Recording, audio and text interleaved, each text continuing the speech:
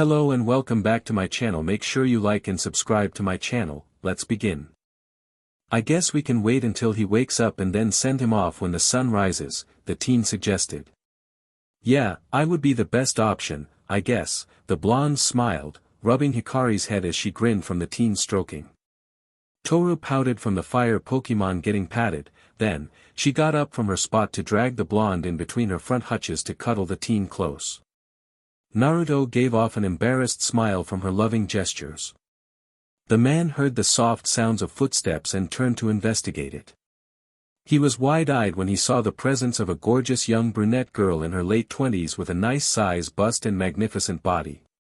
She was holding a small towel to her soaked petite frame, but it gave the old pervert a lot to think about, especially with her wet hair draping over her back and shoulders. "And who might you be, my dear?" he asked with a bit of drool coming out of his mouth. Sensually, the girl went over to the man and held his cheeks with her delicate hands. With a very gentle and delicate tone, she giggled, "Please follow me, Jeriah-sama. Though I'm soaked and wet with anticipation, you'll experience excitement out of my trick." The fact that the NDE and wet female referred to Jeriah as her lord made the blushing toad Sannin even more excited as perverted giggles escaped his mouth.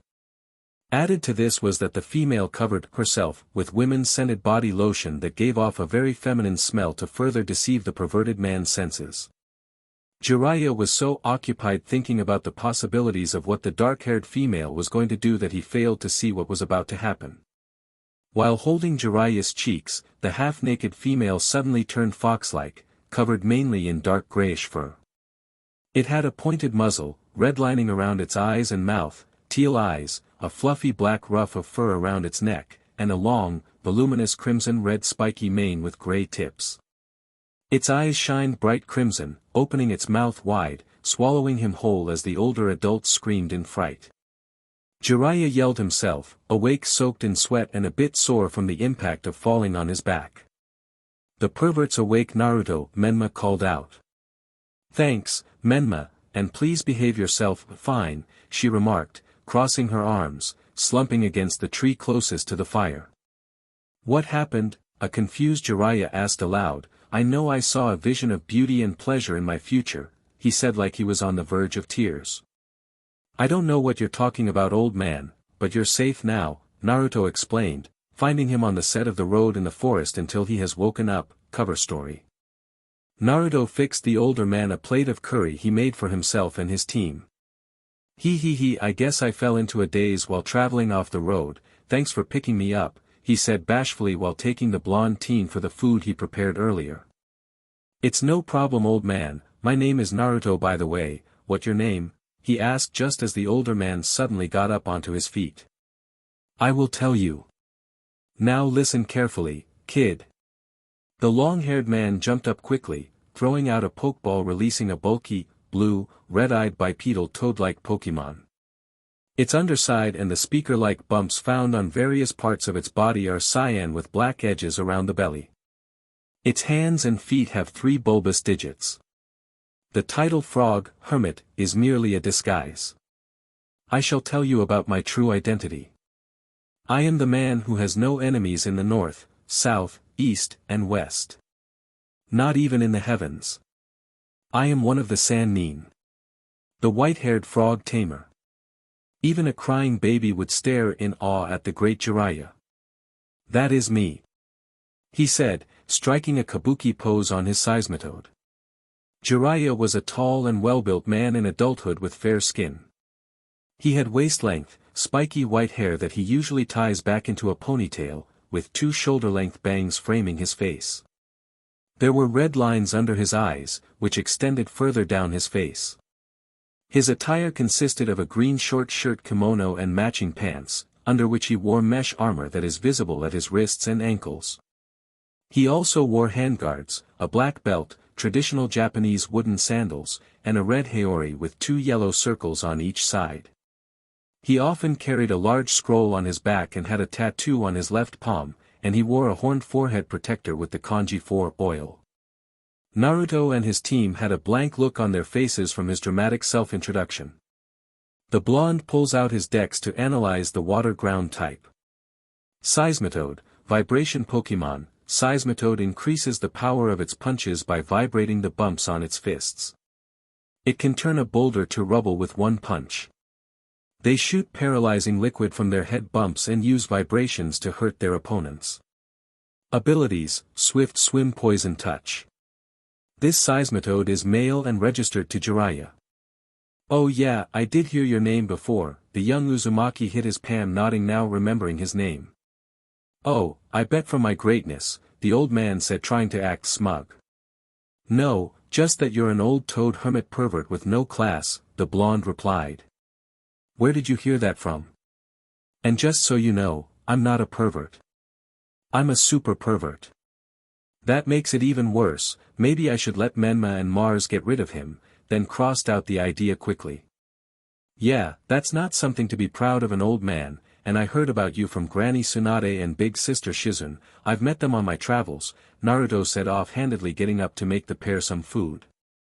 What, you met Tsunadeheim, and you called her Granny in her face and lived to tell the tale? The pervert flinched back in fear. Yeah, she lets me call her that, but only I can call her that. I remember someone called her an old lady and they were punched through the roof of the Pokemon Center by her and her Blissey. That did not end well for them. Naruto shivered, thinking back to that very visual memory when Tsunade and her Pokemon beat that man to a bloody pulp. She mostly warned me not to associate myself with you since you were a cheap pervert with a terrible sense of fashion and were a bad influence. The blonde smiled while fixing the old man and Pokemon some food. The older man sulked in the corner with his Seismitoad patting his trainer's shoulder in comfort. Naruto also gave a plate of curry to the sulking man and Water Toad. The duo picked up their utensils and took a bit of the Cajun curry. Jeriah and Seismitoad eyes were shining like stars, the pair scooping more of the delicious curry in their mouths rapidly. The curry was filled with pieces of soft and flaky potatoes, and it was the best meal the sage had in a long time. Man, that was delicious. Who taught you to cook this good? The older man said in a bright grin, rubbing his now full belly while Seismitoad was still liking his plate clean. Naruto looked at Jeriah for a moment before continuing cutting even pieces of a stray apple he had. Nobody, I learned on my own, when picking up a thing or two during my travels, the teen said, finishing peeling off the rest of his apple, giving pieces to his team around the fire. Jeriah just now noticed the impressive selection of Pokemon around the brightly lit campfire. What Jeriah noticed first was the massive salamence that the teen was feeding an apple to as it very gently plucked the fruit from his hand. The toad sage was captivated in seeing the shiny scales of the pseudo-legendary. The hovering Metong near the tree line on guard like a bodyguard on duty.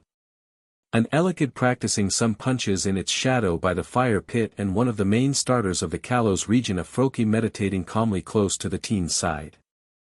The old hermit heard some rough splashing and a low growl close by. He looked in the darkness, typing to pinpoint the sound. Oh, that's Tessa, she's my Gyarados. If you're curious from the noise, she gets agitated if someone she does not know that is near us, and she goes on a rampage, the blonde said while smile like that wasn't such a big deal. Is this kid mental? Trying to stop a rampaging Gyarados by yourself is almost impossible. Don't worry, she's fine if one of us lets her know the situation. Menma, can you let her know everything is fine please? Jeriah felt the spine chill close by. He noticed the glow of black fire and a black muzzle of a lone Zoroark from the shadows nodding before walking into the darkness once again. While Naruto didn't notice, the black fox glared at Jeriah in a way that spoke volumes to him, that meant he should watch his step while he was there with them. For a moment, it felt like I was staring down a Pokemon version of Tsunade. The older man felt his heart having palpitations for a moment. I forgot to introduce my team. This is Toru, my Salamence. He patted the purring dragoness. Thor, my Elekid. Chrome the Metong. Aim, my Aim. Naruto rubbed Aim head gently as he nodded a quick hello. Menma, my Zoroark you saw left, and my Gyarados as you heard is named Tessa. Jeriah nodded to all the blonde's teammates present as his Seismitoad said hello as well. Sorry guys, we don't know this guy, so all you had to be bald. Specifically, all the legendaries were returned as well as Jengar. Sceptile. Toru's Salamence would automatically pop out of her Pokeball to cuddle with Naruto, so he had no choice but keep her out. So, what are you doing out here, young man? Are you a trainer, young man? Yeah, working toward my next gym badge. How many do you have now? Just one, for now, the bug badge from Santalon City. I am heading toward Silage City next. You have a fully decked out team already. Are you planning to become the next Kalos League champion? I don't know, maybe. But I will give the challenge my best or continue to travel around. I'm a traveler too. It's great just to see the world, but I like to relax whenever I can. I am also researching for my novel. You are. What kind of books do you publish? The blonde asked curiously. Naruto himself wrote a few of his journal entries and theories of Pokemon technology and had a small segment put in the brand new textbooks for the University of more modern professors and instructors just starting their professions. My best-selling novel is called Ika Ika Paradise. The older man pulled out a familiar green book from his vest. What the hell? You're the writer to that trash. Wow, dare you? This isn't trashy, it's art, the pervert yelled back harshly. It's nothing but smut. Watch your mouth, brat, and show some respect to your elders, Jeriah retorted. My respect is earned, not freely given, you old pervert. I don't want to hear that from a kid that barely went through PBRTY yet, the older man waving the blonde comment away like it was nothing. The blonde teen huffed in annoyance. I don't need help from some old pervert, he shouted back. Even if you are experienced in Pokemon battling, you're still a green-eared newbie. Jeriah pulled out a Pokeball from his vest pocket, releasing his next partner. In a flash, a bipedal, frog-like Pokemon. It is mostly dark blue with a yellow chest, a white triangular marking over each eye, a bright blue four-pointed star on each thigh, and yellow on the lower half of its face. It has red eyes with white pupils, and its mouth is hidden behind a large, pink tongue that wraps around its neck and extends outward behind its head. Naruto pulled out his Pokédex while Aim got up to his feet, sizing up the fully evolved Pokemon. Greninja, ninja Pokemon, it creates throwing stars out of compressed water. When it spins them and throws them at high speed, these stars can split metal in two. It appears and vanishes with a ninja's grace. It toys with its enemies using swift movements, while slicing them with throwing stars of sharpest water. Abilities, Torrent Protean. This Greninja is male and registered to Jeriah. Greninja looked down at Aim just as it came up to its feet, shooting a fierce glare at it. Greninja also scowled back at the tiny water type, challenging it back in a staring match. Aim, the blonde called out, noticing the glare Aim was shooting Greninja was a challenge in power and strength. How about this, we have a battle between my Greninja and your Aim and just see if I can't show you a thing or two. I can tell you Aim has some battle experience but still needs a lot of work. Hey, Aim is just fine the way he is, but yeah, we'll show you, old man, we are better than what you may think, we may just surprise you. I'm looking forward to it tomorrow morning then, the old man held out his hand. The blonde stepped forward and shook the perverted hermit, settling a deal just as the two frog Pokemon were shooting sparks at each other. Upon waking, Naruto burrowed himself into the warm sheets of his orange sleeping bag. Before feeling a gentle tug of his long mane from one of his loyal Pokemon. Papa, it's morning time, Hikari shook her adoptive father trainer from his deep slumber. The blonde sat up, rubbing the remainders of sleep from his blue eyes while unzipping his tent as he gazed out at the horizon from inside. The vivid light extended across a rosy sky. And the wind swooped up, over the heights, rushed and rustled through the harsh mountain grasses, and gradually ebbed away through the crags to silence. The summer breeze carries beautiful drops, each one a promise of the rain to come. As newly chilled air moves the clouds, streaks of brilliance break through from a patient sun. Naruto got up, arching his back while feeling the light wind tousling his blonde's long locks in a wavy fashion. Hikari landed on top of the teen's head, trying to brush down his waist-length tresses. Good morning, Papa, Naruto chuckled, grabbing the tiny mythical Pokemon as she happily rubbed her furred cheek next to his whiskered cheek. Morning, Hikari, Naruto smiled before getting changed to get ready for the day ahead. Alright, time to get breakfast ready. How does French toast sound with some refreshing berry juice? I'll even freshly squeeze it, Hikari cheered in excitement. Does that sound good to you guys? Naruto silently asked his teammates while style in their respective Pokeball S. The whole group agreed in unison. Wait, is Jeriah is still here? Naruto looked back, spotting the older man with a huge blush on his face mumbling to himself in his sleep with a massive slab of drool coming from his mouth. I just a rain check on that peaceful breakfast while this guy is still here. Some of the ones who were looking forward to the lovely meal were frustrated. Hikari was displeased the most. Just it a little longer, just until the perv leaves. I'm sorry Hikari, you know I don't want that many people to know about you or any of you guys. His team agreed in the teen's statement in not being in the public spotlight anytime soon, notably Mewtwo. We cannot have breakfast together, but we can spend this time gathering the ingredients together if you like. Hikari nodded in, spending time with her papa was good enough for her. Naruto pulled out a Pokeball releasing Aim.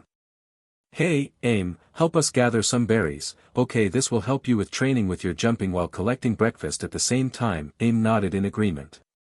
The trio gathered a massive basket of multicolored berries from the treetops without a problem with Aim's powerful jumps, Hikari's telepathic powers, and Naruto's athleticism. Sailing through the trees was a breeze. Hikari was hovering to the top of the tree branches gathering more berries but pausing, hearing what sounded like a cry of pain. Hikari ducked down from the treetop, spotting a wild EV shielding a group of baby Pokemon from a pack of 3 Poochyena with a single Mewtwo taking the lead. Papa! Hikari quickly dashed off to let her father know what was occurring. Eevee glared at the leader Mewtwo of the pack as it was picking a fight trying to harm the already injured Teddiursa when it was gathering some fruit for its friends the wild Cleffa and Bidoof, but accidentally stumbled onto the dark type's territory by mistake.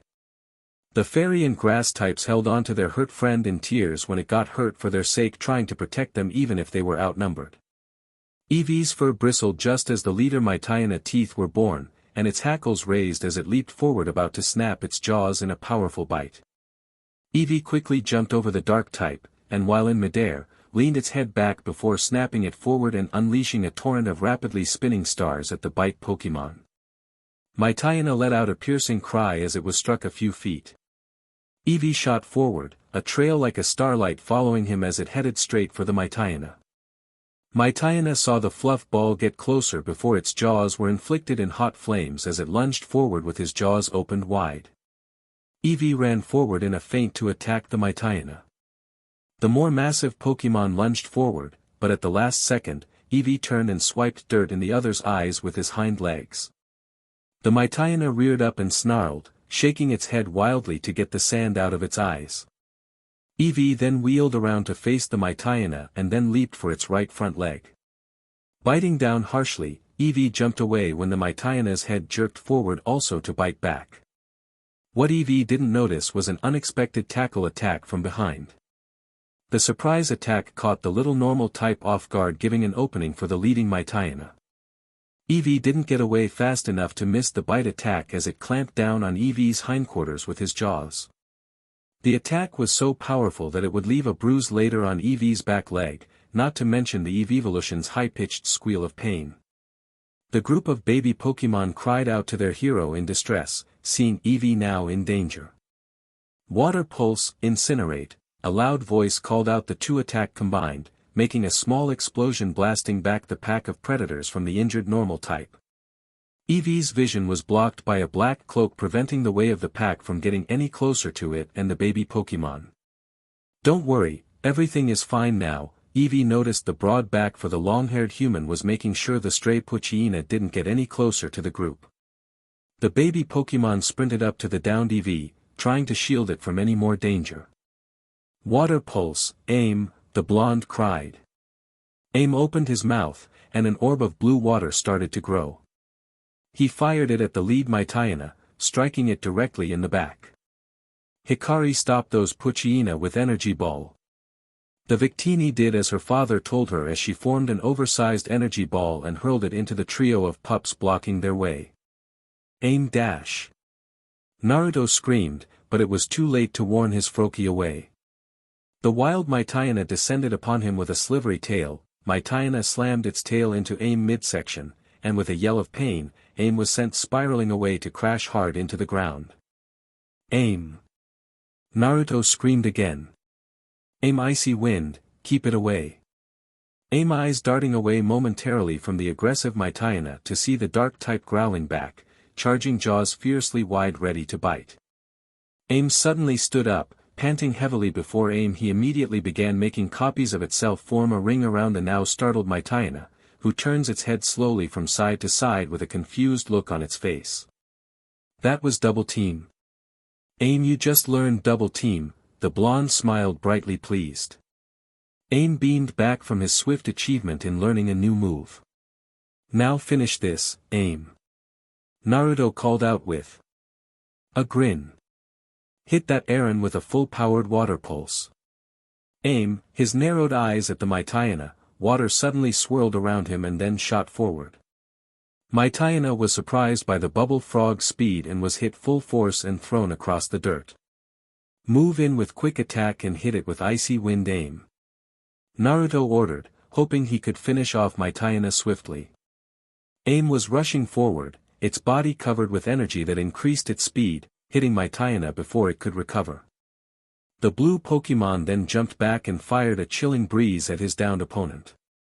Maityana was panting heavily but soon fainted from taking too much damage. Naruto finished praising Aim but then suddenly sensed one of the Poochyena trios had got past Hikari trying to attack the baby Pokemon from behind. No EV dash. Naruto screamed, sped toward the unexpected Pokemon just as the Poochyena lunged forward with its jaws opened wide on top of the floored normal type. The Pokemon and Eevee cried out in fright as they covered themselves from panic but didn't feel any pain at all from the bite. When the group of Pokemon looked up, they were stunned entirely from the sight. The blonde human got to the group in time, but in the end, the result is what shocked them the most. The dark type sunk its sharp fangs into the blonde's exposed arm as it shielded Eevee from being hurt any further.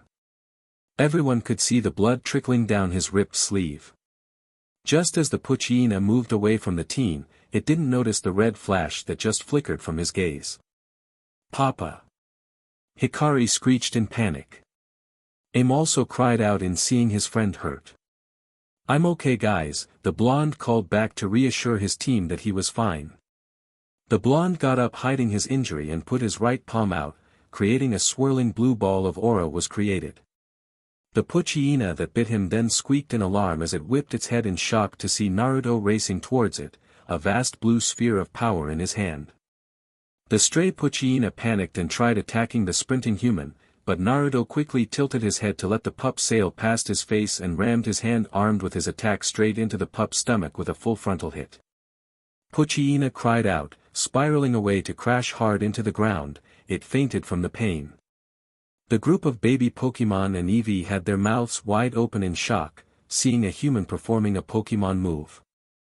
Hikari hurried over in tears apologizing and letting her guard down, and Aim rushed forward his trainer surprised from his extraordinary abilities but mostly worried for his injuries first.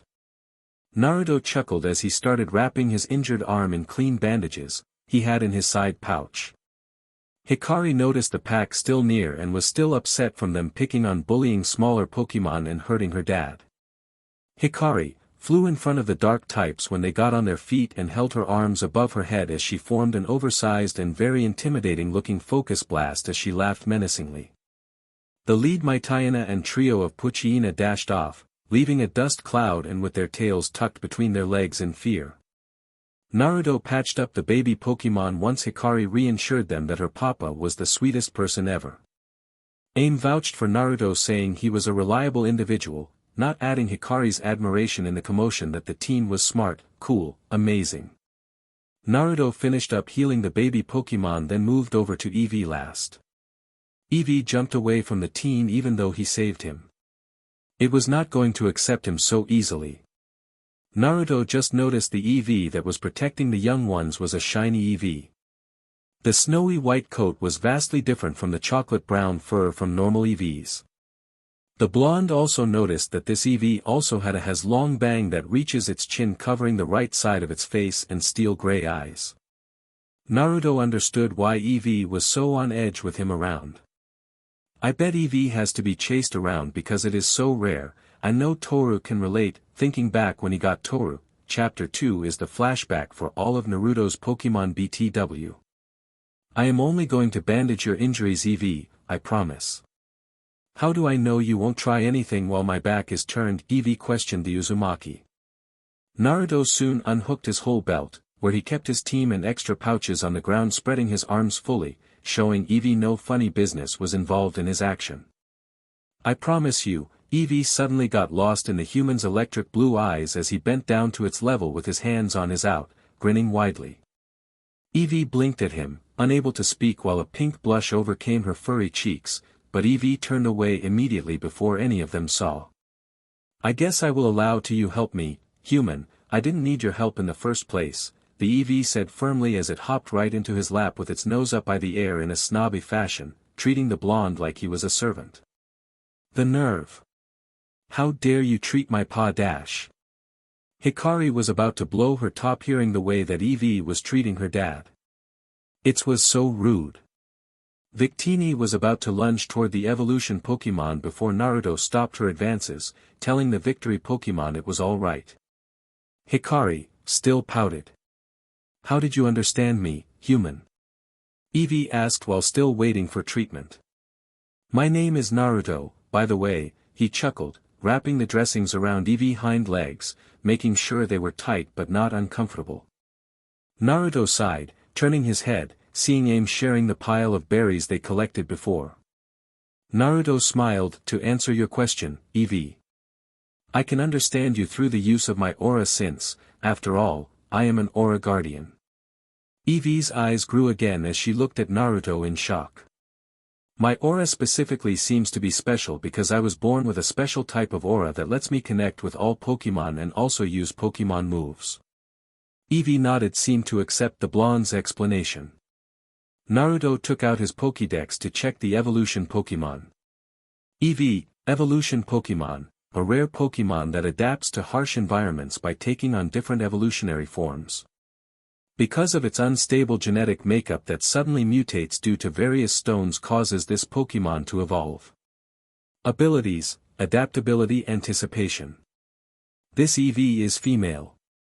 Naruto picked up Eevee in his arms before putting her back on the forest floor. There you go, try staying off that paw for at least a day, okay? It should be better by tomorrow, Naruto smiled. Addressing the group of baby Pokemon as they all ran up to the teen to hug him in thanks and for sharing the extra berries. I am not going to thank you if that's what you're thinking, you may leave now, Eevee stated in a snobby voice as she liked her paws, cleaning herself. It's no problem, just be more careful in the future, okay, he grinned, waving bye to the wild Pokemon as he briskly walked back to camp with his Pokemon trailing behind. The Uzumaki never detected the odd gaze of the evolution Pokemon following his back as he left. Naruto returned Hikari before Jeriah saw her. When the Jeriah finally got up to, he questioned the teen about his bandaged hand, but the blonde brushed off his concern off, say it was just a scratch cutting the fruits for breakfast. Jeriah didn't cry too much after that. After the meal, the duo found an excellent place to have their battle. The sun breaks through the cracks, lighting up the forest, decorated with outgrown roots, wildflowers, and fallen leaves that crunch beneath the pair's feet. Thickly dark green boughs arched over the path from each side, competing for the light. Naruto and Jeriah stood apart from each other with their respective water types ready to battle. Naruto had his team out by the sidelines as they cheered on Aim in his battle, none of the previous Pokemon that are bald. Let's see what you got, brat. Jeriah's Seismitoad stood on the sidelines by his side. You're going to see a lot more than that, Aim start with quick attack. Naruto called out, which his water type followed immediately, pushing himself forward in a blur to knock Greninja with a headbutt. Just as he was about to land the hit, Jeriah gave his first instruction. Dodge. Greninja almost vanished as it moved away from the charging Aim, who has skidded to a stop. Water Pulse Aim. Hidden Power. As the water orb was thrown from Aim's palms, it flew towards the more significant water type. Greninja's body began to glow with the energy it was created from the sunlight before a beam of pure light burst forth towards the opposite Pokemon. Hidden Power broke through the orb of water, vastly pushing the smaller frog back. Echoed Voice. Jeriah ordered. Greninja opens his mouth while hovering above the bubble frog, then releases a sizable bright sound wave, knocking Aim back more. Aim used quick attack in the tree's aim became naught but a blurry shape. Aim hoped into tree's branches, the leaves disintegrated into nothing but pretty sparkles, showing that Aim was too far away to hit. Trying to use Aim's jumping speed and the environment to your advantage. Clever indeed. I am curious in how Aim knew what Naruto wanted without a verbal command. Interesting indeed. Use Water Pulse, Water Shuriken now, as the two launched their respective attacks. The two attacks clashed, causing a shower of water into the clearing. Greninja quickly wrapped this up with Blizzard, fires a frost of wind from its mouth, but the tiny frog was very quick as it slid under the ninja frog's taller frame. Were not that easy to beat. Aim, blind him with mud sport. Naruto instructed, leading his water type to swap at the ground under them, shoot a spray of mud from the field into the eyes of the fully evolved Pokemon. The dirt blinded Greninja's vision, making it stagger back. Okay, follow up with quick attack. Aim rocketed forwards with a white glow trailing behind him as he dashed across the field to hit Greninja directly in its middle, which caused it to stumble. I see what you mean, Jeriah was smirking, which wasn't exactly a good thing.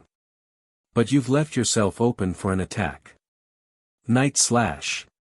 Greninja conjured a purple energy sword in the palm of one of its hands.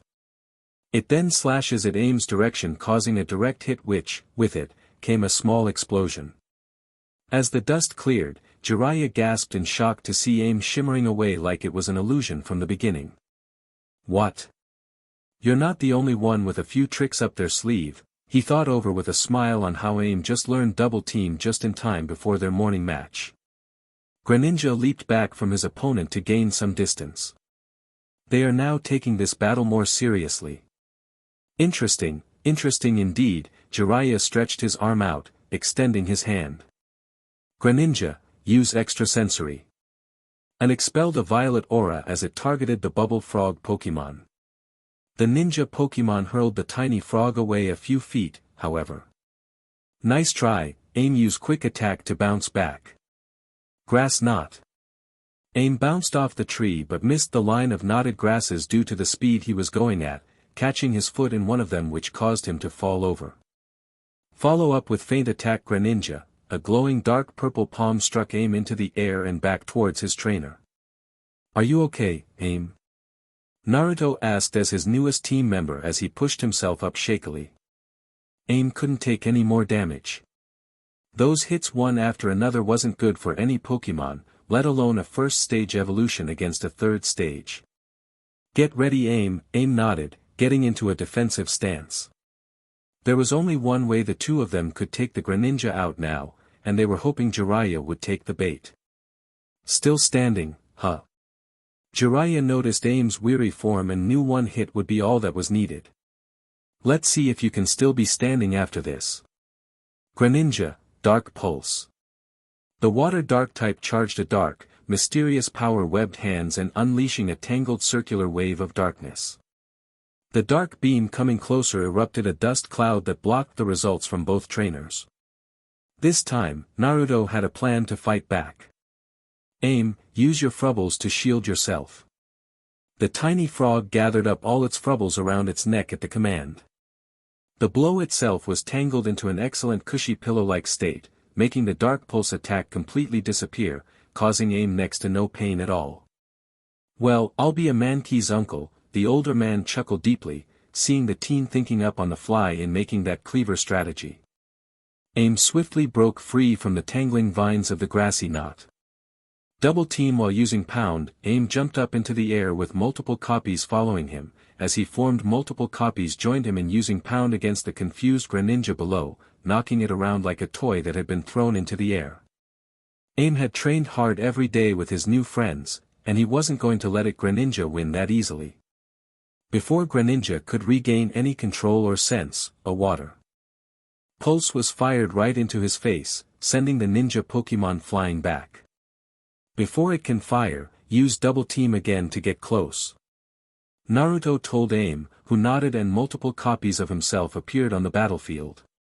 All the copies darted forward, crisscrossing as they dodged around, which made Greninja stayed calm even though it now didn't know where its target was. Use water shuriken to cancel out the copies and hit the real Froakie with it. Jeriah told the ninja frog, who nodded and unleashed lightning-fast shurikens made of water on its opponent.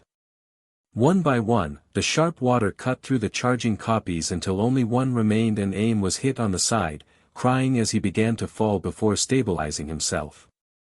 A massive dust cloud blanketed over the field, causing both Pokémon to shield their eyes. Don't give up Aim, use pound from behind while the dust clouds his vision, Naruto said inside his mind. Aim raced forward in the dust cloud and was about to slam his white, glowing palm into the ninja Pokémon's unprotected, trying to knock it out. Greninja, Night Slash behind you. Jeriah cried. The ninja Pokémon hurled itself up on its feet in a flash, countering the bubble frog. Both Pokémon collided head-on in a pound versus Night Slash collision. Both water types were hidden in a cloud of dust from the clash. A moment before, a fallen figure was apparent even to those in the two trainers and their Pokémon. Aim had been knocked out. Naruto had run out onto the field, having picked unconscious, water type off of the battlefield. You were amazing out there, Aim. I am so glad you decided to join our team. As the bubble frog's cheeks darkened with a purple hue, Aim was pulled up into a hug he couldn't help but melt into. This teenager was the best trainer he had ever battled under. Phew, what an intensive match. Jeriah had recalled his Greninja, walking over to his opponent with Seismitoad by his side. Toru and his team came from the sidelines. I guess you can't judge a Pokémon, and you know nothing about by its size, am I right? Right, Naruto was still holding Aim as Elekid jumped on the blonde's shoulder, in also praising the tiny water type. Naruto's whole team praised the bubble frog in his match. I guess I have no choice but to train you now, Jeriah said, shrugging his shoulders. Why? I lost fair and square, the blonde asked. That may be, but still you shouldn't sell yourself short. That was an incredible match. I highly doubt they would have worked as efficiently without your strategies and training. The Toad Sannin exclaimed, impressed. All the members of his team agreed with him, joining in with the laughter as their trainer blushed at the praise. Thank you. By why you are trying to train, especially me so bad, don't I lack potential? The blonde questioned. It's true that you lack ability. That's because you don't work at it. However, you have a natural potential. That's why I chose you. Jeriah said, striking kabuki poses before walking down the dirt trail with a carefree look. Stick around me, kid, and I'll even teach you a thing about the pleasures of the fairer SEC, he said, sported a perverted grin. Then the older man suddenly shivered, feeling death glares from the colossal green dragon, the sea snake and the black fox glaring openly at him when he mentioned that perverted comment. Jeriah backed away nervously from the seething females in the blonde's party. There should be plenty of geniuses out there for you to train. Naruto thought, picking up his backpack before he recalled his team. It's no fun to train a genius. You have talent, kid, take the compliment already, he shouted, giving the teen a cheesy grin while leading the way down the next route. Thanks, old man. But don't get so happy. I'll train some more and challenge you to a rematch. Naruto joked, catching up to the older man's long strides. Ha, you can try, kid. Now come on, let's head to the Pokemon Center so I can sweet-talk some lovely nurses into accompanying me for a good time. Jeriah said with a pink blush as they left. It'll never be boring with him around, the blonde thought to himself. Are you sure about this human, Naruto? Nova questioned. He seems harmless, and Aim can learn from its evolutionary line. I may even pick up some useful information from his old man even if he's a loud pervert. Let's keep an open mind and give him a chance. Very well, if you think it's best, Nova said, trusting his best friend's judgment. Thanks Nova, trust me on this one. The pair made their way to their next destination ahead. The duo failed to notice the pair of pearl-gray eyes who crept out from behind the tree. She had observed the blonde while blushing with admiration at the determination shown by both him and his Pokemon. A little higher. A bit more. Perfect, declared one of the older shopkeepers, having watched Taurus Salamence and Chrome Medong lift a massive banner with attached flower bouquets around the posts and higher walls of the town square. "Looking good, you guys," a young man named Cassius nodded, then turned to see Naruto and Elikit Thor and his Froki Aim coming over carrying beautifully crafted vases blooming with exotic flowers. "These are the last of them, Cassius. Where would you want them?" Naruto asked. "By the fountain." "Again, thanks for the help, Naruto." A brutish young man grinned at the blonde. The young man named Cassius was wearing studded leather clothing and spiky dyed blue hair in a mohawk fashion with silver studs in his ears and nose. Cassius is a computer technician currently residing in Camphrier Town in Kalos. Jeriah introduced the two a couple days ago. Naruto liked his "I don't care what anyone says" attitude. Cassius had the responsibility of being the maintainer of the Pokemon storage system in Kalos. He was asked by Bill from Kanto to take on the huge task. "You should never judge a book by its cover," the blonde thought with a smile. Naruto nodded while his Pokemon placed the vases around the base of the town square's fountain that circled the inner settlement. "Thanks for the help, Naruto. I know you're busy yourself, but we don't have that many hands to help out with the decorations for the center square. I didn't think we could get this all done on time before the festival started," exclaimed the leather clothing man. "It's nothing, I am glad I can help any way I can," the blonde nodded with his team behind him. The man gave a chuckle. "Thanks again, man, you're a lifesaver. Of course, I won't have you just do a job for free either, you." "No, here's a little something for helping out." "Gorgiest, can you give Naruto the envelope on the table please?" Cassius asked his partner. A dark brown pumpkin with a glowing, yellow-orange face carved into the front, and a pair of nubby legs floated over to the blonde. Naruto returned his team before taking out his Pokédex for the ghostly pumpkin. "Gorgiest, pumpkin Pokemon," singing in eerie voices, they wander town streets on the night of the new moon. Anyone who hears their song is cursed. It wraps its prey in its hair-like arms. It sings joyfully as it observes the suffering of its victim. Abilities: Pick up Frisk. This Gorgiest is female and registered to Cassius. The average-sized ghost happily handed the teen the small bundle. Naruto used to be terrified of ghost-type Pokemon when he was a child because of the horror stories he heard from the older kids when they were picking on him and the younger kids before he was kicked out of the orphanage. "I was only afraid because I was young and naive. I didn't understand that ghost types just like to have fun and play a few pranks here and there, just like how I used to be. Ghost types are completely harmless." Naruto nodded, now glad that he understood the perspective of ghost types since he has one of his own. The blonde smiled at Gorgiest as she handed the blonde the golden envelope before the blonde waved bye to Cassius before walking away from the town square. Naruto walked in silence through the busy streets of Camphrier Town. The Camphrier Town celebration was set up for tomorrow, and Naruto was looking forward to watching the town's famous fireworks display first time. He was also looking forward to browsing the marketplace, with their fresh foods and ripe berries making it the ideal place to resupply. There were also several merchants selling trainer equipment like Pokeballs, vitamin drinks, and TMs, specialized move sets that could be taught to specific Pokemon. The blonde gave a nod, counting 5,500 Poke dollars Cassius gave him and his team for their hard work in helping out decorating. While staggering around town, he deviated from the main street and stumbled into a back alley-like place. Because there were various shops in this area, as he was thinking of buying some medical herb nearby. "Wait! Please stop," a female voice shouted. "Ooh, scary, don't get so angry. I only was asking you to come to play with us." That's right, that's right. It'll be fun if you come to play with us, plus you might even feel good, too. Jaya haha. That's right. Naruto thought of overlooking the situation thinking the authorities would handle it, but somehow things didn't look suitable for the single female surrounded by 3 creeps in the less crowded vicinity. It looked like they were going to abduct the girl somehow forcibly. The people who were passing by the area whispering if they should call the police and not knowing if they should step in or not. Well, the guys who were surrounding the girl were full of muscles and were wearing leather clothing on their bodies. The gang then released Eradicate, Primeape, Ninjask, now trying to intimidate the girl with numbers. Since they were opponents an ordinary person would also hesitate to face against, it can't be helped, he guessed. Excuse me, young lady, do you need assistance? Just in case, Naruto called out to ask a question.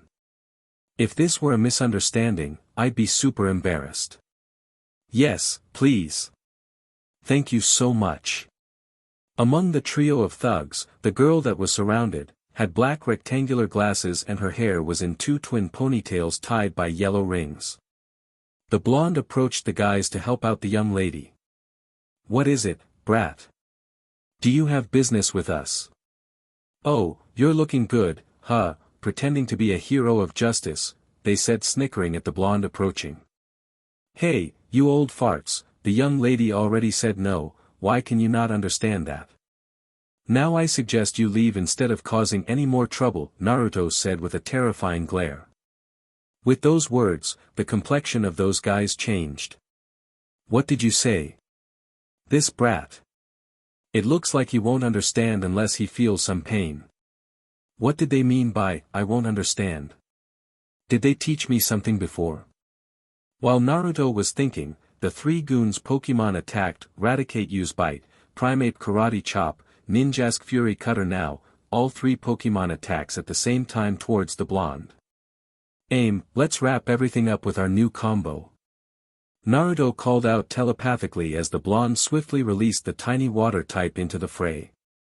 The bubble frog Pokemon immediately doing as he was ordered, using Surf as he rushed forward and effectively swept all three of his opponents in an enormous wave.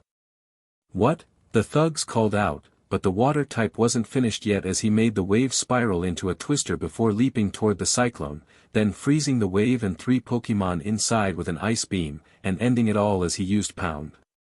Aim slammed his white, glowing palm into the frozen column, destroying the frozen pillar and making his opponents crash down as he landed back onto the ground. All three of the goons' Pokemon were unconscious. There was a brief moment of silence before the crowd behind cheered madly. We won't forget this. After defeating the guys, they returned their Pokemon dashing off in a hurry leaving a cloud of dust behind. Now that's what I like to see, excellent job Aim, Naruto grinned, moving toward the tiny frog as it was slightly panting. Aim beamed hopped over to the blonde proudly. Aim learned Surf and Ice Beam in just a short amount of time from Pervy Sage's Greninja.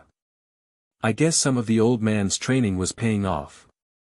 After defeating the goon trio and returning Aim, Naruto looked at the girl he helped and saw that she was looking back at Naruto in a dumbfounded expression.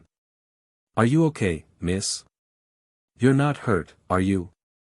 Naruto asked trying to be polite. Yes, I'm fine. You also, are you alright? They were planning to attack you. The girl who asked for help earlier was wearing a white hat with a pale orange ribbon. For attire, she wore a white collared top with frills resembling sleeves, blue bracelets on her wrist, high-waisted ankle-length black pants, and black and white-heeled shoes. No problem, I'm fine. The blonde said brushed his long bangs away from his blue eyes. While Naruto was brushing off his tattered cloak for dust the thug left behind. The young girl was unable to keep her eyes away from the blonde teen, he started to talk, looking confusedly at the pink-colored hair girl's red face. Is there something wrong? The blonde asks puzzled from her slight pause. No, nothing's wrong, I'm glad you're not hurt. She replied flustered with a tint of red on her cheeks. She avoided his gaze. I'm alright. Rather than that, we should get away from here. The blonde teen assumed since the girl just had a considerably scary experience, it looked like she was still trembling a bit and hadn't calmed down. Because of that, the blonde lead her away from the still curious crowd. Naruto dropped the petrified girl off at the town's local Pokemon Center to calm down before he departed to finish his shopping in town. Alright, back on track, come on guys, how about lunch, he said, hearing the joyful cheer from his team in his mind while walking in the busy streets of Camphor Town and saw some stalls and shops busy with customers, families were walking and enjoying the beautiful weather and restaurants and cafes were busy with customers. Naruto went up to a fruit and berry stand and bought about 2 dozen fresh berries along with some sweet apples and oranges. Half an hour later, after the trip to the Pokemart to restock on medicine, and he finally found the town's local florist who was selling herbs he could use. After some shopping and some large bags, Naruto quickly returned his larger shopping bags at the small inn he was staying in before leaving the crowded streets to rest under a shaded tree to cool off from the hot sun, at the foot of a grassy slope overlooking Camphor town. He sat against the thick bark of a tree and took out an apple as Hikari Victini made herself comfortable on the teen's lap while blissfully munched on her poke puffs. The blonde bit the apple and relaxed, enjoying the downtime. Thanks to Jeriah's tutelage, some of his team members learned a good amount of knowledge from the pervert's Pokemon. The old man's general team consists of Greninja, Venusaur, Toxicroak, Seismitoad, Shiftry, and Politoed. Elekid learned Double Edge and Protect from Jeriah's Venusaur, while Chrome learned Brick Break from his Toxicroak as well as mastering 2 elemental punches in each of his claws at the same time. Hikari even learned Solar Beam by herself from just watching Shiftry do it once, while she was still invisible. The blonde was very pleased with his team's hard work. The old pervert left a couple of days ago in a hurry from getting a lead his former best friend named Orochimaru, the snake Sannin. One of the old man's sources said that he spotted a group calling themselves the Sound Four, doing some shady dealings with some goons who are dressed in red business suits and sport hairstyles resembling wisps of fire.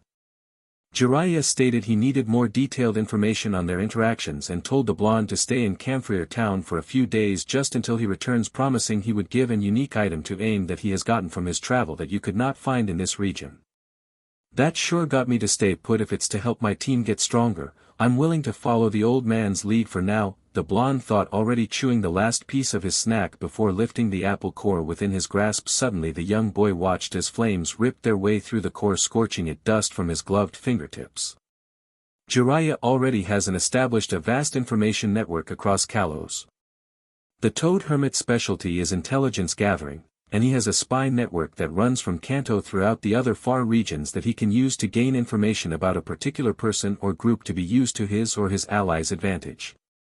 I'm pretty surprised the old man hasn't found out about me yet, and he calls himself a spy master, Naruto smirked. The blonde already knew the identified of the criminals the adults were discussing so heavy on. The organization is called Team Flare. Naruto, what are your thoughts on this matter? Nova Mewtwo. From what I have gotten for Diantha and the Pokemon League's organization data, they gotten from the group so far is that their primary goal, for now, is dealing around information on Mega Evolution and Meteorite Stones. No damage or casualties so far throughout the Kalos region, but I will stay alert if anything happens, answered the powerful psychic type. Nova nodded, now grasping the severity of the situation. It's better than Pervy Sage finds out this information on his own. I still want to keep my cover as a naive kid in place, just in case of any dangerous associations would be after me, so I wish to hide my strengths from people I do not fully trust. Also, Jeriah is a big boy, he can piece everything together instead of a kid feeding him highly classified information that should not be shared around the community, and then the interrogation of who I am just a massive headache I do not need right now. Naruto responded. Diantha also informed Naruto there might be a spy behind the scenes in the Pokemon League organization leaking information, but the person is still unknown. Although Diantha said she would try to keep any more classified information from leaking out, she has a lot on her plate herself. Hikari finished her snack and flew up to perch herself onto her original spot on the teen's shoulder just as Naruto got up onto his feet to wipe the cinders from the burnt apple against his already black pants. We won't let them do as they please. The blonde replied. Hikari agreed along with his team members in unison.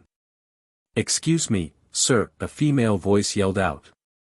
Naruto looked to see the pink-colored hair girl he helped out in town before running and racing to catch up with him with a fox Pokemon following close behind.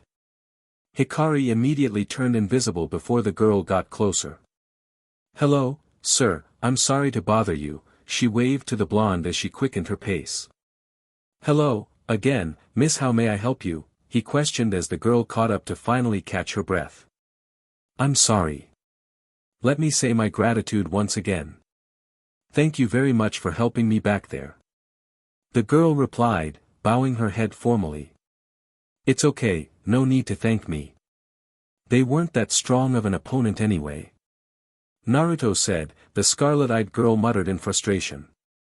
If only I had my Braixen with me, I could have easily beat those guys. Somehow, she said in a depressed tone. I'm sorry. I didn't even introduce myself. I'm Ariana, and this is my number 1 partner Braixen.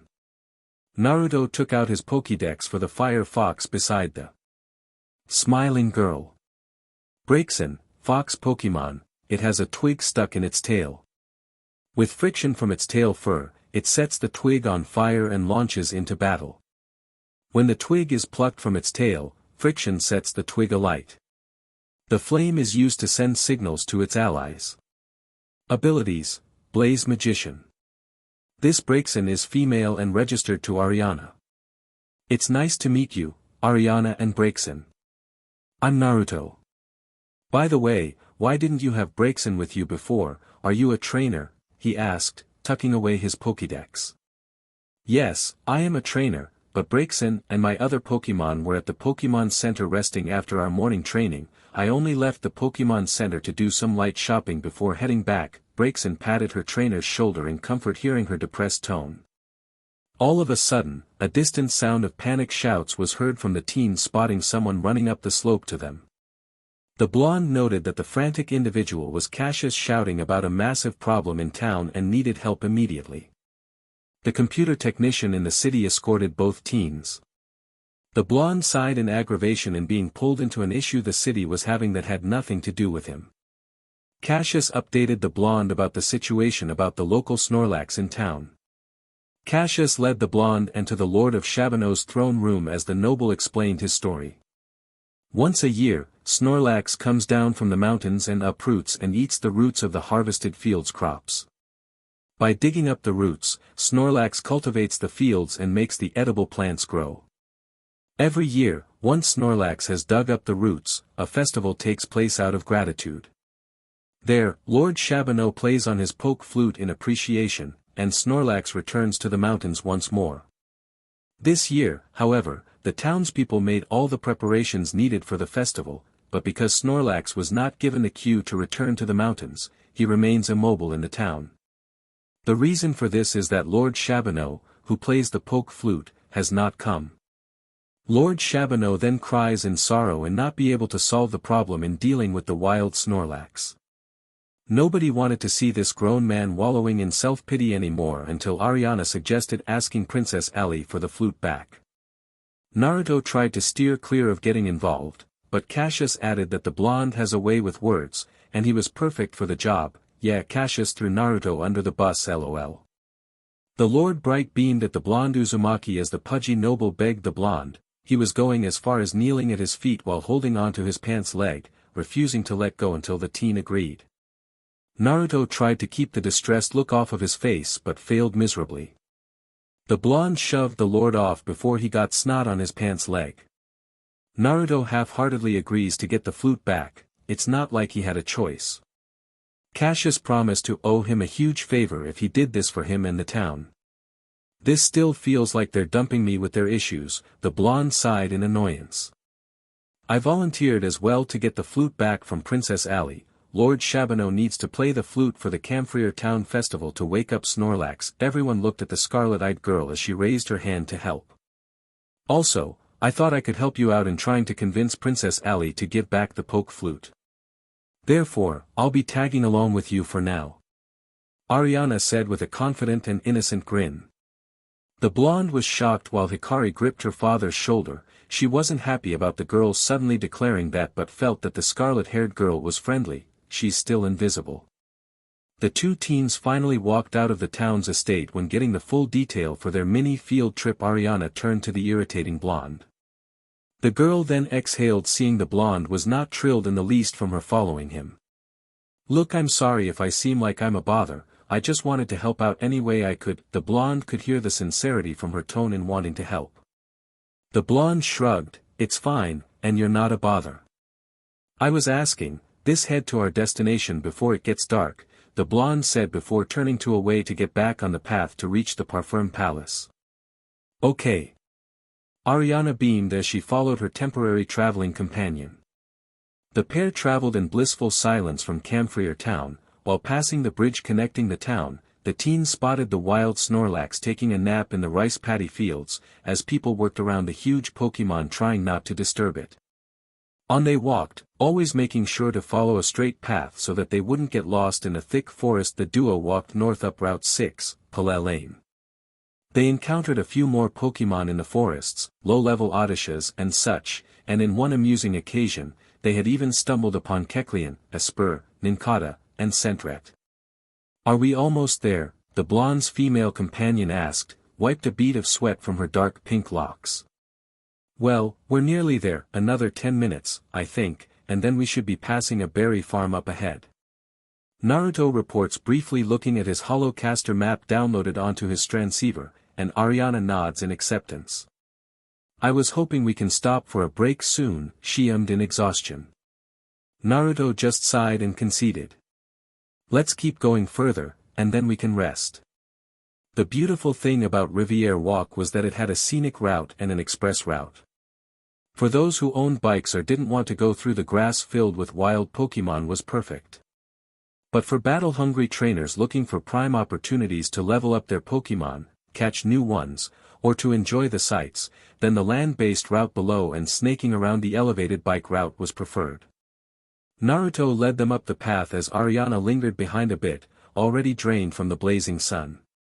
The blonde felt pity for the girl and was about to call out the scarlet-eyed girl over when he noticed a beautiful clearing up ahead. They could relax in for the time being. Suddenly the thundering sound of hooves split the silence as a lone bull charged through the bleak landscape. Watch out, a shout of a child cried out.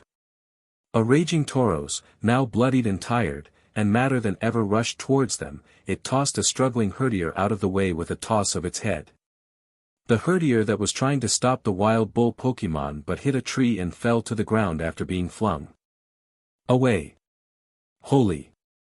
Naruto hissed, eyeing the Tauros charging forward the duo without stopping.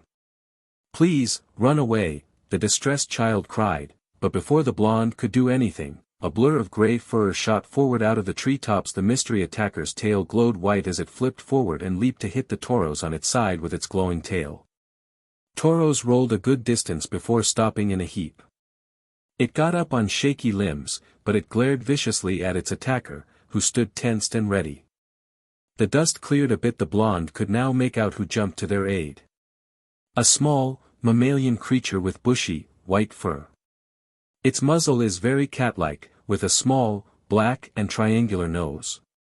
It has a fluffy gray-colored ruff around its neck and a short, bushy, and fox-like tail.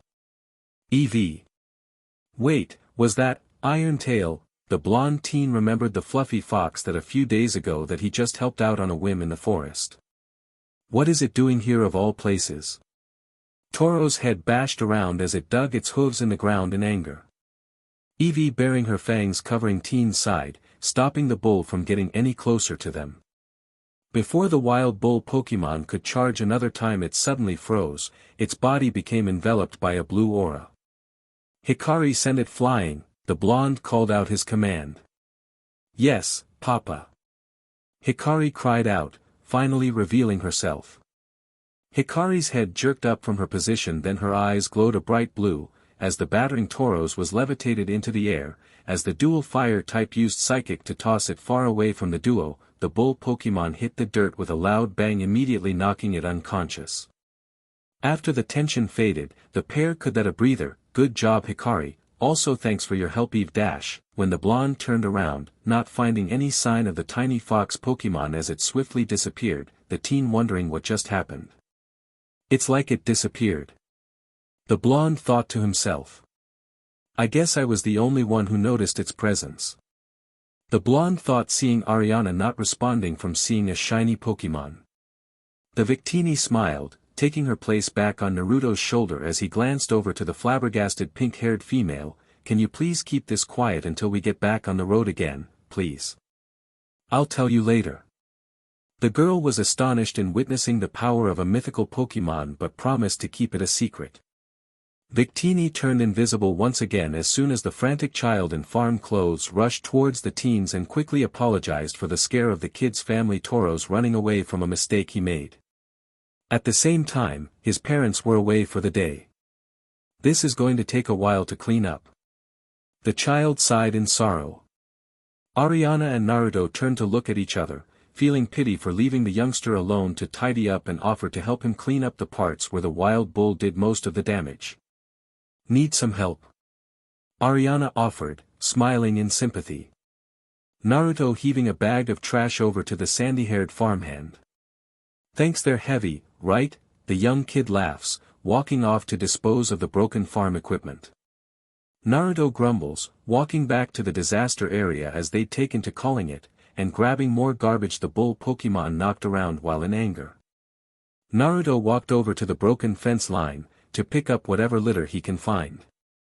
A few sticks, a photo that just needed a new frame, and a crumbled cover of an old Poke Trainers magazine. Huh, Naruto murmured, uncrumpling the old magazine, taking a look at the headline that was on the cover of the page.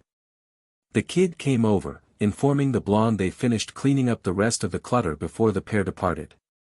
I must thank you guys for your help, by the way, and I'm Mark. What's your names? Mark smiled at the group, who returned the smile. I'm Uzumaki Naruto, Naruto stated with a small smile. My name is Ariana. Ariana smiled before, ducking into a brief bow. Before you go, here have these, Mark chirped as he slid a leather pack off his back and handing it to Naruto. What is it? Naruto questioned, unzipping the bag. Ariana peeked over the blonde's shoulder to also look through the contents within. The blonde pulled out a cluster of berries that looked like a raspberry, but the strange thing about the mysterious fruit is that it wasn't the typical pinkish color but a bright gold instead. A golden raspberry? This is a new line of raspberries that my dad just created a year ago. We haven't even sold them in the market yet. My dad told me that golden raspberries would greatly increase a trainer's chances of catching a Pokemon they encounter in the wild. Wow, are you sure it's okay to be giving these to us? Ariana said in disbelief. Of course, we have plenty of these still in the farmhouse, no problem. Mark grinned in eagerness. We greatly appreciate it, thanks, the blonde teen smiled, handing half of the pouch to Ariana to store away in her shoulder purse. I'm happy to oblige, have a safe trip you too. Mark waved bye to the pair as they walked away from the farmstead. Well, that was a lot of excitement. Naruto sighed, walking down the trail, putting his arms behind his head. I know. Ariana nodded. Thank you, Naruto, for saving me, again. She felt embarrassed. It's no problem, the boy turned his head slightly to the right to face them before he grinned that caused her to blush slightly as his face was handsome. The pair were walking forward to reach the palace before nightfall. The duo found a suitable spot now to take a well-deserved break before continuing their journey. So, I already saw your Froakie before, but what other kinds of Pokemon do you have with you? Ariana asked, sitting beside her Braixen and pulling out a small canteen from her handbag. Unscrewing the lid, she asked, I'm really curious so far. Well, besides my Froakie. I have an Elekid named Thor, a Salamence named Toru, a Victini and Metong named Victini and Chrome. The blonde named like it wasn't a big deal. That's a lot of Pokemon. Ariana blinked in surprise, giving Naruto an assessing look. You trying to start a collection? No, I just have marvelous friends. Naruto laughed nervously as he scratches behind his head in embarrassment. He goes off on a tangent every time he introduces his amazing teammates. So, what about you? What do you do, since you're a trainer? Naruto asked as Hikari flew off from his shoulder to the flower field. Close by. I'm actually a performer, she sheepishly said. You're a Pokemon performer. Naruto blinded owlishly. Ariana awkwardly pushed down her hat onto her face. I'd rather not talk about that, please, the girl begged. Nodding when the boy gave him a knowing look. Do you have any relatives? Ariana asked, intrigued, analyzing the blonde. The blonde didn't overthink about it if he told her a little bit, but not too much. No, I'm an orphan, Naruto stated. I was born in a village named Konoha on the borders of Vanderbilt town, but I soon left and traveled several regions, and now I'm back in Kalos. I have seen so many places, there are some places that I want to visit soon though. The blonde shot her a tense grin. Ariana was amazed at someone as young as Naruto visiting so many places for someone so young. She was envious of visiting so many places. The pink-haired teen noticed the blonde looking uncomfortable talking about his hometown, so she quickly changed the topic. You and Hikari get along so well. I was so surprised to see a legendary Pokemon. I couldn't take my jaw up off the ground, Ariana laughed. My papa is amazing, isn't he? He's strong, smart, and I always feel safe when I'm around Naruto instantly covered her mouth from additional praises. She doesn't need to know any of those things, Hikari, Naruto muttered, somewhat embarrassed by her compliments. Naruto briefed Ariana on how he met the dual fire type when he journeyed to Unova. Hikari flew back over to play in the open field with Braixen. Sensing an opportunity, the Naruto sends out Aim and Thor to relax as well. The four seem to be having a good time. Ariana smiled kindly. I have a relative that lives in Kanto that's like a big sister to me. She's older than me though she started in Kanto herself. It's a good place to start. I traveled around for a bit, but I just wanted to see how I handled my home nation's league before any other leagues overseas. He stated, chugging down his canteen. I wish I had enough confidence to travel outside Kalos, Ariana revealed, wrapping her arms around her knees. Hey, it's your journey and how you go through with it is up to you. The blonde declared. Naruto got up from his resting spot to stretch. It's not bad to dream. But you also have to consider what's realistic. Bringing his head back until his face was facing the sky, Naruto closed his eye as he released a sigh. What the blonde stated stunned the girl. Ariana looked at the ground in deep thought in what the blonde was saying.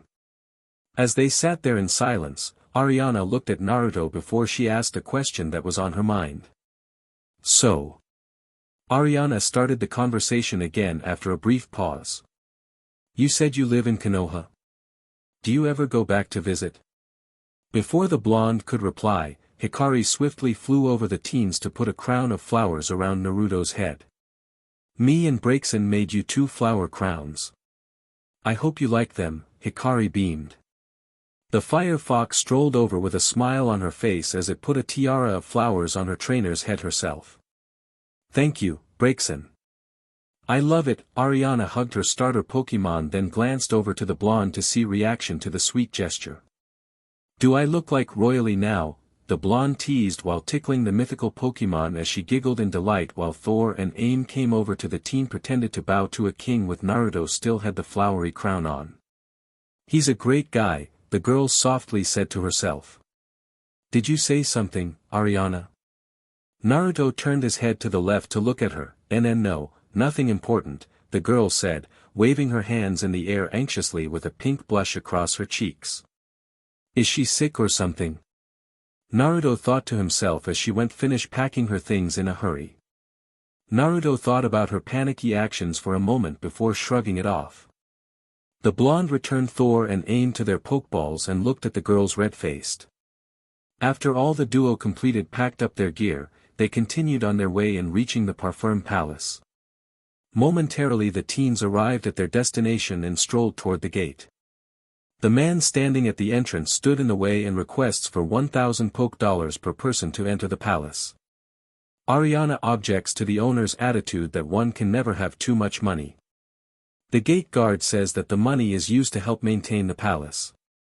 I can't believe this. Hold on Naruto, I got this, hold on. The girl turned away from her traveling companion and dug inside her pale orange purse to search for the appropriate amount of money to pass for them both. The blonde glanced over to Ariana, as she was busy digging in her bag. Good, she distracted, the blonde thought as the girl was sidetracked. He looked into the eyes of the arrogant-looking gate guard that just noticed the blonde in front of him. Hey brat, what are you looking at? The guard abruptly stopped talking as Naruto's eyes glowed crimson and caught the gate guard in his hypnosis. The man's stiff form slows to a stop, entirely just before its eyes start to drift downward. "You will let us both pass, do you understand?" the blonde demanded within the man's mind as he nodded in a daze under the Uzumaki spell. "After you awaken, you will not have any regulation of this conversation, once I release you," the blonde still holding the man under his influence. The guard nodded in confirmation to the blonde's command even in a haze. Naruto closed his eyes, smirking just as the guard abruptly snapped back to life. The man rubbed his forehead, not remembering what just happened but immediately straightened up once he spotted the teen still in front of him.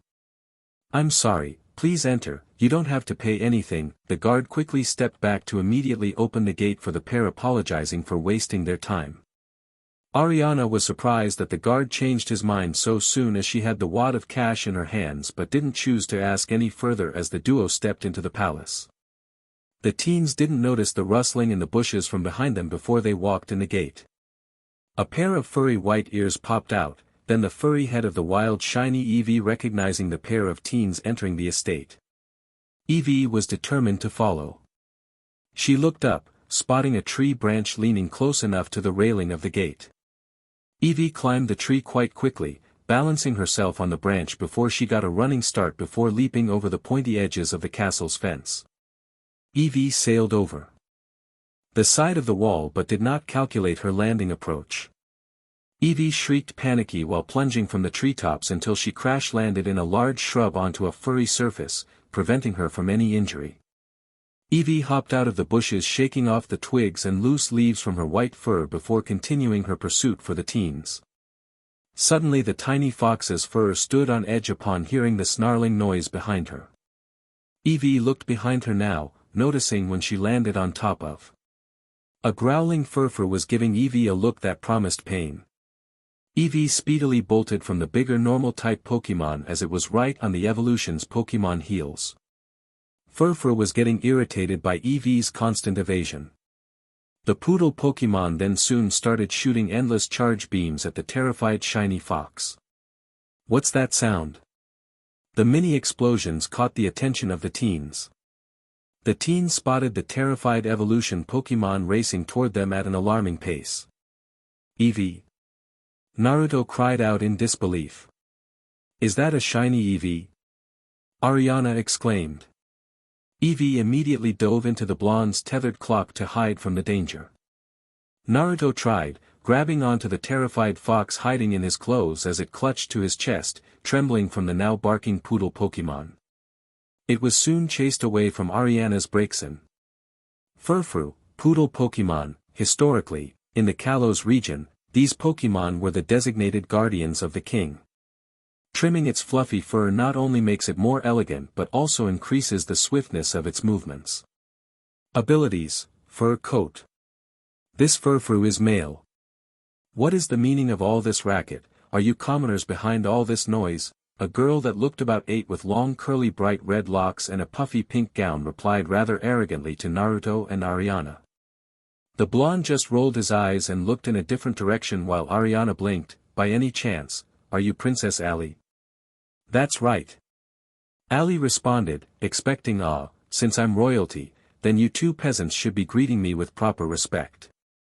Lord Shabano first mentioned Princess Ali as the one who had the poke flute, which was needed to wake up a Snorlax to start a festival in Camphrier Town. One day, she visited the palace and, without asking, took the poke flute because she thought it looked pretty. Because Lord Shabano had good relations with her father, he never tried to get it back. Naruto just gave her a blank face. "Respect is earned not given, brat, and I don't see why you're bragging. Trying to be a Blastoise when you're obviously just a Squirtle." "Just what do you mean by that?" Princess Ali screamed as Ariana jumped in trying to quickly defuse the situation. "I'm sorry about my friend, Princess Ali, may we have the poke flute back please? It's important for the people down in Camphrier Town," Ariana asked with a bright smile. "No, I have it in my possession because it suits my taste better. Instead of being owned by the fat old man in that dirty old town, my daddy said I'm the best, so I should get whatever I want," the 8-year-old said snobbishly. So, your dad does the work, and you're just leeching of his finances and taking credit from what he does.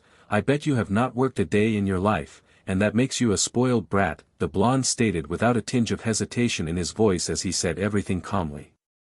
Princess Ali got furious at what she felt was disrespect. Who are you anyway?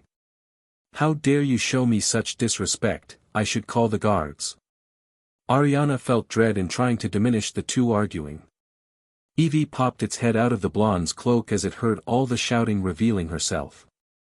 Princess Ali instantly noticed the uncommon colored Pokemon and focused on Naruto. I change my mind. I challenge you, blonde peasant, and if I win, I get that Pokemon. Naruto looked down, feeling Eevee trembling in hearing the Princess Ali's demand in possession of her. All of you humans are the same, Naruto heard Eevee thoughts as she shuddered in fear. Naruto brought his head down while stroking Eevee fur. Sorry, kid, but this Eevee is my Pokemon. Eevee head jerked up from the blonde's declaration in disbelief. I don't care if it's yours, I want it right now.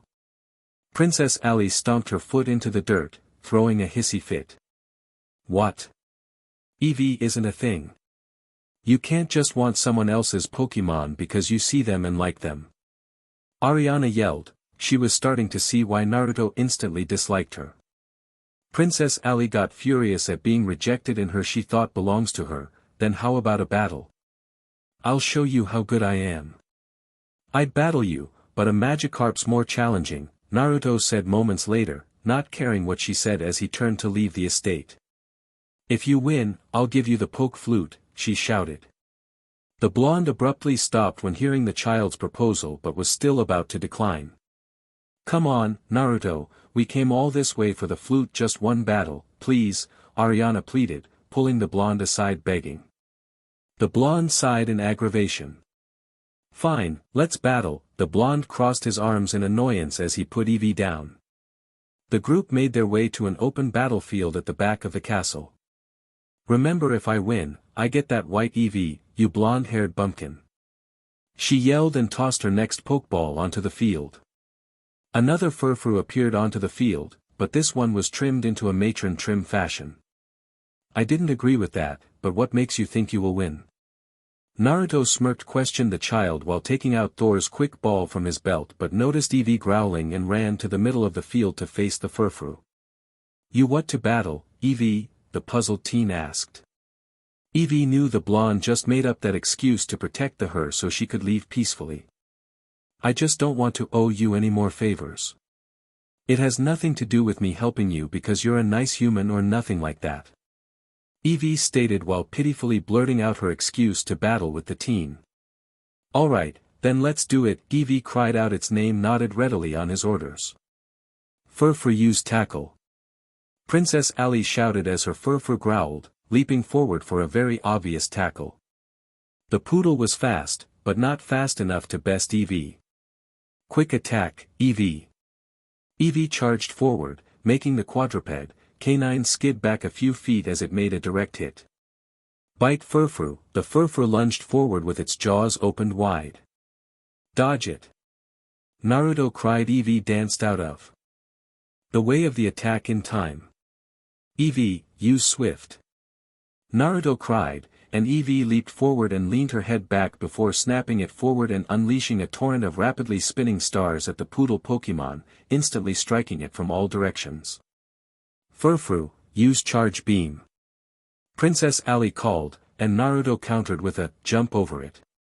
An orb of yellow electricity erupted from Furfrou's mouth. Eevee utilized some supreme leg power to jump over it. If she had gone under or tried to dart to the side, there was a good chance she'd still have been light from the electricity. Still, it left the Eevee airborne even as Furfrou quit with its charge beam. Bite Furfrou. The Furfrou lunged forward with its jaws opened wide. Swift now. Eevee let out a piercing cry and turns on a dime in the air to release the little star-shaped attacks called Swift, making them explode like mini fireworks, the remains like stardust falling from the sky. Furfrou was sent hurtling back to the ground. Eevee swiftly landed on all fours, though she crouched in a ready position. Eevee, quick attack again. Naruto commanded. Eevee shot forward again, doe gray eyes glinting in determination. Charge beam Furfru. Princess Ali ordered. Each hit created a small explosion, smoke starting to cover the area EV was closing in on. Use quick attack and go straight into the smoke. Naruto encouraged EV to keep going straight into the cloud of dust. EV looked at the blonde for a moment before she shot forward, a trail like a starlight following her as she headed straight for the dusty veil. Keep using charge beam until you hit that little furball, the irritated princess screamed out in frustration. Even within the blanket of smoke, Eevee skillfully dodged all the charge beams sent her way with ease, using her small body to her advantage. Once the blonde sensed the evolution Pokemon was close enough, Naruto gave his command. Iron Tail. Princess Ali gasped in dismay as Eevee sprung up from the smoke as it somersaulted in midair to let her tail, which glowed white, hit the top of the Furfru dead on. Furfru collapsed face first on the ground with a heavy, shuddering thud that seemed to rattle the canine Pokemon's bones. The poodle Pokemon left itself wide open. Eevee, jump up and use quick attack once more straight down, Naruto ordered. Eevee expertly sailed over Furfru's shaken form, as she performed her quick attack.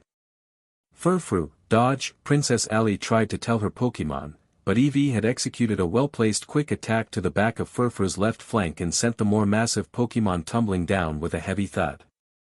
Finish this up with tackle, Naruto said, and Eevee leaping forward to land a heavy tackle to the Furfru side, who cried out and fell with a thump, and tried once more to get up, before finally knocking out. The young red-headed child looked at her defeated Furfru in shock and fell to her knees as tears fell from her eyes. No way. How could I possibly lose to a peasant? She cried as she throws herself onto the ground in tears, throwing another outburst. Naruto rolled his eyes at her and decided to take pity on her.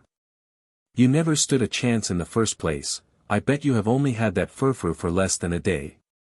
Being a trainer is not about just having fun, these Pokemon are our beloved friends, the second we capture them. They are not pets. Until you understand that you will never be a good trainer. I hope you learned something valuable from this. Remember the lesson, not the disappointment. Naruto said as he passed by the bewildered girl. Princess Ali looked at the ground in shock as the blonde teen walked by her and picking up the poke flute she had dropped. Having everything handed to you on a silver platter doesn't necessarily equate to happiness, you know. Princess Ali jerked her head up, hearing the voice closer, now noticing the blonde bending down, looking at the child straight in the eye. You're still young, you are allowed to make mistakes. The little redhead child looked down to the ground, reddened with embarrassment as Naruto gave her a tender smile while patted her head softly. What's your name, by the way? I don't think I caught it, the child timidly asked. Naruto. Princess Ali gulped, blushing heavy in the face of Naruto's unintentionally charming grin. Naruto Dano, then, Princess Ali stood up in a hurry brushing off her periwinkle gown in an embarrassed fashion. Naruto scratches the back of his head in confusion in hearing the stubborn child changing her tone so suddenly. We better head back to Camphrier Town, Naruto. Ariana hastily pulled the blonde away from the princess, noticing the kid getting too relaxed around the blonde. Wait. Won't you at least stay for dinner? You can even stay the night if you like. Princess Ali recommended. The blonde was about to decline the princess's offer but then overheard the sound of Hikari's stomach grumbling from his shoulder. Then the blonde noticed how much time has passed. The sun sank lower in the sky, light of day draining away, giving way to the velvety dark of night, crickets chirping, dusky, colors subdued in the fading light, air became more relaxed, evening landscape, fading light. Naruto was about to thank Eevee for a good battle but once again that Eevee vanished without a trace after the match was over. Then Blonde wanted to thank the little Spitfire for battling with him, oh well. I guess staying one night wouldn't hurt, the blonde responded. Princess Ali cheered in her head in glee while Ariana pouted in quietly, aware that the child was already developing a crush on the handsome blonde. Princess Ali happily leads the teens inside the palace to supper. Naruto crossed his arms, leaning over the railing of Parfum Palace while looking up at the stars that lit up the sky like snowflakes in the night, yet appear still, like an old photograph. Naruto smiles, feeling the wind blowing his hair into his tousled mane. "Papa, you're here." He looked back, spotted Hikari floating over to him with a bright smile, perching herself once again on his shoulder to snuggle the teen in support. "We noticed you disappeared after dinner and went to look for you," Ariana said worriedly. "It's nothing," the whiskered blonde sighed, remembering the scene down in the dining room before dinner even started. Hikari accidentally revealed herself when she flew from the blonde's shoulder to get a better look inside but crashed into some steel armor that lined the hallways. The room of Princess Ali. Her father, and a few of her relatives instantly noticed the non-local Pokemon and focused on Naruto. The teen was about to make a move to shield Hikari from view, but then the room immediately clapped and cheered, thinking Hikari was a mystical performer of some sort. Hikari didn't speak telepathically to anyone, but she smiled while vanishing and reappearing to entertain the small crowd while they clapped in glee from the tiny Pokemon performance. Naruto exhaled in relief from these turns of events. Sorry Papa, I didn't mean to reappear," Hikari apologized. "I know you didn't, I don't blame you," the blonde said, rubbing the fire-type soft cheek as she purred contentedly. "Today was pretty eventful. We're head back to Camphor Town morning, right?" she asked, coming to stand by the blonde's side as he nodded before he thrown his arms behind his head. The two teens were in a blissful silence, letting the night breeze blow by.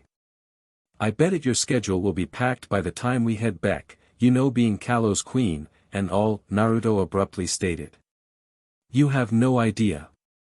I always have dash." She stopped herself the world around, witnessing the blonde chuckle at her stupefied face. "How did you find out?" the scarlet-eyed girl said as she quickly turned away so Naruto wouldn't see her embarrassed expression. "When we helped Mark clean up, I found an old magazine in a trash pile, but what was on the cover was more shocking. Was you on the cover with your Braixen when you were chosen as the new Kalo's queen?" Arya was embarrassed that the blonde found out her secret that way. "I'm sorry, I kept it secret from you," she said. "It's not a problem, I understand you wanting to keep a low profile. Don't worry, I won't say anything," Naruto assured. Arian blushed a bit and cleared her throat. "Thank you, I actually came to Camphor Town to do a minor performance for the festival, but things happened, and here we are." She grinned, explaining her situation. The girl exhaled, then turned to face the blonde. "Let me reintroduce myself, my name Arya and I'm Kalo's queen. I sometimes go as far as to wear a disguise to avoid the media's attention, and I love going shopping for new clothes," she said with a happy gleam in her eye. "Nice to meet you, Arya, but I got to say Ariana is still pretty great too," he grinned as she looked at the blonde Uzumaki with a smile. "Hey Naru-dash," the strawberry-haired girl didn't have a chance to finish her sentence because the blonde put his finger against her lips, shushing her, making the Arya blush vividly. Naruto smirked, looking back, bend them as he stood up from his spot from the ledge of the castle. "You can come out now, I know you're there." The same shiny Eevee crept out of the shadows looking timidly up at Naruto, Eevee's head lowered and its long bang in the way as it creeped closer. Nonetheless, Naruto smiles invitingly as he bent down to his knees to observe the Pokemon. "Were following us all this time, Eevee?" Naruto asked, already knowing the answer. The Pokemon looked away in a huff. "I was not. It's not like I came here because I wanted anything." Naruto and Hikari sweat dropped hearing Eevee rant. "You two were just going the same direction I was going," Eevee said, trying to make an excuse. Arya was confused because she could only hear Eevee's loud barks as it pointed angrily at her blonde companion. She had not been paying attention to it earlier, but Naruto seemed to actually understand what Eevee was saying. "Wow, never met anyone that could talk to Pokemon," Arya cried out in amazement, and Naruto turned to her. "It's a gift," he said casually, and she face-planted. She had been expecting him to give her a lecture about connecting your heart to the hearts of Pokemon or something like that. His answer was not very satisfying to say the least.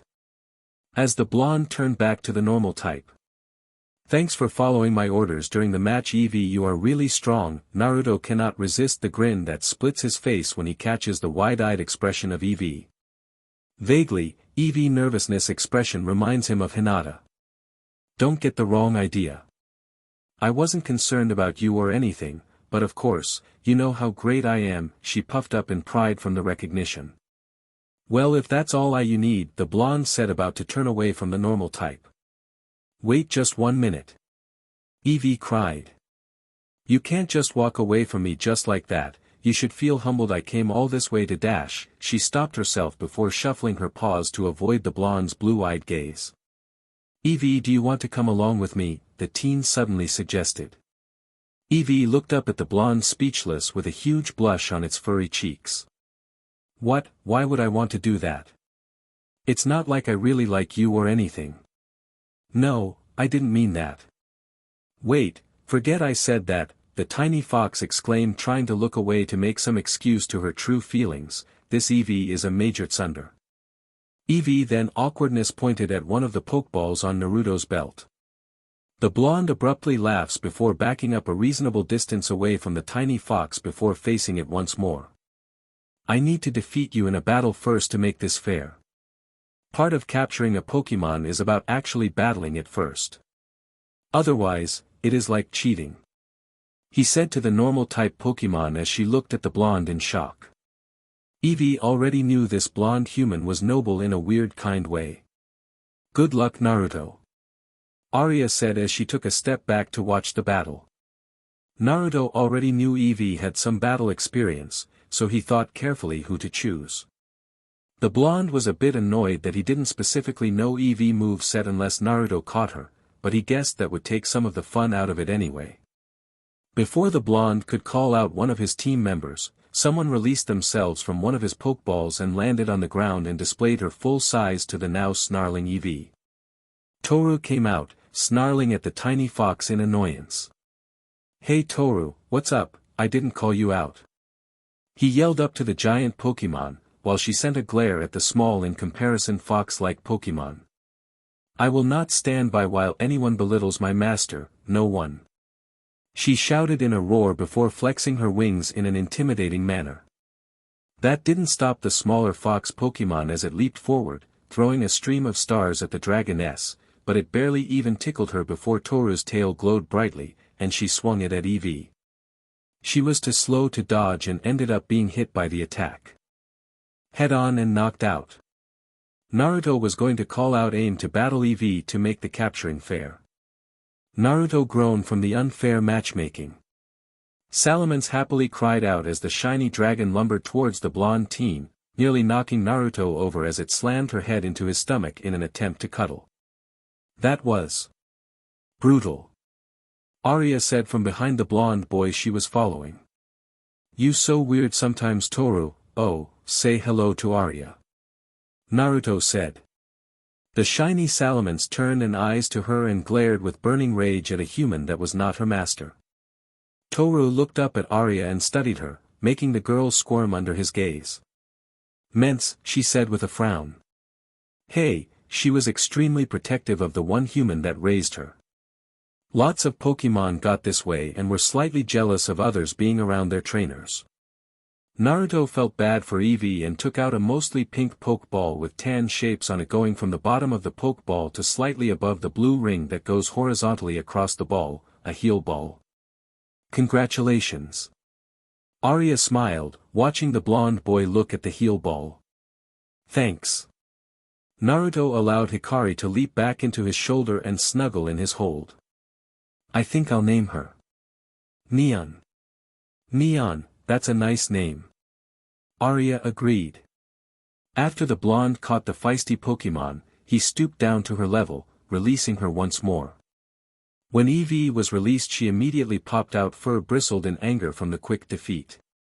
Hey, Eevee, what do you think of the name Neon? Do you like it? Naruto asked for the White Fox's opinion on the name. Eevee thought about it for a moment before nodding in agreement. Very well, I guess that's an acceptable name, but don't think I have acknowledged you as my trainer yet, just so we're clear about this agreement. Eevee huffed at the blonde before scowling at Toru. The shiny dragon glared back in resentment before the blonde returned both of them before they started another fight. What am I going to do with you two? As Hikari and Arya laughed at his predicament. The trip back to Camphor Town was a breeze. After leaving the Parfum Palace at dawn, Princess Ali told them to come to visit again before shoving a bag full of big nuggets into the blonde's face. The young child was flushed when stating this was the prize money from the match with her the other day. The blonde thought this was unnecessary, but Princess Ali's father insisted the blonde deserved it. Nevertheless, a single big nugget is around $30,000 each, DMN rich people. Naruto and Arya returned to Camphor Town with the flute. The pudgy noble thanked the teens with tears of joy running down his face. Everyone laughed, seeing Naruto swiftly dodged the noble's "thank you" hugs. Naruto also rewarded a skill belt from Cassius when he had returning the flute. After the flute was played for the wild Snorlax, the huge Pokemon woke up after eating its fill and returned to the mountaintop in peace. Shortly the festival was in full swing later on that day. The celebration was something of a street party for the whole neighborhood to let their hair down and be silly. Everywhere you looked, the painted faces of children and adults grinned back at you. In the center of the street were performers of every type. There were jugglers and magicians and dancers. Arya performed a fantastic routine with Braixen and her Vivillon. She wore a greenish-blue gown made of soft, satiny fabric, long and loose. A round, high collar made of silk-like materials headed the ankle-length robe. A puff of wind swept through her pink hair as Vivillon used its gust to lift her high in the air. He was also impressed when Braixen used its mystical fire and lit up the entire stage without burning anything. Naruto gave the girl a small wave of encouragement as soon as she looked his way. She waved back at him, enthusiastically in return. Arya then shot the blonde a signal to meet her after the show. After the show was finally over, Arya accepted flowers from plenty of fans in the crowd after her marvelous performance. The blonde stood by the stage, waiting for his new friend to finish signing autographs. "Should I be called you Miss Kalo's Queen now?" he chuckled, seeing her enormous bouquet of roses.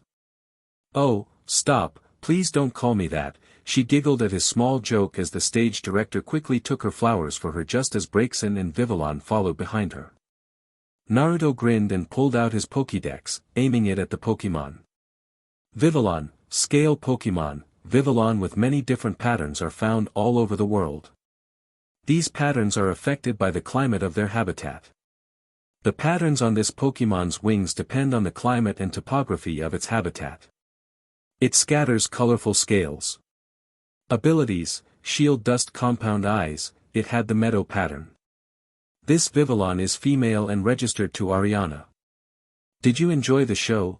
the pink-haired teen asked as she curled her finger nervously around her undo as she pulled the blonde behind stage out of the prying eyes of the press. "Yeah, your performance is really cool. I didn't know you could use wind and fire in that way," the blonde smirked, interested in her act on stage. "You were pretty up there, Arya." Hikari reappeared to praise the performer. The girl beam from the mythical Pokemon praised and the blonde's compliments. But then again, thinking of her early departure tonight after the festivities are over. "I guess this is goodbye, for now, huh?" then Arya said, looking away gloomily. "Hey, this isn't goodbye forever. I still see you on TV whenever I get the chance to see it," he grinned. "You better watch them, okay?" She points to the blonde with her hands on her hips as she nods at him as he promised to watch her next show on TV. Arya was about to walk into her dressing room but then turned to hold out her hand to the blonde for a handshake.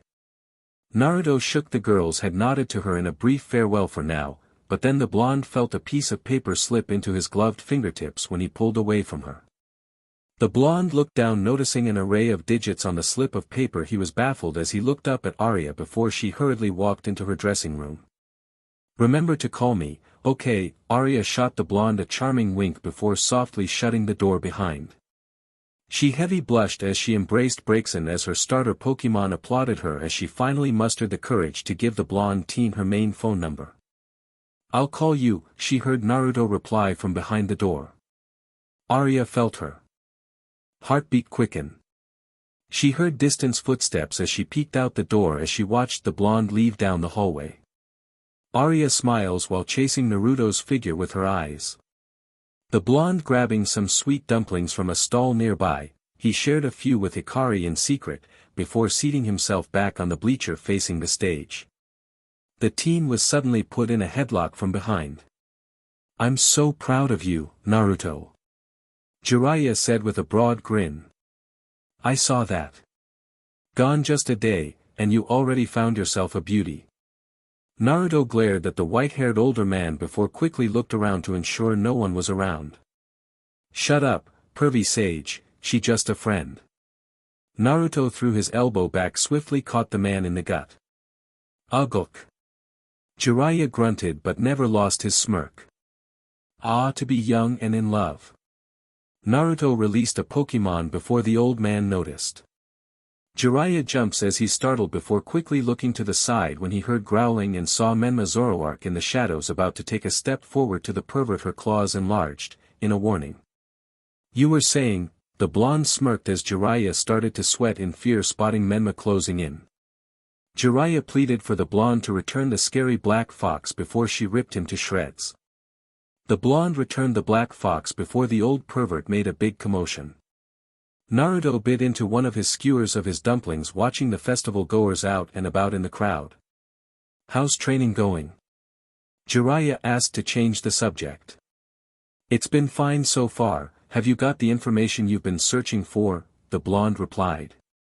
"Yeah, not so much, but I'm not giving up yet. I think this is the part we have to part ways," the older man said while slapping his hands onto his knees with a loud sigh.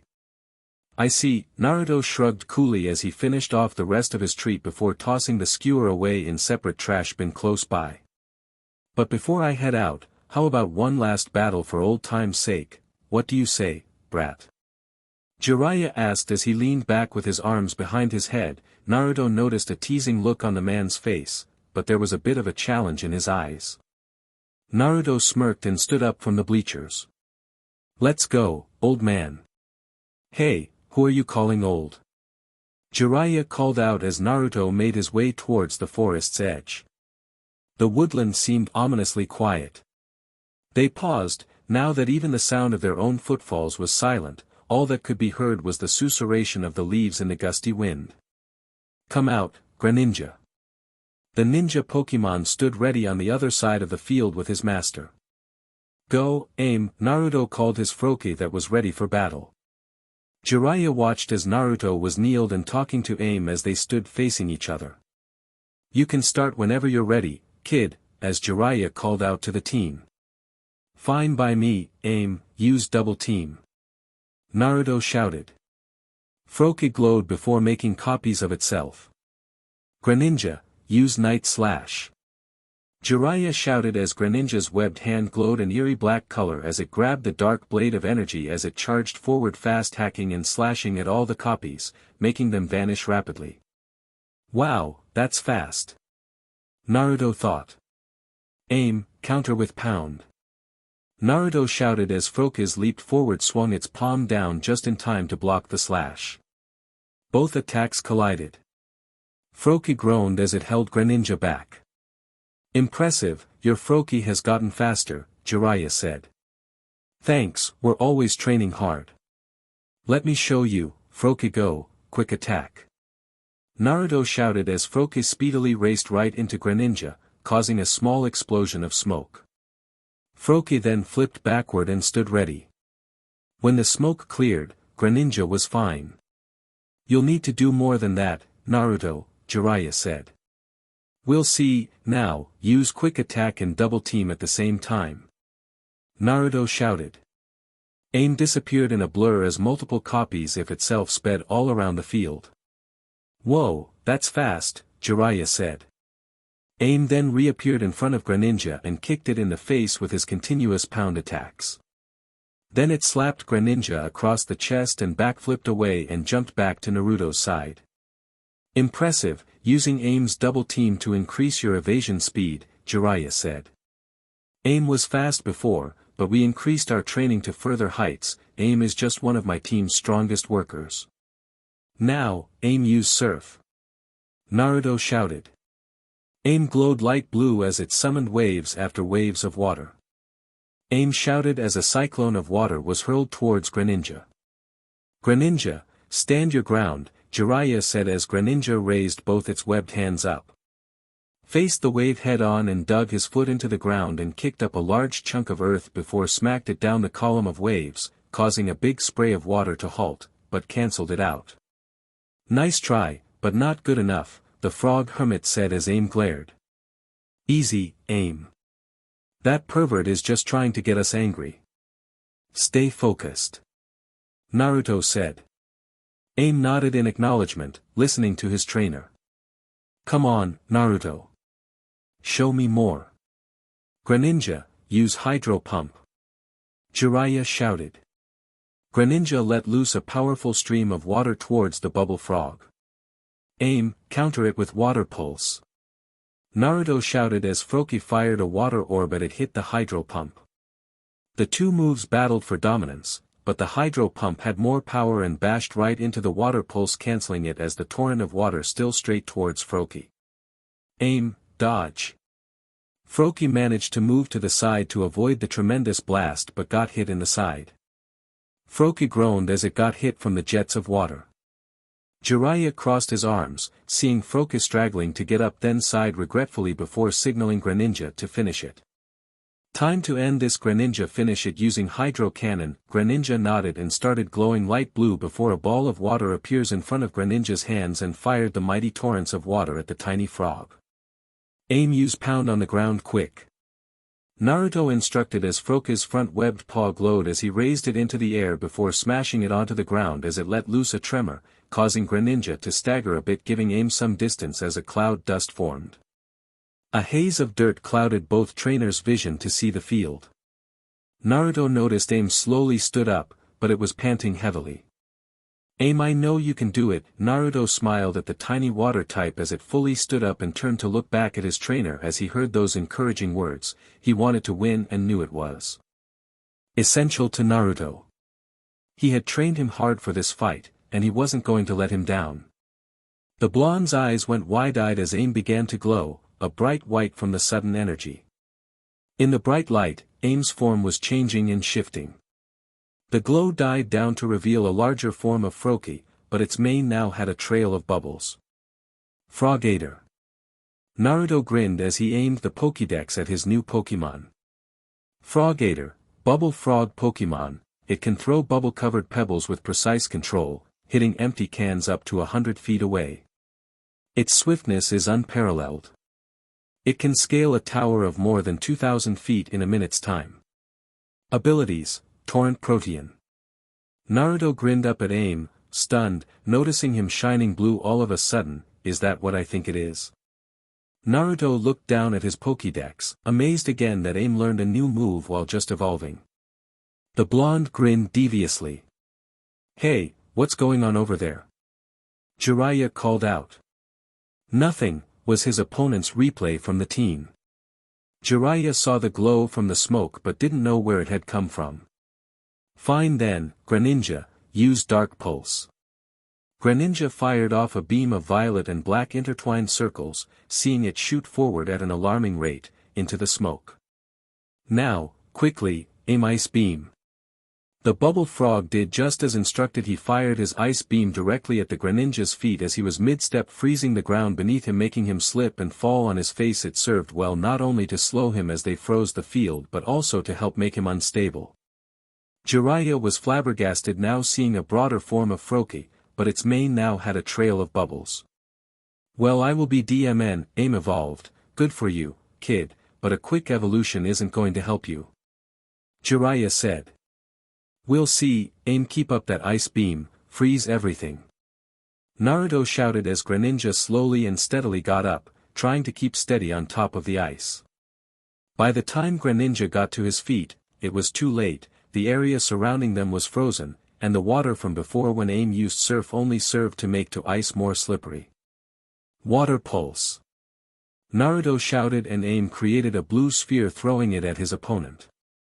The water pulse hit hard in Greninja's face, making him slid back on the ice. Greninja was in a bad place. He was all but stuck in one position and couldn't move. Greninja used Rock Slide. Greninja dug his foot into the ground and kicked up large chunks of earth before whacking it towards Aim with his sturdy back legs. Slid to dodge. Aim didn't hesitate and slid away faster than the chucks of flying stones. Don't stop moving and fire another water pulse. Naruto shouted. And this continued. Slowly the incredible speed of the Greninja was withered down until he was panting heavily. Every time he threw a rock, he'd either fall over or miss and then be hit with another water pulse. Greninja, use Aerial Ace. Jeriah shouted. Aim, jump back. Aim hopped back from the ice to his trainer's call to regain some distance. Greninja raced forward as its webbed hands glowed pure white. Greninja Aerial Ace was sharp enough to cut up the thick sheets of ice from the iced-over field Aim previously made. Aim counter with Pound. Naruto shouted as Aim countered, and the two were engaged in a heated close-quarters combat. Not bad.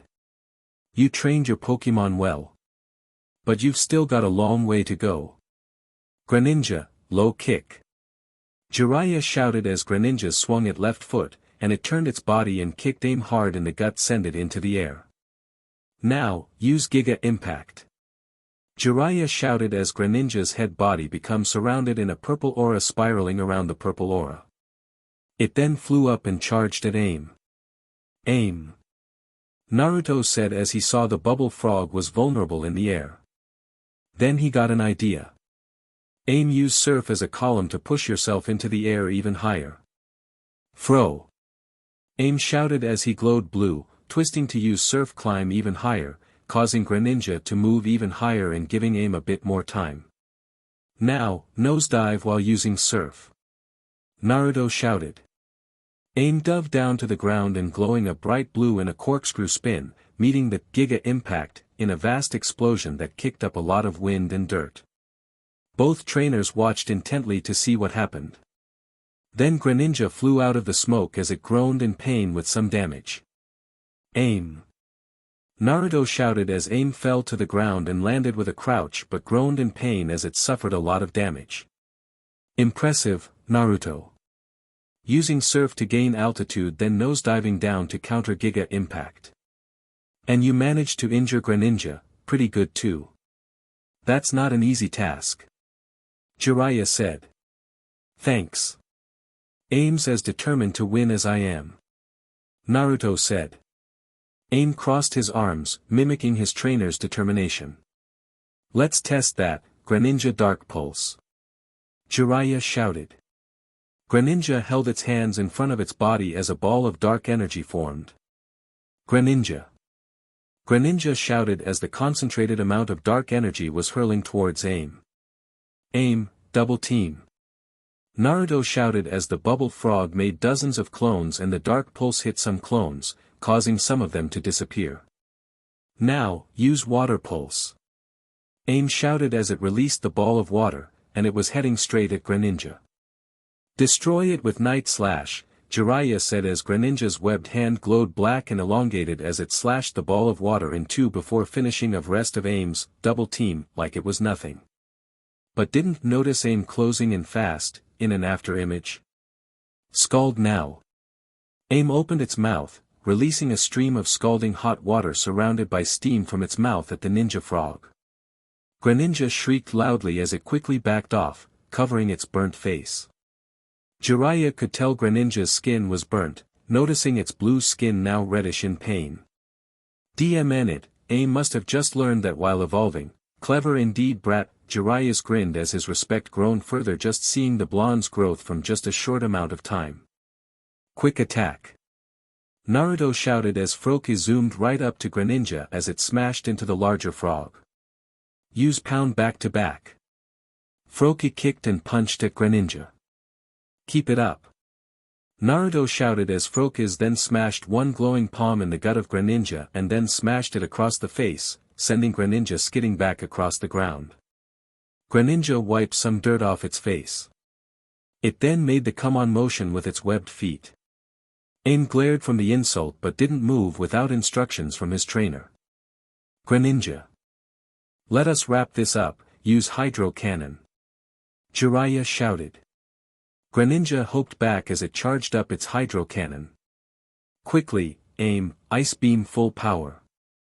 Naruto shouted. Froakie shouted, also leaping back as it gathered ice particles from the air as energy. Greninja. Greninja shouted as it released a hydro cannon. Frogator. Frogator shouted as it released his ice beam.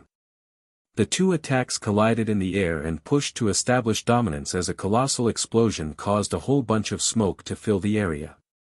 Hikari covered her eyes went into a coughing fit as Naruto was worried about aim as Jeriah was calm.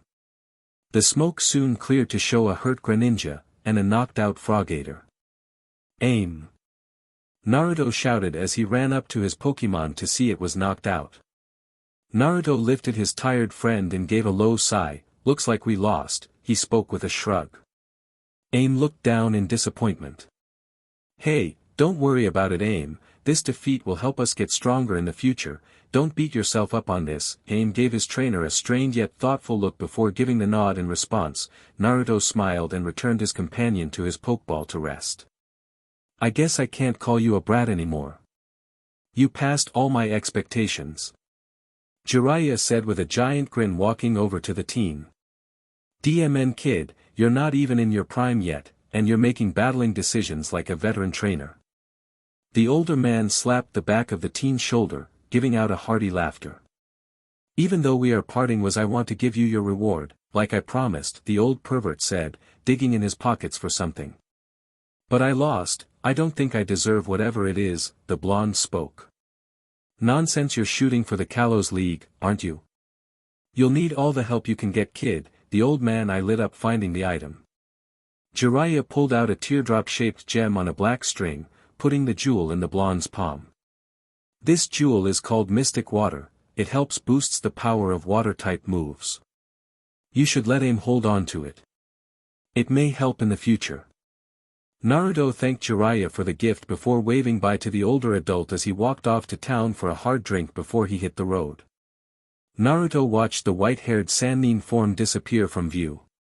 Finally, he's gone, Mars Genesect hollered. He wasn't that bad, Saber Septile. Easy for you to say, you didn't have to be in his presence, Menma Zoroark countered. Naruto, did that human, Jeriah, seem odd to you? Nova Mewtwo questioned. He was weird, but he seemed okay. There was something off about him, I can't put my finger on it though, the blonde thought for a moment before a sudden blaze of multicolored lights lit up the night sky. Fiery sparks whipped the sky, bursting through the night, brilliant inks of light on a canvas of stars. Well, leave this conversation for later for now, the blonde said, leaping up onto the tallest tree to get a good view of the bright lights.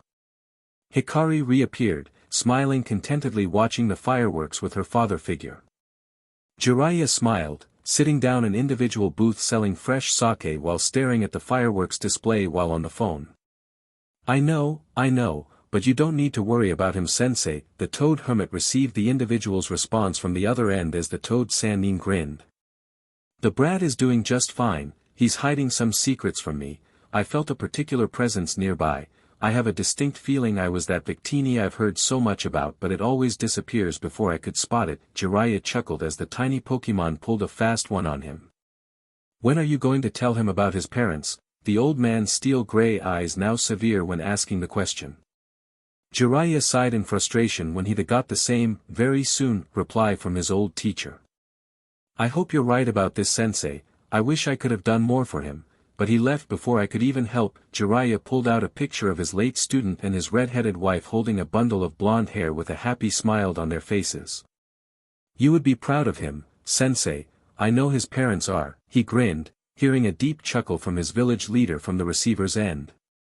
I'll call you tomorrow, Sarutobi sensei. I have to pack up by tonight to get a fresh start on the road by the morning. The toad hermit abruptly ended the call from his late teacher before looking back at the previous photograph in grief.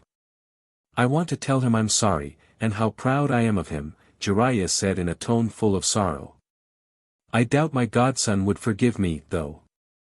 I'm so sorry, Naruto, but this is for your good, said with so much regret when whipping a stray tear, although pocketing the old photo back in his vest pocket and finishing off the rest of his sake. The white-haired Sannin slammed the bill for his drink before packing up to get ready to leave immediately. I hope you'll forgive us one day, Jeriah thought before vanishing into the crowded streets. Naruto suddenly sneezed. Is something wrong, Papa? Hikari asks worriedly. Nothing. Nothing's wrong, he quickly responded. That's weird, I never get sick. The blonde then shrugged to glance back up into the night to enjoy the fireworks display. Naruto inhaled deeply, tasting the dewy fresh grass and soil in the air. As he dashed bare-chested around their rest spot, now the landscape was different. Whereas before, he was accustomed to mostly flat land with gentle slopes or the odd gradual hill or two. Naruto watched each of his Pokemon, sometimes shouting things to point out for his Pokemon as they trained in pairs. Something he would like them to take note of on what to or not to do. It had been a couple of days since Naruto had parted from Jeriah, and so far, he was heading west of Riviere Walk while closing in on the next town, Silage City. Naruto had been training his team by battling Pokemon they encountered in the forest paths, keeping a good eye out for potential new team members. The blonde took note of Aim and Neon sparring with each other in the middle of the field. Aim was charging up his attack as he eyed the little normal type. Aim aimed his surf speedily toward Neon. The furious waves, rushing toward the shiny EV. Neon ran forward and leaped high and started to do a flip in the air as her tail glowed like steel. She smashed through the raging waves with her speedy enhanced tail as she broke the current and whirled and tossed in every direction while landing beautiful on the ground perfectly without a single drop of water on her. Snowy white fur. That was perfect, Neon. Naruto praised the normal type from her quick reflexes. Of course, I'm perfect, Neon answered with a flip of her hair in her face and a smug smirk. Naruto softly chuckled. At first, a couple of days ago before Neon did not want to train at all or get along with the rest of his Pokemon because of her stuck-up attitude.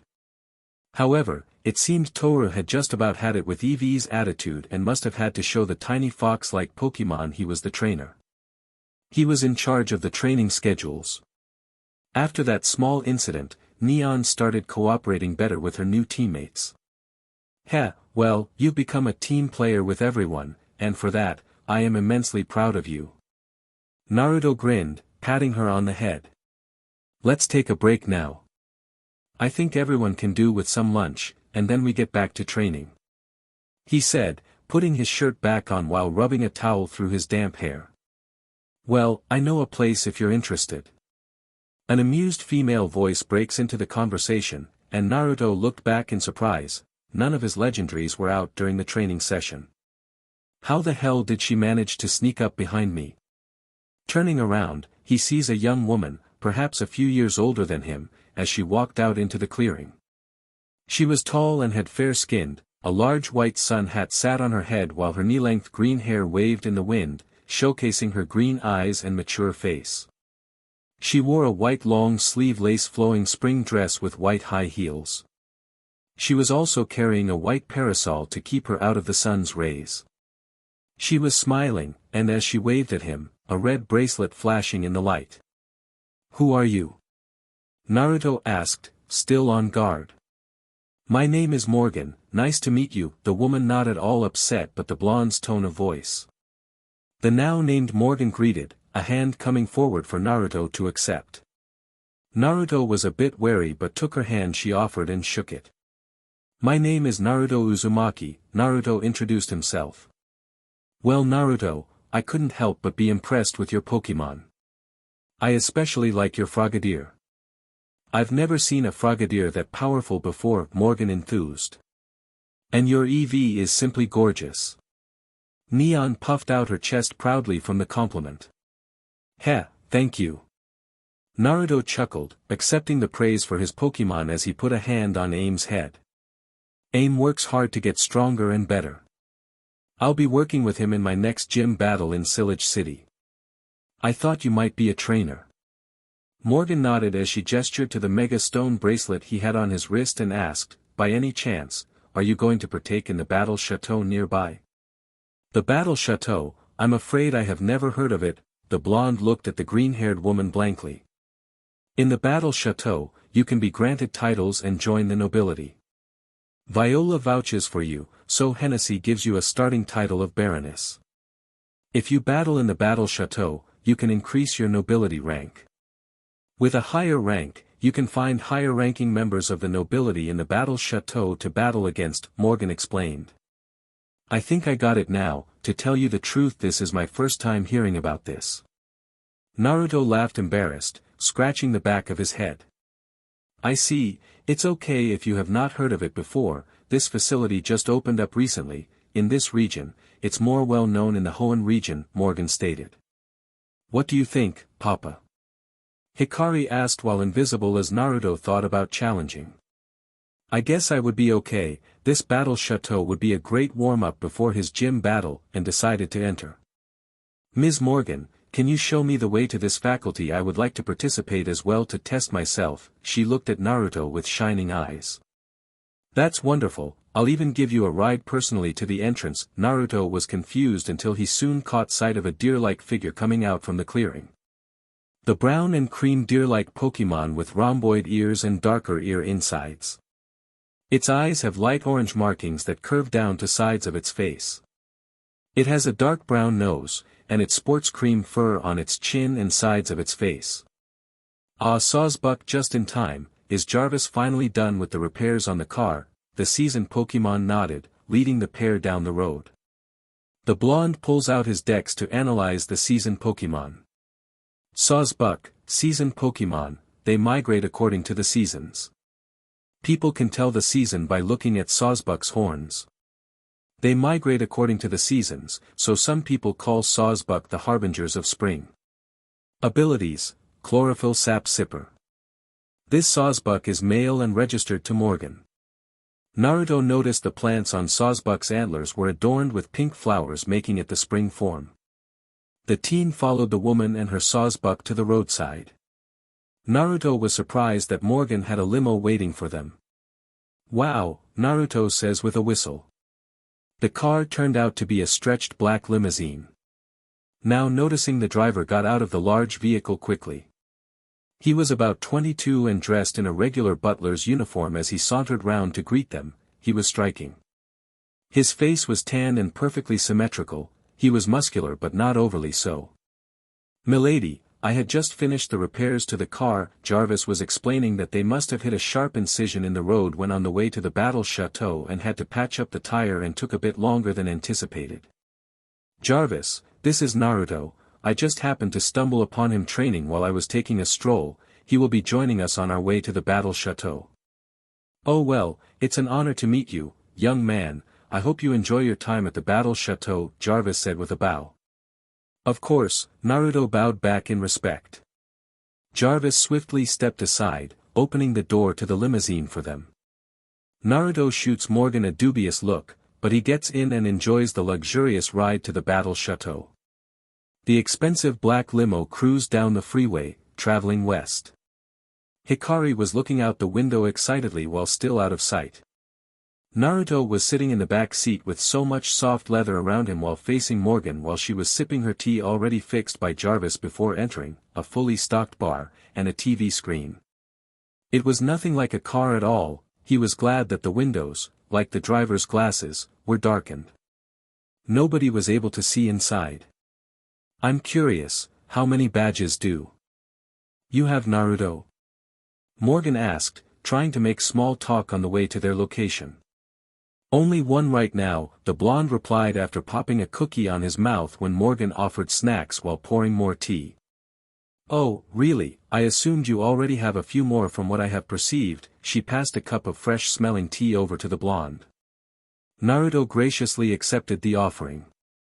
Yeah, I'm just trying to take my time, this is my first journey, he stated. Yes, of course, you're young. Time is on your side. Everyone has their own pace they like to do things, I apologize I did not mean to pry, she smiled. It's okay I don't mind, he said, finishing up the drink as he feeds Hikari a cookie without the older woman noticing, as spoke to Jarvis up front when asking how much longer until they arrived. When the chateau comes into view, rising from between the green rolling hills like it was on an elevator, all I can think of is that it looks designed by royalty. The honeyed stone of the chateau is smooth and warm to the touch in the first heat of summer. The straight walls are interrupted at the corners by pronounced circular portions, and the grey roof is a series of slopes and cones. It's larger than I ever imagined it could be, and I try to imagine how many of my homes would fit inside, 50, 100, 200. Each window bears shutters, so beautiful, so French. How do you like it? She asked. It's massive, it looks like it was made from royalty itself, Morgan giggled. Yes, the design was my father's idea. I told him it was a bit over the top too, she laughed, seeing the blonde's surprised face.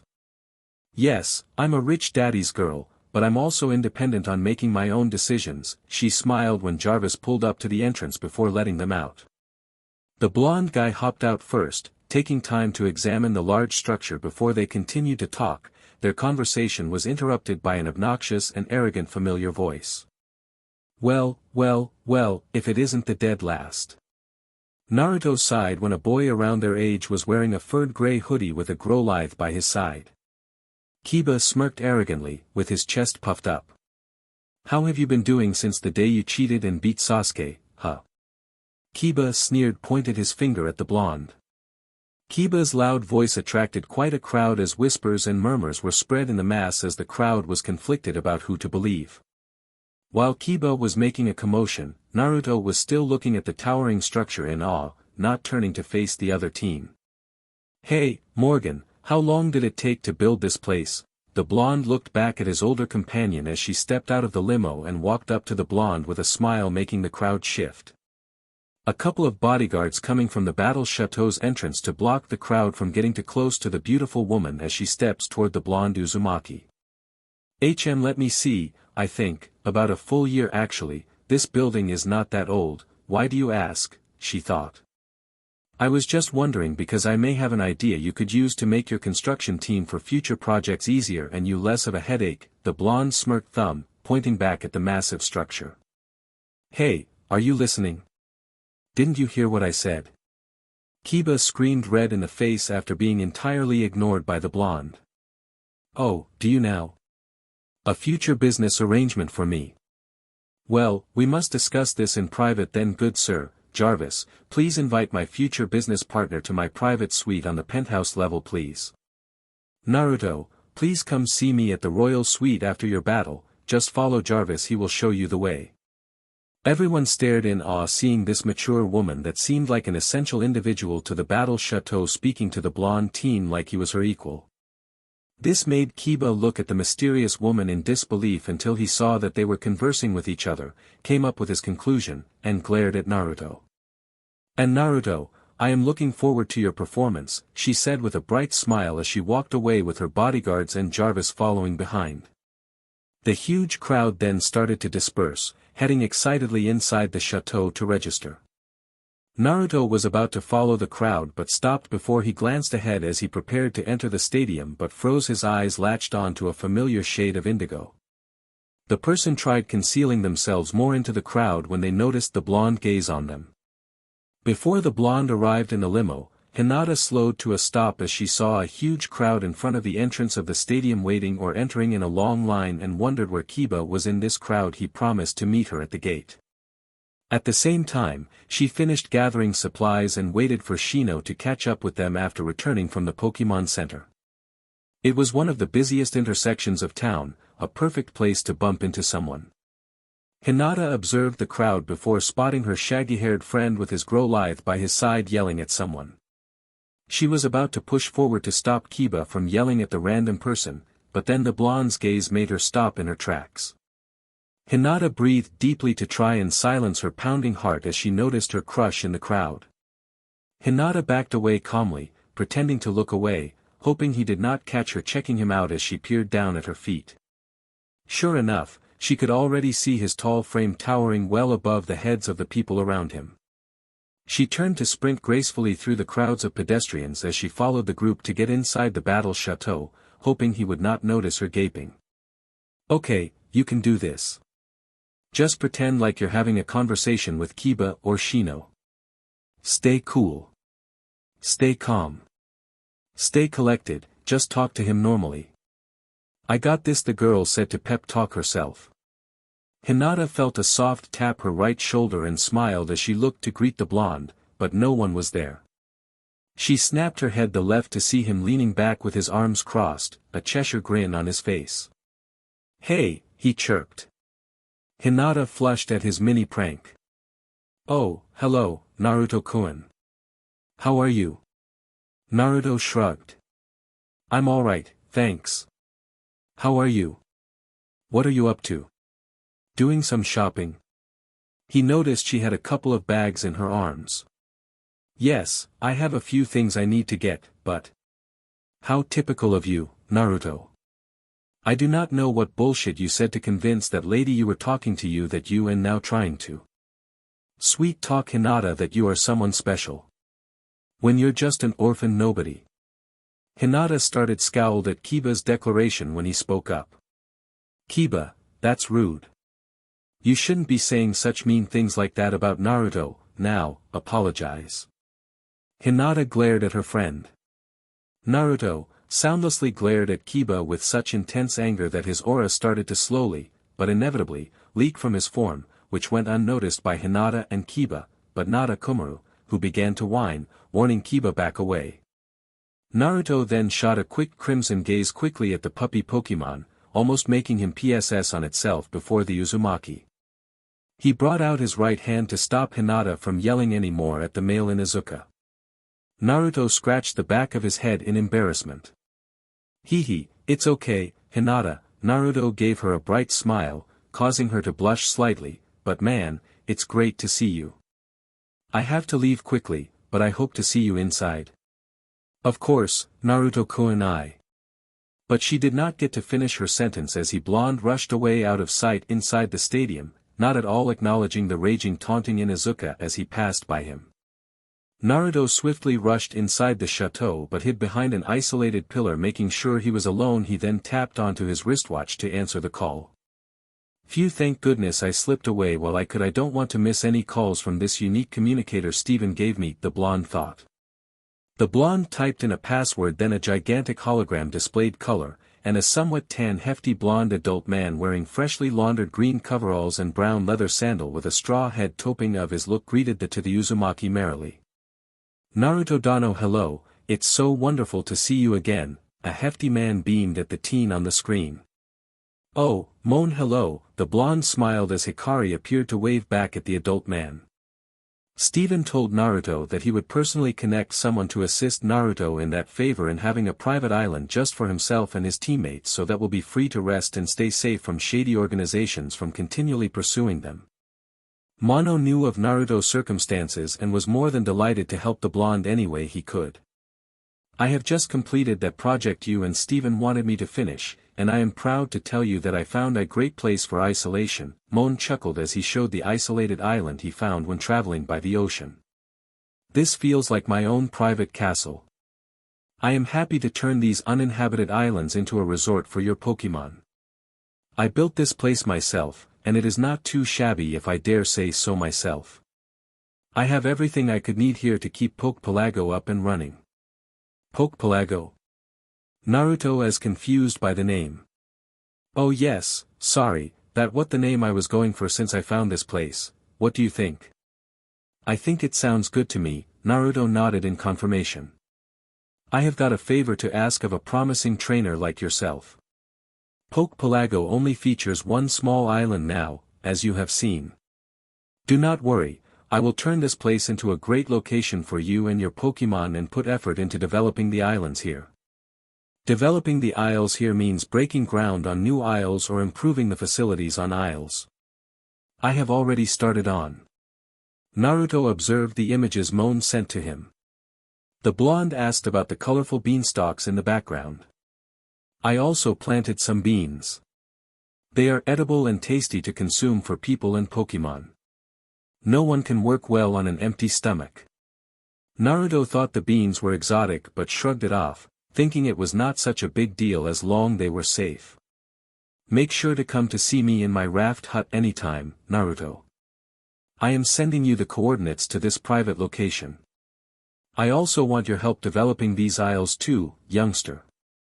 Don't worry, and I will be sending the funds in to keep everything up to date. The blonde started tapping codes into his private bank account Cynthia and Steven set up for him a few years back. The two adults made sure the teen had enough to have on his trips. They also continuously put in a generous allowance in his account every month. I'll make sure everything's set when you come by, and there will also be a transported here for when you want to swap out Pokemon. These uninhabited islands exist solely for the delight of your Pokemon in keeping Pokepalago running. I understand, thank you, Moan. I appreciate it, Naruto nodded, ending the call. Finally, I have a place of solitude for you guys to rest. Naruto nodded in his small success. You did well, we thank you, Naruto. The blonde felt the sheer presence of Nova and his whole team bunched around him. Show gratitude toward him. Naruto scratched the back of his head in embarrassment. Come on guys, you're making me blush. He beamed from the praise from his mini family as the blonde teen headed inside the stadium with his head held high and a bit of a skip to his stride from his accomplishment. After signing up for the battle, Naruto entered the arena to wait with other teens inside. Naruto noticed the peaks in the roof had gold-domed towers instead. It looks as if it was built many centuries ago out of old stone and rocks. The crowd for trainers stood in front held up with most ostentatiously detailed pillars, painted in brilliant white. Inside there were no doors on the ground floor, only arches. The flagstone floor looked like it was made with a stone of soft blue hues. Suddenly, the sound of trumps cut through the crowd was the only audible sound heard within the gathering, so silent were its inhabitants. When a maid took the stage, all were to fall silent to listen to the woman's words. The young maid regarded the crowd with a relaxed expression. And then she began to speak. Good evening, trainers, my name is Olivia, and I hope you enjoy your time here for those who undertake the Battle Chateau Challenge. Olivia declared. Her voice seemed to echo through the arena surrounding them. The maid Olivia then gestured to her left, where the area was. One way for you to increase the number of people in the chateau, other than to rank up, is to write a writ. Doing this will have a specific change in the battles you have within the chateau.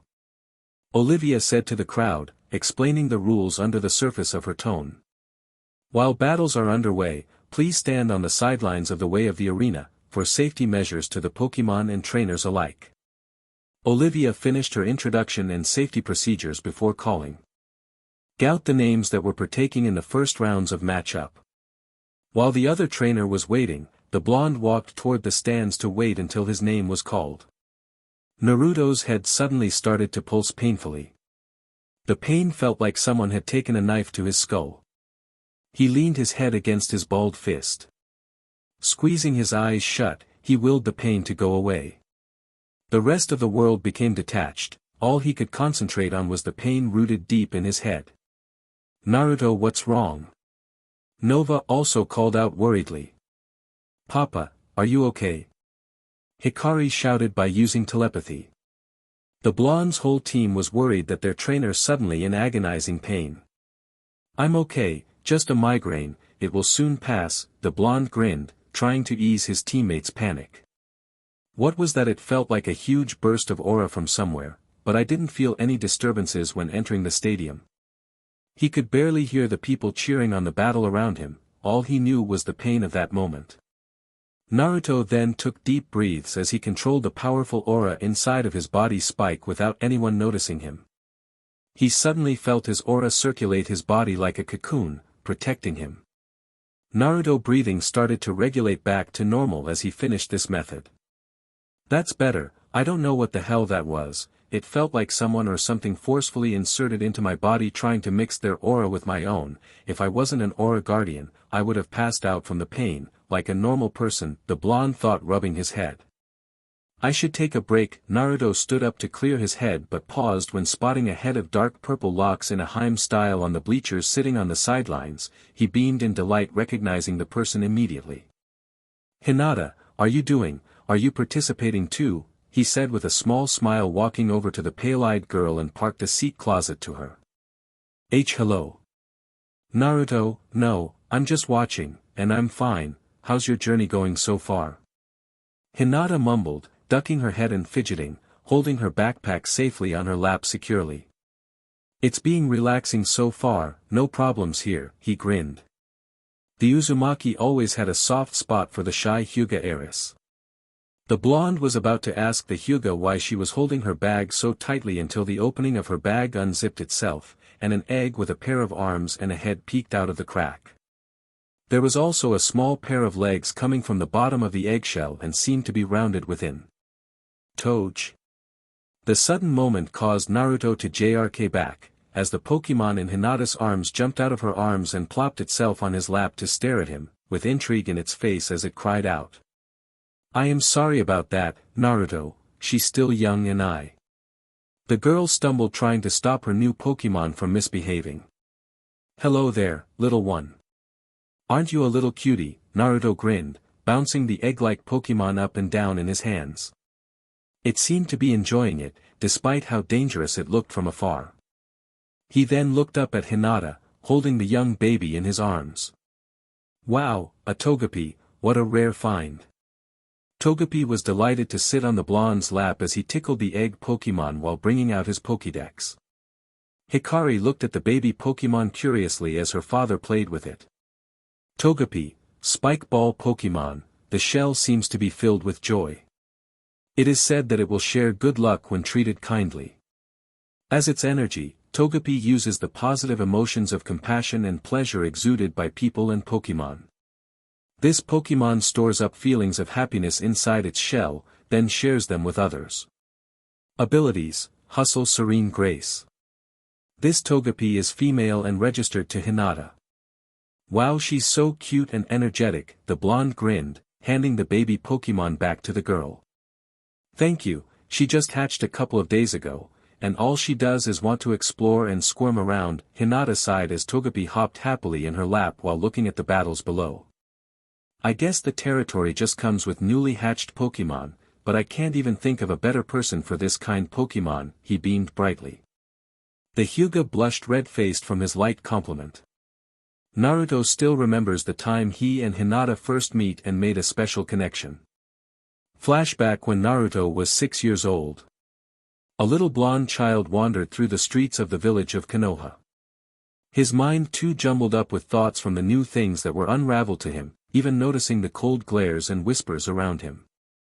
Before he knew it, he was in the middle of the woods. He went on a massive stone in the middle of the field while gazing at the water with a sad look, not like the usual shining eyes he always held. Why does everyone hate me so much? Am I meant to be alone? He asked nobody while keeping his gaze on the vast expanse of the forest. He closed his eyes with a tired sigh when he felt a small presence behind him, making him stiffen. Hey! Who's out there? The loud voice of Uzumaki Naruto echoed throughout the forest. It was nearly impossible to miss the boy. He had blue eyes and blonde, spiky hair. He had tan skin and rather usual facial features, whisker marks that framed his face. Maybe it was the residual genetic effect on some sort of old bloodline. His reason for being in the forest was centered around being alone. He was no stranger to being alone or self-taught, that much was sure. So, when he happened to take notice of someone spying on him, it set him to full alert. The one who heard this proclamation was a young girl with short, dark blue hair styled in a leveled Heimcut style just above her forehead. She wore a lavender-colored hooded jacket, with navy blue pants. The girl, Hyuga Hinata, was hiding behind a tree, having to come across her crush by chance. He was currently wearing an orange hoodie with a blue t-shirt underneath as well as blue shorts with blue sneakers. The reason why Hinata was out in the forest was the same as Naruto's. She ran away from her father's harsh lectures and strict training. Hinata tried everything she could to please her father, but she was always criticized or talked down to by her father or by her family members. She was considered a huge disappointment. There were talks about her being replaced by her younger sister Hanabi since she was a prodigy. Hinata gulped, trying to steady her heart as her cheeks burned red. Her body was being rather uncooperative right now. Her thoughts were frantic, and like usual. She was reaching for the flee instinct. Like usual, she thought with a sigh. For years she had been carrying a torch for Naruto, years of pining for him. She was wanting to talk with him, wanting to walk by his side. If she didn't take the chance now, would it always be like that? Would she never be able to improve herself? If she spoke up now, would he acknowledge her? If she didn't, he would never object to her, but that would mean the opportunity of him acknowledging her wouldn't happen. So, she made a choice. At that one moment, she decided to risk it all. In a small bout of courage, she decided to step out from behind the tree. "Hello," she spoke with a slight stammer. "I am Hyuga Hinata," she introduced herself. She was more than sure he probably didn't remember. Naruto rubbed his chin as he began thinking about it somewhat hard. "Hey, you're that strange dark girl that sits in the back of the class. I see you're always trembling like a frightened buniri," he loudly proclaimed as Hinata shirked back a bit, sulking. "Sorry, so what are you doing out here?" he decided to ask. "I thought I was," she softly trailed off. "Huh? What?" he continued, running over to her, causing Hinata almost to have a panic attack. "Could you speak up?" Hinata once more trailed off, unable to find her voice. "Hey, is there something wrong with your voice?" he asked, clueless as to why the strange girl was, well, so funny. "Were you spying on me? No, that I didn't know you were out here too. I swear." She exploded, cupping her mouth, and becoming horrified at her reaction as Naruto toppled back and fell on his butt. "I thought you were quiet, but you can be quite loud, huh?" he asked as he noticed the sad look on Hinata's face. "Hey, I know," he exclaimed, an idea suddenly popping into his head. "Hey, I was out here to try and find a rare Pokemon. Why don't we look for one together?" he asked as Hinata looked up, surprised at his question. "Oh really?" She felt like she was going to faint. "Oh okay," her heart felt like it was going to explode out of his chest. Dee-doo, this time, Naruto's turned to trail off a bit as for a moment, uncertainty formed on his face. "Nah, nothing," he suddenly exclaimed, a grin formed on his face. "Crew. Whoa. What was that? It sounds scary." "That came from this way," called Naruto as he led them toward the clearing. The pair moved quickly through the brush to the brightened tree line to the clearing and came upon a scene with wide eyes and exclaims. "What the?" Blue eyes widen. Gasp. Hands covered Hinata's mouth in shock. The clearing of soft short grass surrounded by trees had a small trench filled with water. Naruto had fallen back on his seat, leaning back away and panting from being startled by the growling mass before him. The unknown Pokemon as big as a Rapidash but looked more like a slender Arcanine. Its body color was a turquoise blue with white diamond spots on its sides, and white underbelly that reached up around its snarling muzzle and chin crest. Its darker teal tall head crest formed above in an oval with small horns on each side at the base. The mane of dark lavender flowed along its back like a cape, and its tail split into two ribbons that flowed parallel with its body. The red eyes above the snarling muzzle looked up at the new intruders, but it didn't lunge or charge at them. But why, wondered Hinata. The unknown Pokemon was still growling and watching the children's every move yet again, not charging. The blonde then pointed to the hindquarters of the creature. "Look, Hinata, it's caught in a wire trap, by its back leg." Hinata looked at the leg, and the wire was tied to a rock near a tree, and the loop wire wrapped the hook of the leg, tightening with the Pokemon's movement, making it cut into the flesh. He could see streams of blood from the cut. That would explain why it didn't charge at us. A Pokemon hunter must have left it for another Pokemon. He looked up to the creature when its growls lowered. "The poor thing," whispered Hinata. She looked at Naruto. "What should we do, Naruto-kun? We can't just leave it here," she questioned worriedly, hiding behind the blonde's back.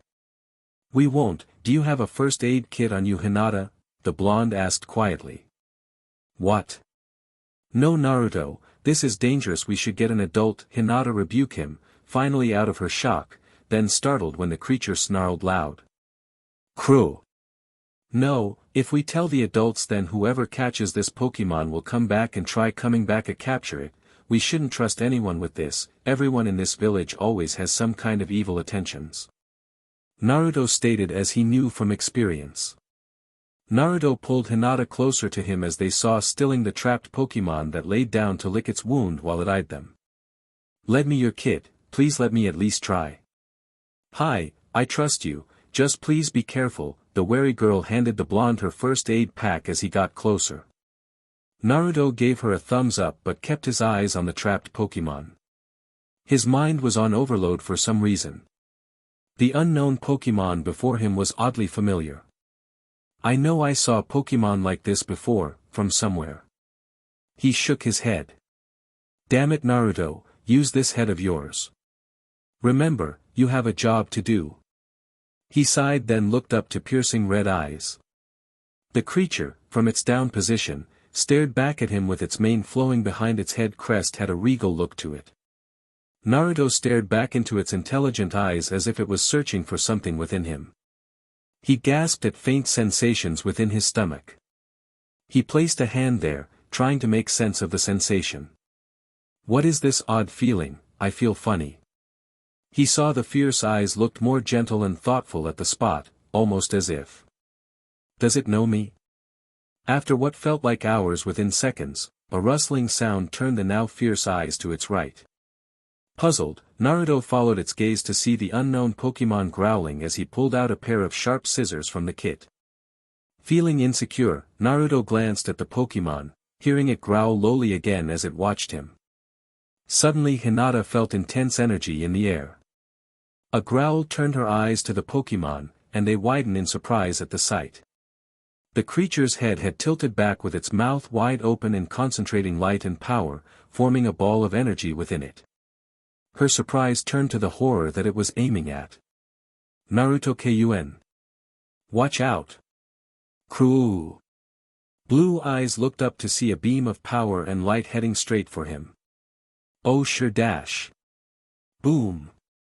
Crash. The ground shook, trees trembles, and Pidgeys cried and scattered into the sky. The vibration nearly knocked Hinata from her feet, but she had kept her balance holding onto a tree close by. What in the world? Her mind raced as she got her bearings.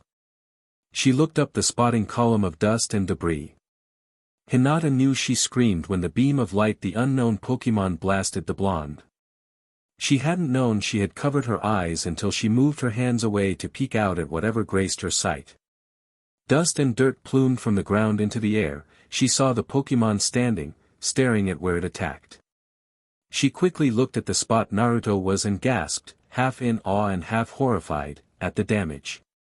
A deep trench from the beam covered through the clearing and cut into the trees, leaving a clear trail of destroyed trees and crumbling boulders. "But where is Naruto?" The girl frantically looked around about to have a mini heart attack, then sighed in relief when she saw him on the other side of the trench, looking no worse for wear. Naruto, seeing the beam, reacted quickly, rolled out of the line of fire, and landed on the ground as the beam destroyed everything. The blonde was covered in dust and minor scrapes, the boy panting and staring in awe at the damage where he had stood. The top part of Naruto's clothes was torn from the beam while scraps of fabric fell to the ground. Naruto was the first to come out of his shock after a moment of silence from the kids. He sighed in relief that they were both okay, inwardly complaining about his ruined orange hoodie. He looked over at Hinata to make sure she was alright. "Are you okay, Hinata?" Naruto scowled, getting back onto his feet as he heard a dazed reply from his female companion. "Okay, let's try this once again." "Thank Arceus, you're okay," Hinata sighed in relief. "Incredible, is this the power of a legendary Pokemon?" Hinata looked to the unknown Pokemon snarling loudly at the boy as he made his way closer once again. They turned to it, forming another energy attack, but this one was more powerful. Hinata was wide-eyed at feeling the power just as Naruto stared more at the creature. A flash of recognition came to him and put his hands up. "Wait, I remember this Pokemon now," the blonde thought in recognition. No wait. Stop. Suakun stop. Suakun. Silence. That was all Hinata heard when she stilled to watch Naruto suddenly move in front of it and scream for this Suakun to stop its attack. He had heard Hinata scream for the blonde, but when the silence came then, she froze. The Pokemon before them, with its attack still in its mouth, was staring back at Naruto as the boy had spread his arms out in front of him, staring again wide-eyed and breathing deeply. A few intense moments passed before the creature's pall of power and light decreased in size and vanished. Its mouth closed and stared back at the blonde and waiting. Its leg was bleeding more from the wire, cutting deeper from its movement. It stopped.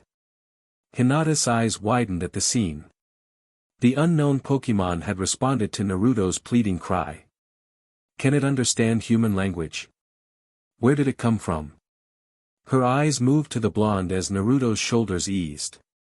How does Naruto know of it? He watched as Naruto moved a slow step ahead as he spoke, reassuring Suakun it was safe. I'm sorry, we scared you.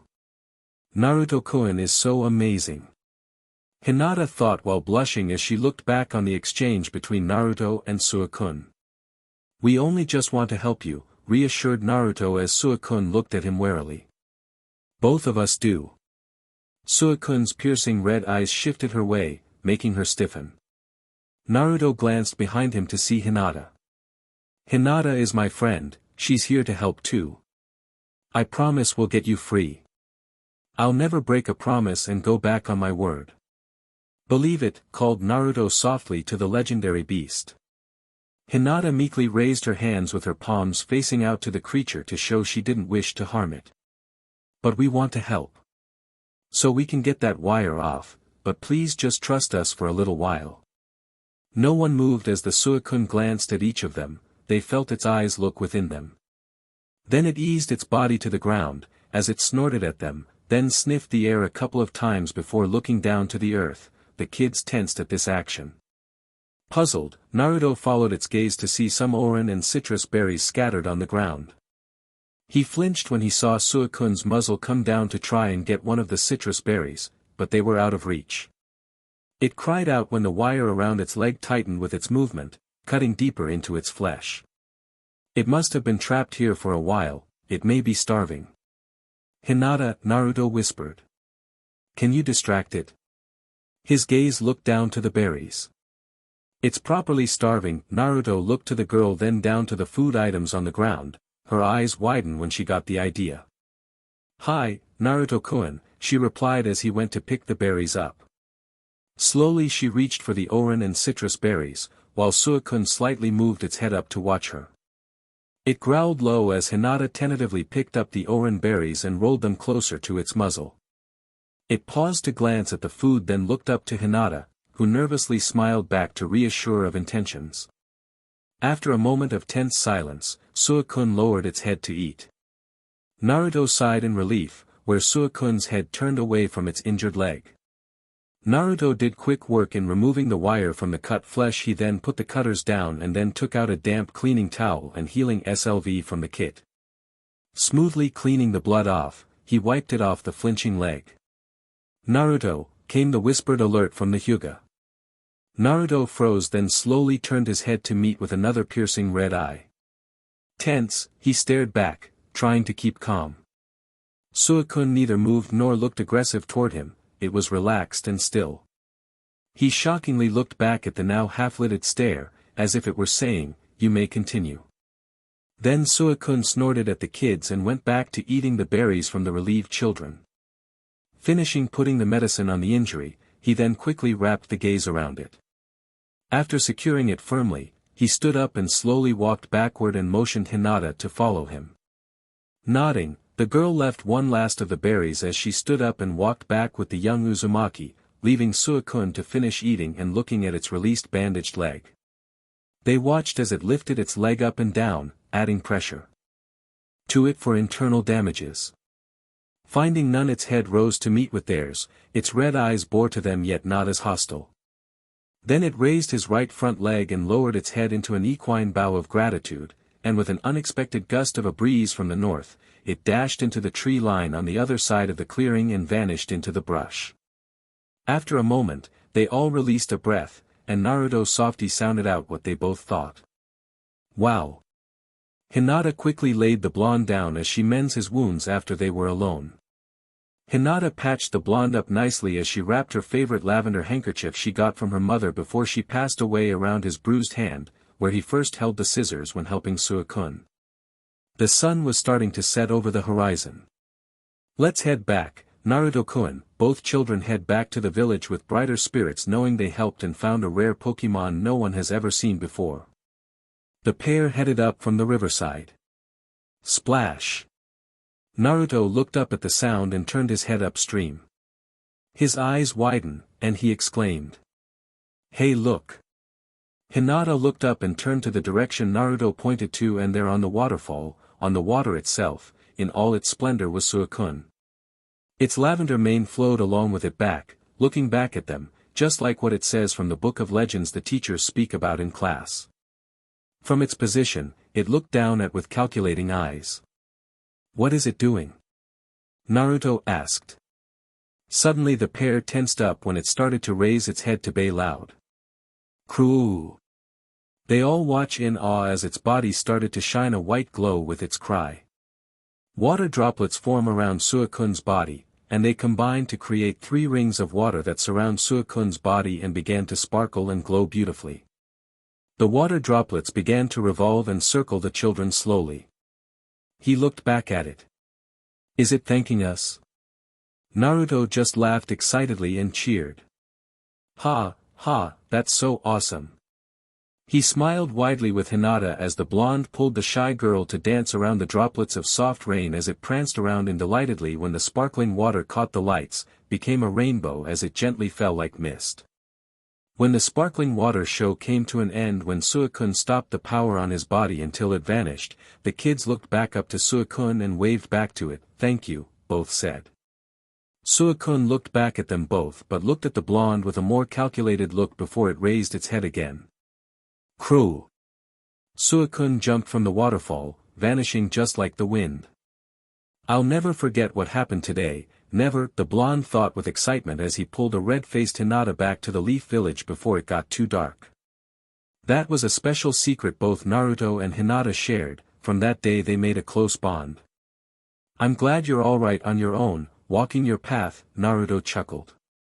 Hinata's blush deepened in color, but she shook her head to regain her composure. She smiled back at Naruto, glad that she was less shy than before, thanks to her interactions with her friends and her Pokemon. I said, it was alright, Naruto, so you don't have to worry. As to how I've been doing great, thanks to my Pokemon, Shino, and Kiba. Naruto grinned as he nodded at her answer.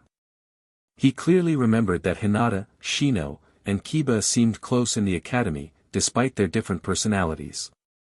Naruto Uzumaki, please come toward the stage. Naruto Uzumaki, the speaker called up the next challenger. Guess I'm up. The young Uzumaki heaved himself up ready. Good luck Naruto-kun. Hinata called out as the blonde went to the stairway. The blonde teen waved behind him without turning around as he slowly made his way down the steps, standing alone on the right side of the stage as he stared down his opponent, waiting for him. The referee then lowered his hand and gestured to his left and right, where Naruto and a trainer named Nick was standing still and observing the proceedings, announcing that Naruto and Nick will battle for the Baron rank. Naruto swiftly unclipped his heel ball from his belt, letting out Neon, let's go, Neon. The shiny ball of fur broke out in a flash of light, jumping in front of Naruto and into the ring with a determined glint in her eyes. A ton of coos and ahs from the many females from the crowd as well as fascinated looks from the guys in seeing a shiny Pokemon for the first time. Nick nodded in respect while he threw out his Pokeball for his match. The flash of light disappeared as a small, cicada-like Pokemon with 2 pairs of wings hovered in the air before the blonde. The blonde looked at his Pokédex. Ninjask, ninja Pokemon, its cry leaves a lasting headache if heard for too long. It moves so quickly that it is almost invisible. This Pokemon is so quick, it is said to be able to avoid any attack. It loves to feed on tree sap. Abilities, Speed Boost.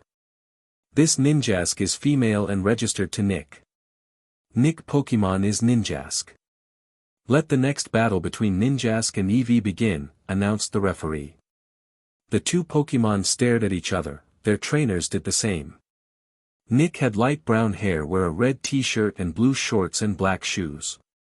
So, may the best Pokemon win. Ninjask, Metal Claw, the boy commanded his Ninjask to attack. The Ninjask came down with a Metal Claw at the Eevee's head. Neon waited patiently for her trainer's command. Neon use Quick Attack to dodge them all, announced the blue-eyed trainer. As the Metal Claw came down for its head, Neon's eyes gleamed as she ducked the attack as she disappeared just out of the bug-type reach. The Ninjask tried to land a blow as it continued the assault with swing after swing of its claws. The shiny Pokemon maneuvered between each swing as the Ninjask began to tire. When the last swing came, Neon performed a backflip to get some distance between the two. Once that happened, the counterattack began. Neon, use Iron Tail, ordered the blonde trainer. Neon dashed forward towards the other Pokemon with a glowing silvery tail. The Ninjask had no time to react as it was launched upward to the sky from the steel attack. Neon, after it, then used Quick Attack and follow up with Iron Tail. Neon jumped up after Ninjask as it rose higher and higher. Once it hit its peak, and over the dual-type bug with her tail turned into iron and already in half swing. Neon launched another Iron Tail sending Ninjask crashing back to the ground. Continuing the attack, Blue-Eyed Trainer yelled. Neon, finish it with Shadow Ball. Neon opened her maw as a glowing black sphere of darkness barreled down on Ninjask. Ninjask quick use Solar Beam, yelled out, trying to take this as an opportunity, Nick ordered desperately. Ninjask claws glow white, and it gathers energy in it. Then, points upward and fires the twin white beams at Neon. The two attacks collided with each other, fighting for dominance. Neon, full power, announced the blue-eyed trainer. Soon the shadowy sphere from the tiny normal type split the beams in two as it continued toward Ninjask. The shadow ball landed on Ninjask, and a vast dust cloud erupted from the stadium. As the dust cleared, audience members waited for the winner of the match. Ninjask is unable to battle, and the winner is Eevee. The winner is Naruto. Naruto smiled proudly, lifting Neon as he smoothed down the ruffled fur and scratched Neon under her chin, and the Eevee cooed. Until a bright flash disrupted his vision for a moment. Now that was a great picture, a voice called out from behind a huge camera lens of the camera. Naruto was surprised to see the bug-type gym leader here in a fancy get-up. Viola was about to converse with the blonde, but a white glove was draped over the bug-type specialist's shoulder, the sign for a battle request. The pair of blondes looked over, seeing dark skin, grayish eyes, and black hair with several stones in his hair, colored yellow, red, and blue. He was wearing a gray suit, with a black undershirt and brown shoes and a red cape. He introduced himself to Naruto as Grant, and he was extremely impressed with his Eevee as him. Viola entered the battlefield. A maid announces that both Viola and Grant need only one more victory each to reach Grand Duchess and Grand Duke title, respectively. Viola brings out Surskit, and Grant releases Onyx. Viola begins with having Surskit turn the field into ice for speed, and Grant, expecting the strategy, uses Rock Tomb. Surskit manages to escape from the rocks with Bubble Beam and Protect. Surskit follows on with a Signal Beam, but Onyx's Flash Cannon block the attack. Onyx uses Rock Polish to raise its speed. Surskit uses Ice Beam to freeze Onyx's tail, but Onyx breaks out of the ice by jumping. Onyx uses Rock Tomb to trap its opponent once more before finishing Surskit with another Flash Cannon and wins the battle, same as the cannon in the anime. Now that was awesome. The blonde walked up to the older teens to congratulate them, but a pair of white gloves landed on his shoulder before getting closer to the gym leaders. "Hey Baka, we're battling here and now," the Inuzuka fiercely challenged. Hinata and Shina walked over to the cocky Inuzuka as he confronted the blonde. Naruto was the first to notice them coming closer. "Oh, Hinata, did you see that last battle between Grant and Viola? It was so cool, wasn't it?" The blonde smiled at the young Hyuga. The other teen wearing a trench coat and dark sunglasses trailed behind. "Naruto." Shino nodded calmly, and Naruto accepted the reserved greeting with a small nod back to the taller teen. "Hey, are you listening? Didn't you hear what I say?" Naruto was taken out of his thoughts by Kiba's loud voice. They seemed to have gained a small crowd that was interested in the challenge between the two boys. Naruto groaned, rubbing right between the eyes, and he felt another migraine coming on because of the Kiba barking. It was annoying him to no end. "Fine, I'll battle you, for crying out loud, as long as you stop your relentless yapping. You sound like a colony of Zubats screeching in my ear endlessly, it's making me want to tear my ears off." A few passerbys in the crowd laughed or tried to cover up their chuckles from the blonde's witty comeback as the dog Pokemon specialist growled back with curses at the blonde that was not that original or intelligent. The two boys had to wait until a few rounds were done before they got their free trail turn to a freely battle trainer who they get to pick personally from the crowd. A full hour later, it was the two teens' turns. The Kiba cockily strolled up with his white cape trimmed with gold he earned from his round. Kiba looked around for the once loud-mouthed blonde in the crowd. "Well, looks like the coward ran away with his tail between his legs. I knew he was a wash-up. He just got lucky from all his wins," he grinned, lifting his nose in a superior kind of fashion. Not noticing the blonde making his way through the crowds as he walked toward the podium silently. Naruto slowly made his way up the steps, standing alone on the right side of the stage as he stared down at Kiba, not expressing a bit of emotion except boredom. The Uzumaki also had on a dazzling long white cape trimmed with gold military shoulder paddings and a few medals and decorations attached to the fabric for shows.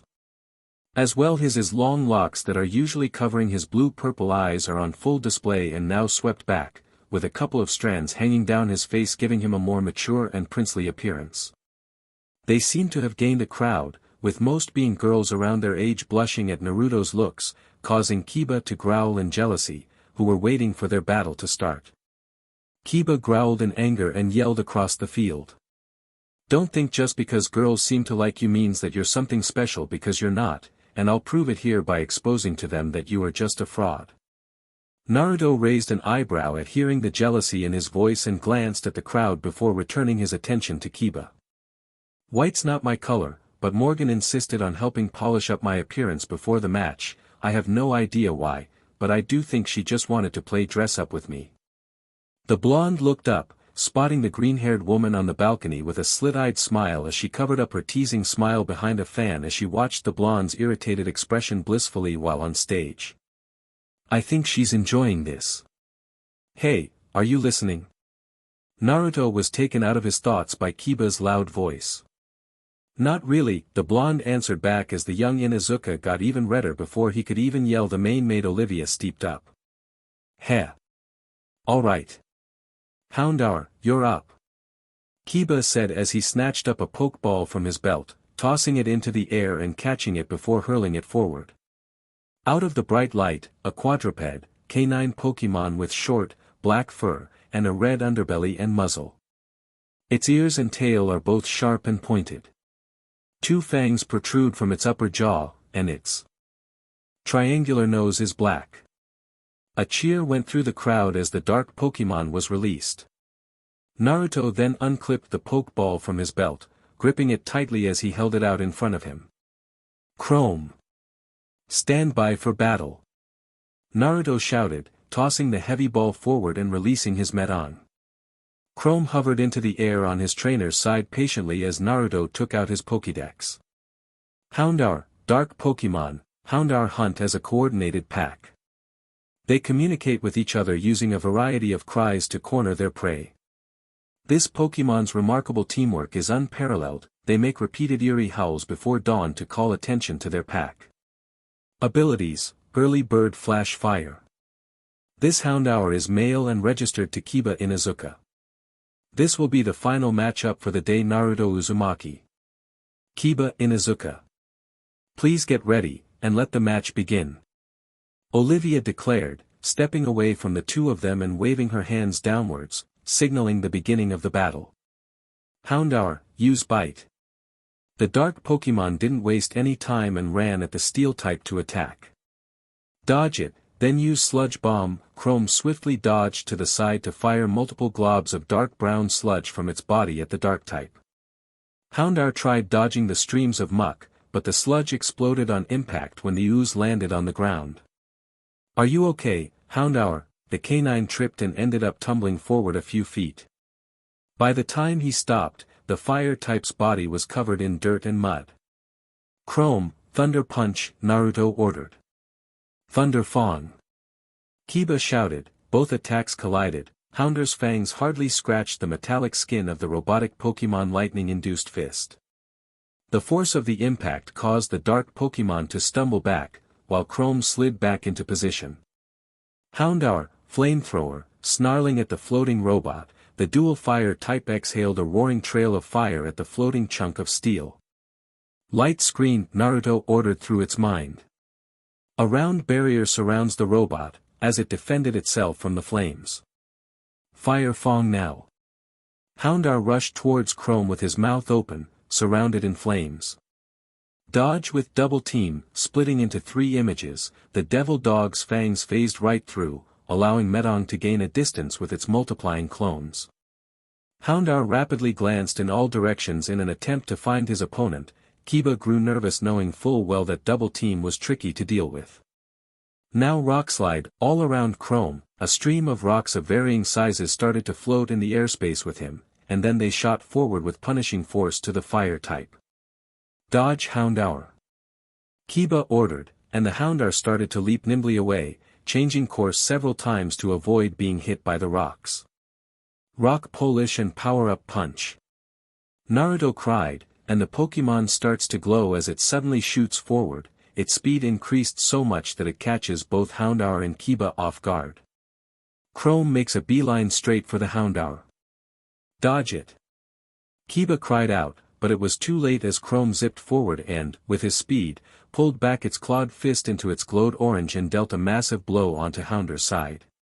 The dark Pokemon was sent to the ground with a crash, grunting. It got up though and huffed in a stubborn refusal to go down that easily.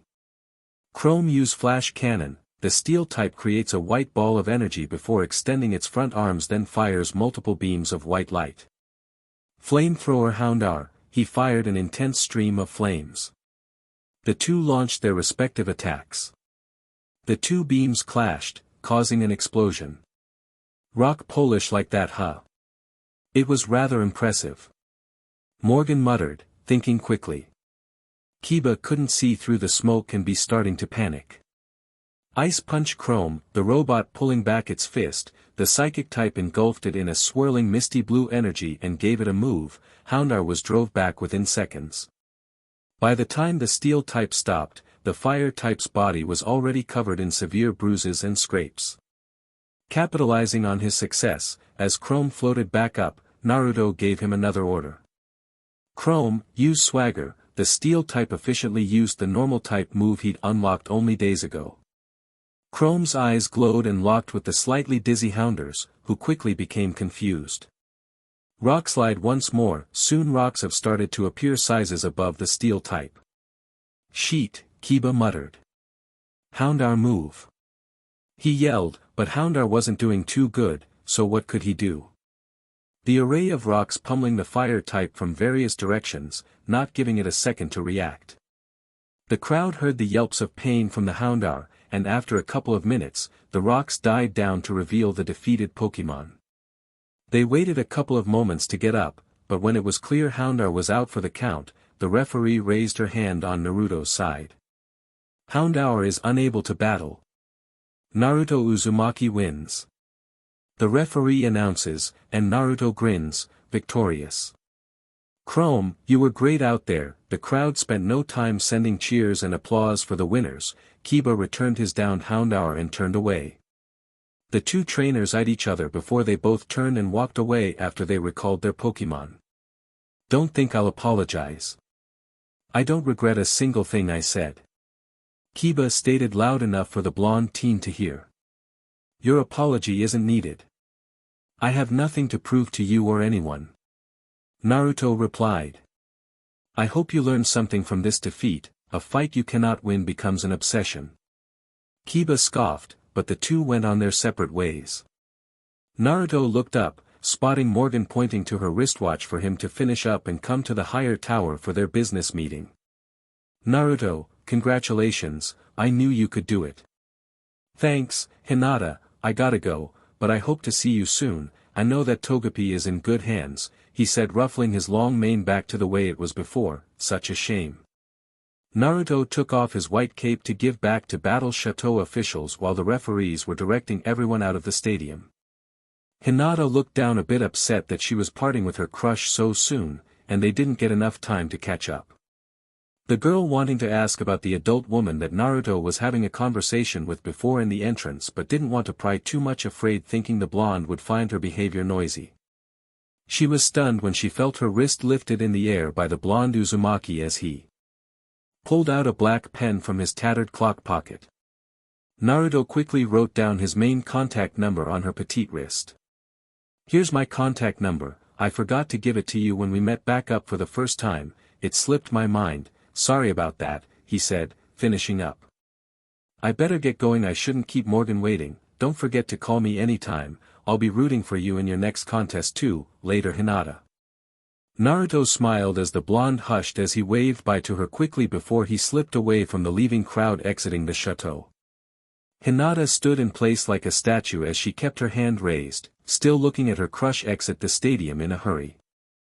Hinata, are you okay? Shino came up to the red-faced girl, still standing Hyuga in a daze looking out into the departing crowd. Come on. You can dream about the blonde idiot another time, and we have to leave now. Hinata broke out of her loving gaze and then fidgeted, embarrassedly for Kiba's words and Shino's confused stare to her pink cheeks. Everyone snickered around them as they is starting to exit the battle chateau too. Passing through a massive door that seemed impossible to open without the servants' help, the antique decorated interior came into her eyes at a glance. There were no ornaments made of gold or jewels, but each one was filled with luxuries beyond recognition. Jarvis directed Naruto up the stairs, reaching the room Morgan had prepared for them. The room she had made for Naruto was on the third floor, the uppermost level of the castle. As she said, the scenery around the estate was beautiful, and he could overlook the surroundings. The large room, which now looked twice as large as the rooms given to trainers in the Pokemon Center, it was artfully arranged with furniture of mature colors. Jarvis noticed that Naruto liked the room and said with a bright smile, I'll send a maid in when you and the madam are ready to dine. Until then, please take a rest. Thanks, Jarvis. Naruto went to look down at the now empty stadium as Hikari reappeared to look around the spacious room before admiring the vast view beside her father. Today was fun, wasn't it, Papa? Before the blonde could replay, a slight knock and Jarvis was calling out, stating the Morgan was present for their meeting. Hikari quickly disappeared again, before Naruto said it was okay to enter the room. Naruto and Morgan sat facing each other, discussed business ideas to each other, and finally worked out a good deal between them. Morgan had Jarvis disrupt out a new contract between the pair.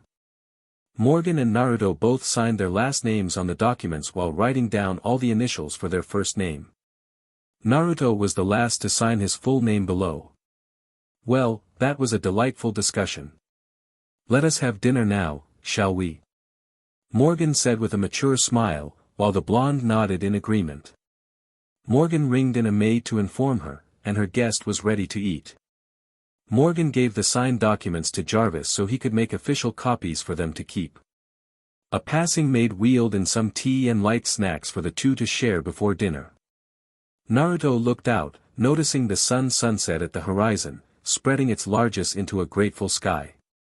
Vibrant hues of red blended with oranges, purples, crimsons. So, Naruto, why don't you let our other guests join us for dinner as well? I could tell they're probably tired, Morgan stated, still sipping her tea like she said nothing out of the ordinary. What? The blonde did not comprehend in what the woman was talking about. Oh, dear, you didn't think I wouldn't notice the powerful presence of a Pokemon beside you the whole time? Naruto shoots up from his seat, ready to bolt. I apologize, I didn't mean to scare you in any way, Naruto. There's no reason to be alarmed. Naruto didn't seem like he trusted her. I also would like to apologize for this evening. My aura kind of spiked out of control for just a moment. Naruto's eyes widened for a moment when stating she was the one who created that powerful energy surged he felt earlier that day. Hikari resurfaced, holding on to Naruto's shoulder when she felt him tremble. Morgan was surprised in seeing the mythical Pokemon appear but just smiled in delight. That was you, are you a? Before the blonde could question her. Morgan opened her eyes enough to reveal a bright sky blue color and a bright aura enveloping her figure as her hair raised slightly. You are correct, I'm an aura guardian, but I'm not that confident in my full abilities. She powered down her aura as she looked down into her teacup with a regretfully look. Naruto was confused about her sudden sadness but didn't want to pry. But why, did you hide it all this time if you knew I was an aura guardian? The blonde still wanted to know her motive. I wasn't sure in the beginning, but after I sensed your power for myself, I then knew for sure, she shrugged. So, what are you going to do with this information? Naruto stated, feeling his nerves skyrocket. Nothing at all, she shrugged with a grin. Naruto looked at her with a straight-out baffled look as she giggled at the blonde's stupefied expression. I was just curious, that's all. I was very excited actually to meet another aura guardian. I couldn't contain myself from the excitement. She smiled as the maids wheeling in their extravagant dinner, complete ignoring Hikari as she dug into the free sweets. It's okay, she said, cutting into her plate as the blonde also dug into his meal. The meal was quickly taken up by the maids. Then they brought out desserts and fresh fruits. Madam, I brought the special item, Jarvis said, coming over to present a small box to her. Thank you, Jarvis, this is just what I needed, she smiled looking over to the young teen happily holding the box out to him. What item? He asked as he helped wipe off the rest of Hikari's messy face from the cupcakes. I have an item I think you may be very interested in. Naruto was now quite curious what the woman would show him. Morgan merrily opened the small box to display to the blonde. Naruto's jaw nearly touched the floor in seeing what was inside. In the little box, there was a small light blue turquoise charm attached to a dark blue ribbon. The blonde knew this item. It was a shiny charm. The shiny charm said to increase the chance of finding a shiny Pokemon. I got this item from Professor Juniper in Navima Town. You know how rare this item is, right? The green-haired woman smiled as she shut the top of the box just as the blonde was about to touch. The stone. What's the catch? I know you won't just give it away for free. Well, there is one condition, she gave off a mischievous smile. The spotlight of the empty stadium was a brilliant path through the dark sky as if 100 million stars had joined up to make it. Naruto stood under the bright lights on the far left of the stadium as Hikari hovered by his side. So, this was your plan all along? The blonde grinned a challenging smirk as he spotted the older woman step forward into the dazzling spotlight. I knew she was familiar from somewhere, now I know, the blonde grinned, seeing his challenger's real character. Morgan steps out wearing a figure-hugging puffy green striped ball gown with a low-cut neckline, lighter peplum, capped sleeves, black opera gloves, long black-green stockings, and white heels topped with oval amber buttons. Her hair was in a large rotating curl, like a drill, complemented with a dark green top with a calm expression. Morgan, the owner and one of the 4 battle chatelaines of the Battle Maison, alongside with your sisters. Morgan covered her smile under her long-gloved palm as her eyes gleamed playfully. Sorry, I didn't mean to deceive you. Today was honestly just my regular monthly inspections over the battle chateaus I have to do since I'm the oldest, she huffed in weariness. As for my sister Nita, Evelyn, and Dana are back home in Hoenn still taking on challenges if they are even worthy enough to make it far enough. Her eyes glint blue for a second. I'm honored, Ms. Morgan, he bowed respectfully to the woman. Oh, stop it with the formalities, dear, I've seen you battle all day, and you are more than qualified, she said, waving to the blonde. I promise not to disappoint you then, he grinned cheekily. I hope you won't, because I plan to see how much you can bring to the table being a powerful aura guardian and all. I expect you to bring your all. I hate to be disappointed." She gave off chills as she pulled out an entirely white Pokeball except for the band around the middle, which is red, a Premier Ball. Morgan threw the capsule, and a figure broke out in a flash of light, jumping in front of Morgan and into the ring with a determined glint in its eyes. Naruto gulped when seeing the flash of light disappear, as well as a bit surprised to see the Pokemon on the field battling won the battle. Chatelaines. "Think I bit off a bit more than what I can chew this time," the blonde thought as sweat dripped down his brow, as he had to think of a plan, and fast. When the blinding light cleared, the teen saw a stag-like, quadruped Pokemon that is primarily green. On the sides of its head are long horns that end in dull, curled points. It has a pointed snout with a black blaze running from its nose to the back of its head. Its face, hind legs, and underside are white. There is a pink-tipped leaf on each side of its neck and leafy tufts on its shoulders. The blonde pulls out his Pokédex to analyze the legendary grass Pokemon. Virizion, grassland Pokemon, its head sprouts horns as sharp as blades. Using whirlwind-like movements, it confounds and swiftly cuts opponents. Legends say this Pokemon confounded opponents with its swift movements. Abilities, justified. This Virizion is registered to Morgan. A Virizion, huh? First time I have seen one, no wonder you weren't so surprised by Hikari. Morgan gave the blonde an eye-closed smile like she was pleased that her secret was out. The grassland Pokemon locked eyes with the blonde before stomping its front hoofs, ready for a fight. Naruto's sweat dripped a bit down his forehead before taking a massive breath, about to unclip his Pokeball attached to his hip before he felt Hikari grab onto his hand, stopping him. "Hikari," he looked to his adopted daughter, confusedly. The rabbit-like Pokemon didn't even look at him, she kept her eyes locked onto the green quadruped Pokemon like in a battle of wills. "Let me battle Papa." Naruto was surprised hearing the sheer determination from the little Pokemon voice. "I want to battle Papa. I know I can do this." Hikari assertively cut her eyes toward the blonde. Naruto was astonished when she gazed into his blue eyes, anticipating him to have the final say. Naruto could see the flames burning into the little fire Pokemon's looks, ready to prove herself to him and her friends. Naruto chuckled, his hair shielding his blue gaze as she awaited his choice, thinking he would choose someone else. She was about to hover to his shoulder, but she was surprised to feel him pat her soft head. "Sorry about the wait. I didn't mean to keep you waiting." "Hikari, prepare for battle," the blonde shouted out in a commanding voice that was filled with confidence.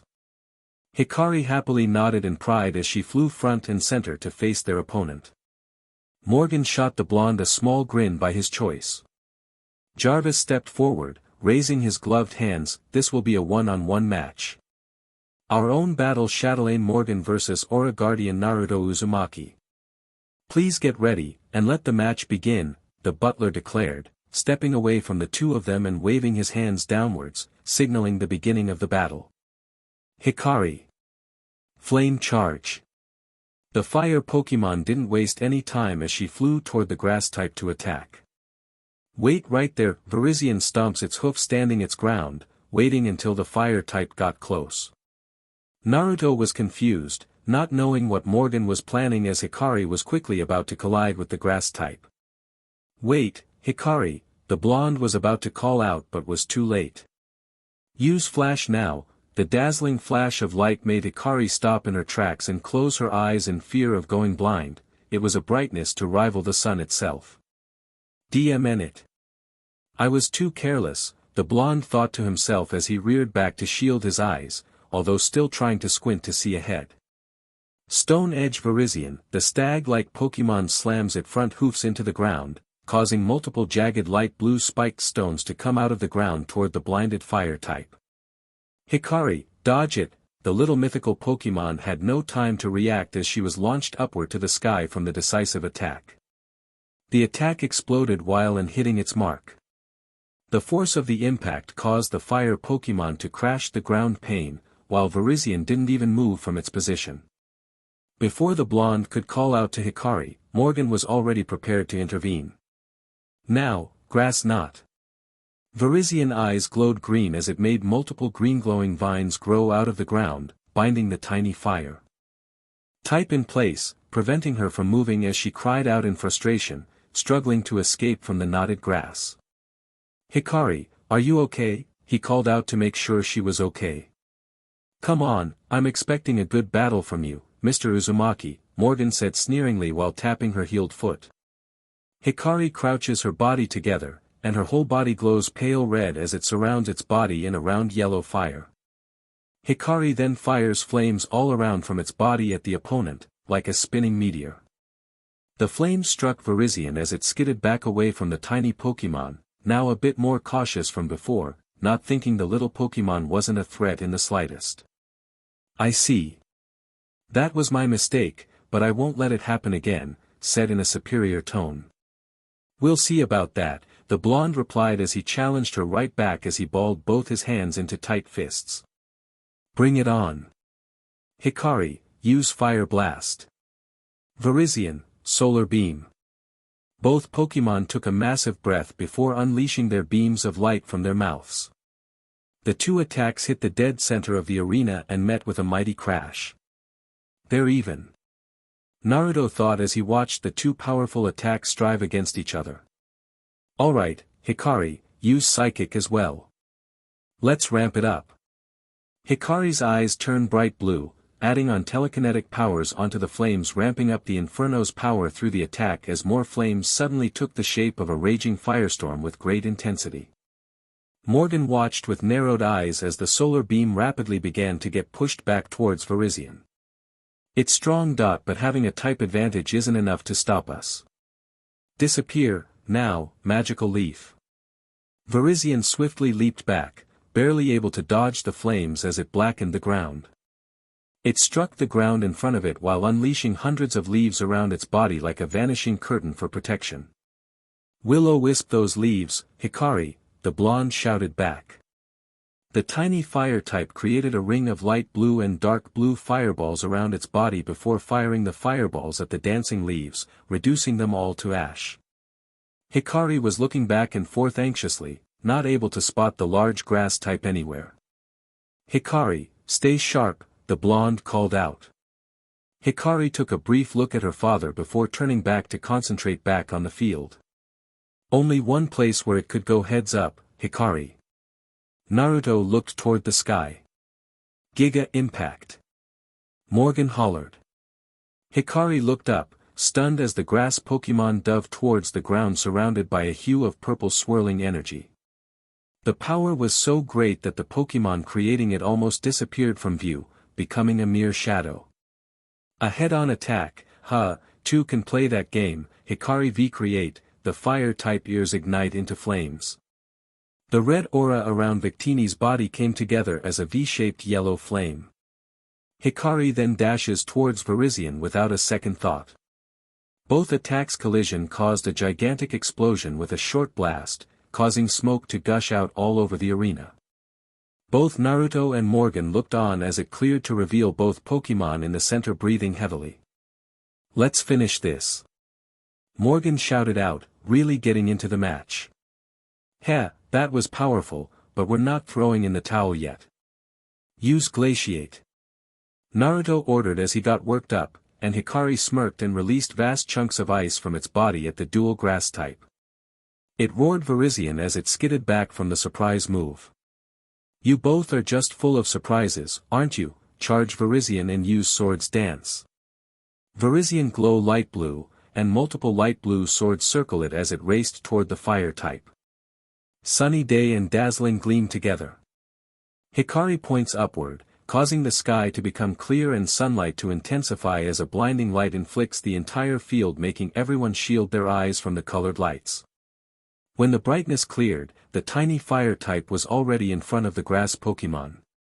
Its body surrounds by a round yellow fire. Searing shot. Victini then fires the flames from its body like spinning meteors. The attack met its mark hard, making the grass type land hard on its side, sending up a small cloud of dust into the air. Naruto gave no hint of emotion as he watched the antelope-like Pokemon climb back to its feet. Morgan clenched her fists, frustrated at her tactic against her. The debris was clearing up a bit from the field.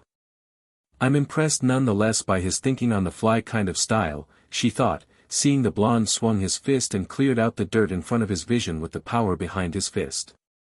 Hikari up high. In response, Hikari sprang up in the air to higher ground. Don't let it get away. Virizion leaped in the air so that it was now in mid-air up after the bunny-like Pokemon. I'm extremely impressed with Virizion jumping power, the blonde called out. I'm glad we impressed you with something in this match, Morgan replied smoothly with a wicked smile. Focus Blast, the fire type forms an orb of yellow energy between its hands before throwing it at the grassland Pokemon. Sacred Sword, cut it. Virizion's body glowed green. Then a long, curved horn was glowing with a light green aura formed on Virizion's forehead. It then slices the ball of power in two as it raced forward, striking the tiny fire type as the impact kicked up black smoke clouds. Hikari, the tiny fire type plunged from the smoke from the damage. Virizion, don't let up. Use X Scissor now, the grassland Pokemon charged down toward the smaller Pokemon. Hikari was falling from the sky at a rapid pace as Virizion was closing in on its opponent. Virizion becomes surrounded in a green aura as it drops down, ready to collide with Hikari's vulnerable body. Hikari, can you hear me? The little fire type creaked her blue eyes a bit, trying to see her adopted father through the thick smoke but failed.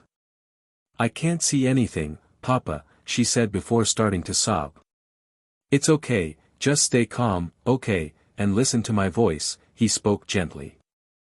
Okay, I trust you, Papa, she replied. Now, when I say now, I want you to duck low then use Incinerate upward a few feet above you. Hikari nodded while her eyes were closed, trusting her trainer's dad's signal. Virizion was closing in fast, but the blonde was ready as it got close enough for his Pokemon to get a clean shot. Now. Virizion's horns were about to land right in the chest of Hikari. Still, instead of getting the wind knocked from her, she ducking underneath the speeding Antelope, Hikari spammed and manipulated countless orbs of flames, making it impossible for the grass type to dodge as they all bombarded it. Don't give up Virizion, use Seed Bomb. Virizion glared at its opponent as they both were falling from the sky as it charged up its next attack. Grab onto Virizion now, Hikari, the little Pokemon clutched onto Virizion's neck as it desperately tried to buck it off. If it won't let go, then we'll make it.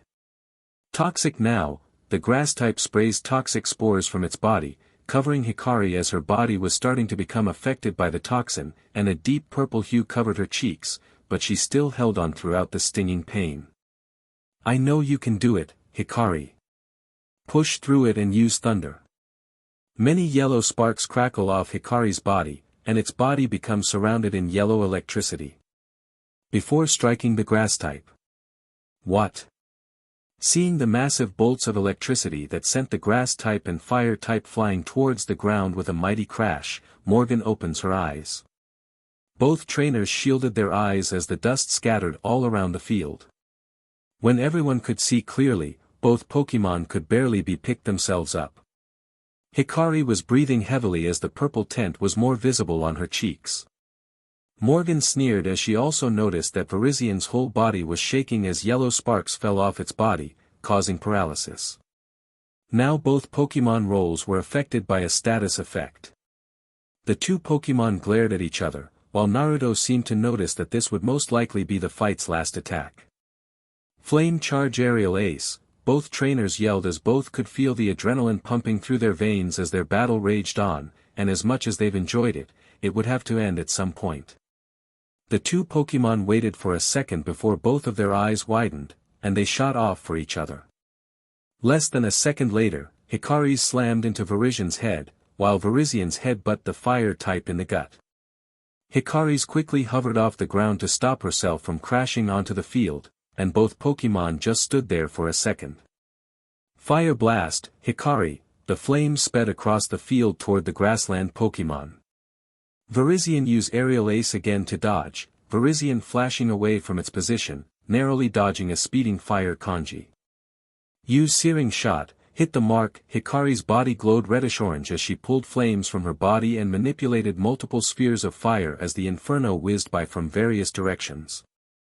Dodged them all, evading left and right. The grass type would not give the bunny-like Pokemon the opening she so desperately needed.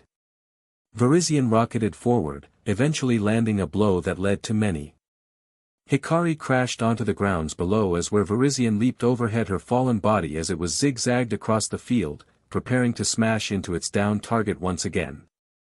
Hikari's little body made a small dent into the field as she weakly tried getting onto her feet, desperately.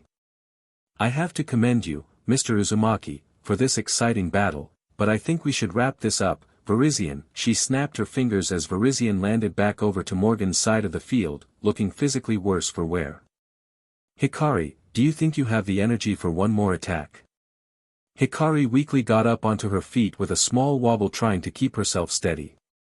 The blonde saw her look back at him with one eyelid close but confirmed with a short nod and discussed his plan to her telepathically. Let end this, Giga Impact. Virizion surrounded by a hue of purple swirling energy, the power so great that the Pokemon had dust levitating from the ground around it before it charged forward speedily, like a speeding bullet. Hikari, use Blue Flare. Blue Flare, thought Morgan in surprise, about to ask Virizion to dodge whatever attack the other Pokemon was about to dish out, but before Virizion got the chance to move an inch, the grass type was trapped in place for some reason. Virizion and Morgan looked down to catch a glimpse of thick vines wrapped around the grass type's back hind legs. How could I have missed that? Morgan didn't have time to think further as Hikari roared pure blue hot streams of overpowering flames. Her natural ability to increase her flame's power when she was low on stamina was finally kicking in to raise her fire attack strength. Eyes widening, Morgan ordered Virizion to cease its aggression and evade. Unfortunately, the velocity of the Inferno's explosion outmatched its speed, which resulted in it being caught in the blast's radius. Virizion was utterly overwhelmed and sent flying towards the ground in a constant stream of fire. The earth around the Pokemon melted before Hikari stopped the fire and fell to the ground on her feet while breathing heavily. The smoke cleared to show that Virizion was barely standing up at this point. The massive explosion had nearly knocked down Morgan and had almost taken down the referees even though they were a safe distance away, leaving the green-haired woman extremely impressed. No way. Naruto said in shock when Hikari fell back on her but a second later, and while holding her gut in pain with one eye closed. She was breathing deeply but still very much awake despite the hardest one-on-one battle of her life. Virizion dropped onto its side not moments later, with swirls in its eyes knocked out from the battle. Virizion is unable to battle. The winner is Naruto and Victini. Jarvis announces. Hikari started to fall onto her back, but Naruto caught the small Pokemon before she dropped unconscious onto her back and smiled down at her. I'm so proud of you. You worked so hard, the teen said softly as he rubbed his whisked cheek against her furred cheeks before putting the tiny bunny Pokemon inside his cloak to rest. Excellent work, Virizion. Morgan returned her Pokemon with an amused smile as she walked up to her younger opponent to the middle of the field. So, I hope I didn't disappoint you. Naruto grinned as he walked up to greet her. You, my good sir, have passed my expectations with flying colors, she smiled while holding out her hand as the blonde shook her hand, thanking him for a great battle. Jarvis and the other officials came over the pair. Your battle was awe-inspiring, Mr. Uzumaki. The other referees were nodding in agreement as the blonde blushed, scratching the back of his head in embarrassment from the praise and applause from Morgan and the others. I was thinking the prize I was going to give you is pretty small, so I just thought of a better price for you, Mr. Uzumaki. Instead of some crummy stone, Morgan called over one of the officials holding a cream-colored envelope. The blonde was curious. Here you go, Naruto. I hope you like this prize better. She sent him a closed-eyed beam as she handed him the envelope. The teen opened it to find a first-class ticket airplane to Alola and VIP pass to a fancy hotel 5-star hotel named the Hano Grand Resort. Wow, really, this must be expensive, the blonde asked, wide-eyed looking at Morgan, stunned by the generous gift. Oh, think nothing of it, I have too much on my plate right now anyway to take a vacation, so I think why not let you take my place instead. The resort is on Akala Island, just show the hotel your ID, and you should be good.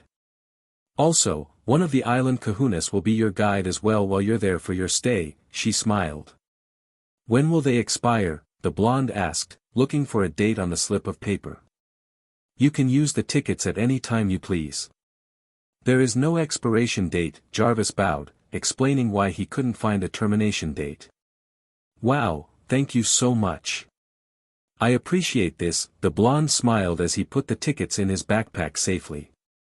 Where are you off to now, Mr. Uzumaki? One of the officials asked curiously. I'm now heading to Silage City for my second gym badge, he stated. How about we give you a ride, Naruto? We're passing by there anyway, heading to Onistar City for a small conference before I head back home to Hoenn. I could use another adventure, she giggled. Are you sure it's okay? I don't mind walking. Naruto looked back at Jarvis's face as it scrunched up like he was going to have a slide when she mentioned the word adventure too loudly. Ma'am, I don't think. Jarvis never got a chance to finish before Moran locked arms with the blonde teen. Come, let's go. I really want to hear how you pulled off that last grass knot without me noticing, she smiled, leading the blonde away as Jarvis was trying to tell her about keeping the schedule to make it to the conference on time, but Morgan walked away like she didn't hear her butler crying out in tears. The sound of explosions came from the distance as black smoke filled the skies as the fire spread throughout the collapsing buildings. The sounds of people crying out in panic echoed in the burnt cover city. There was an enormous explosion. It was as though a fist of orange flame had decided to punch its way out of the main complex. Windows shattered. Smoke and fire rushed out. Thousands of pieces of glass and steel, a deadly rainfall, showered down. Alarms, shrill and deafening, erupted. Naruto had seen the size of the bomb. It was hard to believe it had done so much damage. Minute, Nova, where are you? A long blonde-haired child whispered as he held his side in pain. The pain throbbed in his gut, it's deep and warm, but not in a nice way. It feels like someone has their hand in there and are squeezing his organs either gently or as hand as they can. When it wanes, he can move, when it returns, he can only hold still and breathe slow and deep until it has passed. There is no blood anywhere, but his abdomen is purple and lumpy, where it should be smooth. Every step feels like a nail bomb exploding in the boy's innards. The blonde heard galloping in the distance as he tries getting to his feet once more to see his aggressor but never got the chance as the unknown assailant tackled him with licks mixed with tears. What Toru, I told you to stay back at the hospital, the green-colored quadrupedal Pokemon that resembles a pupal stage. Bone structures cover her body, which forms a shell with 2 openings and 3 ridges on top. Her 2 yellow eyes had tears dropping down, worried at her trainer's safety and his injuries. It's okay, girl, I'm fine, I answer back, knowing it wasn't true, and about to pass out again. If it weren't for that nice lady with the Garchomp, I'd have not gotten out of the hospital at all. But putting that aside, I promised Nova I would protect him, and we go home together, so I must. Naruto rose unsteadily to his feet. It was against doctor's orders to be moving right now, but he needed to move. The blonde was surprised when he felt the thick shell of Toru back as she lifted the blonde with her strength to keep him steady. Thank you, Toru, now let's go. The blonde gave his Pokemon a painful smile and a pat as they trekked together toward their leading destination. The pair got to the edge of the now demolished Ferrum Stadium meant for the local town's Pokemon competition. Now it lays to waste because of multiple unconscious Pokemon and shattered machine equipment littered the ground, a group of strange characters wearing similar uniforms featuring scarves and helmets. Their uniforms are white, whereas some wore blue uniforms attempting to capture Nova. Their real objective seemed to be that colossal synergy stone fused onto Nova's shoulder. However, now they're trying to catch him from the display of his powers. Nova quickly dispatched the group. However, both Pokemon and trainers around the glowing psychic type didn't count on how powerful Nova could be after they had detonated multiple bombs trying to slow it down. This catastrophe caused fires to spread and buildings close by to fall. Nova, the crazed legendary didn't hear the blonde's desperate screams. "What are you doing over here, you brat?" He looked back, spotting one of the grunts wearing the white uniforms tossing out a Pokemon ready to attack. A quadrupedal Pokemon resembling a fully grown lion. Its face, hind legs, torso, and the back of its front legs are blue, much of its body is covered with shaggy, black fur. "You are getting away, kid." Luxray, use Wild Charge. Not a second later, the ground shook violently, causing the ground underneath them to crack in half and open up, aiming towards the electric type. The trembling had a mind of its own, and the pulsations rammed into the grunt's Luxray, knocking it unconscious in no time flat. When the blue lion fainted, the ground closes back up, trapping both trainer and Pokemon in the earth. In came a tall blonde-haired woman, with wavy knee-length creamy blonde hair that has bangs covering her left eye, wearing a long black coat with a V-neck and black fur trimming the cuffs and running down the end of the coat. "Hey, you're that lady that was at the hospital with that terrifying Garchomp?" "Yes, and you're that reckless 9-year-old escaping from the doctors. Surveillance when they told you to stay in bed to rest." She fired back with a small smile. Naruto suddenly coughed from the smoke from the continued battle in the center of the stadium between Nova and the people in white uniforms. The mysterious woman held the child close, protecting him from the black fumes. Naruto looked at the woman before closing his eyes, sensing her aura. He felt it was a cool and calm feeling. The blonde thought she wasn't a bad person if she had this type of aura. Mewtwo taught Naruto how to feel different kinds of aura from people to make sure no one takes advantage of him.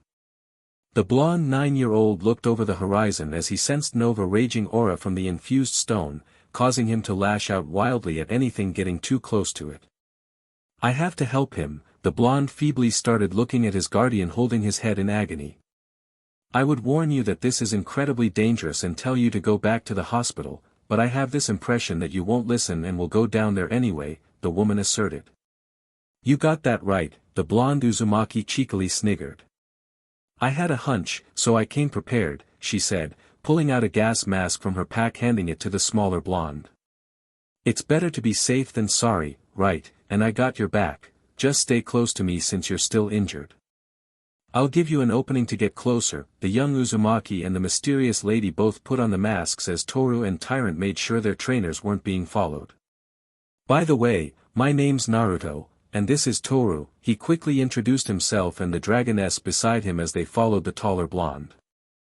"Hello, Naruto, I'm Cynthia, now let's go help your friend." She directed her ace Pokemon toward the center of the battlefield. "Garchomp, use Draco Meteor, make an opening." Garchomp's body becomes surrounded by an orange aura. It tilts its head towards the sky and fires a white ball of atmosphere, surrounded by a light orange glow.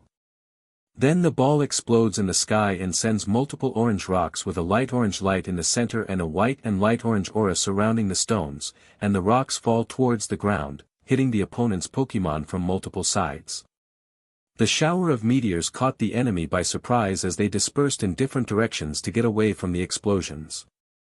"Go now, Naruto, this is your chance." Cynthia hollered toward the blonde as he hobbled toward the psychic legendary, still clutching its head in pain. "Thanks, Cynthia, let's go." Toru, the dragoness, faithfully stayed beside the blonde child the whole way, blasting dragon breaths whenever she saw an enemy trainer or Pokemon get too close to her trainer. "Nova, can you hear me?" "It's me, Naruto," the blonde is trying to get closer. "No, you don't." Tropius used Leaf Storm, a grunt shouted from inside the smoke.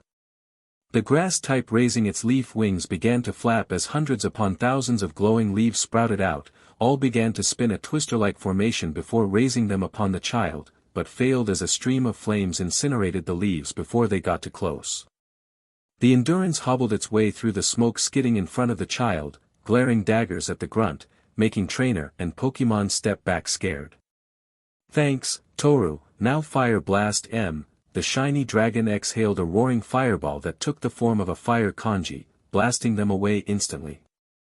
The blonde sprinted closer toward Nova again, but a blue barrier repelled the blonde from getting closer to the genetic Pokemon. The blonde's eyes started to glow a pure cerulean color, and his body glows light blue. Naruto began to emit a powerful aura in waves as the blonde's body burned almost white as he radiated so much aura, just like the series of Naruto has a lot of chakra. He has a lot of aura too. Nova, come on, he cried as he finally forced his way through the barrier, caging the genetic Pokemon. The blonde child quickly grabbed onto the huge gray Pokemon tightly. Naruto, the feline-like Pokemon, weakly gazed at the blonde. I'm here, and we're gonna go home together. Naruto touched foreheads with the legendary, forcing his way into the genetic Pokemon's mind. As long as you're around, you will never find happiness. A dark, sadistic voice rang in the genetic Pokemon's head again, as it had for a countless number of times before. Pale, violet eyes shot open, struggling to see the source of the sound, knowing all too well that his efforts would be futile. Ever since he was created, he refused to call it for what it was, thinking it would only make the memory stronger. This dark, cruel, and sinister voice echoed through his mind whenever she had moments of lucidity and peace. When there were times, it could imagine himself far from here, safe, and happy. The Pokemon yelled as it inhaled sharply when he suddenly felt the indescribable pain on his left shoulder. The pain was new and far worse than anything he ever has experienced in that horrible place. Her weak, fragile body fell back on her futon as she writhed in agony. She could not even find her voice to scream out for help. The only thing she could do was endure the pain until darkness overtook her mind and body. You will never be able to get rid of me. He curled his knees close and buried his face in them, placing his paws on both of his ears in an attempt to block the voices out, but his effort was futile. Crystal clear, it was making her remember those memories that he wished severely to forget. A blinding light. A maniacal chuckle. Screams. Other people's screams. Screams. Blood. Cursing. Explosions. Pitch black. And no one ever cared. He shut his eyes tightly, breathing heavily until he was hyperventilating, his whole body trembling in fear of those memories that haunted him every waking moment. He had always been weak. He had always been easy to break. No one will ever be able to save you from me. Nova. The large gray Pokemon looked up to the small child as he bent down to its level and patted his head in comfort before pointing onto the darkness as it showed the child's memories for the past like a picture show. With everyone's attention focused on him, the boy took off, sprinting in the opposite direction, not looking back so he wouldn't have to see the heartless stares he was getting from the villagers. The boy deserved it. He shouldn't be allowed at the festival in the first place.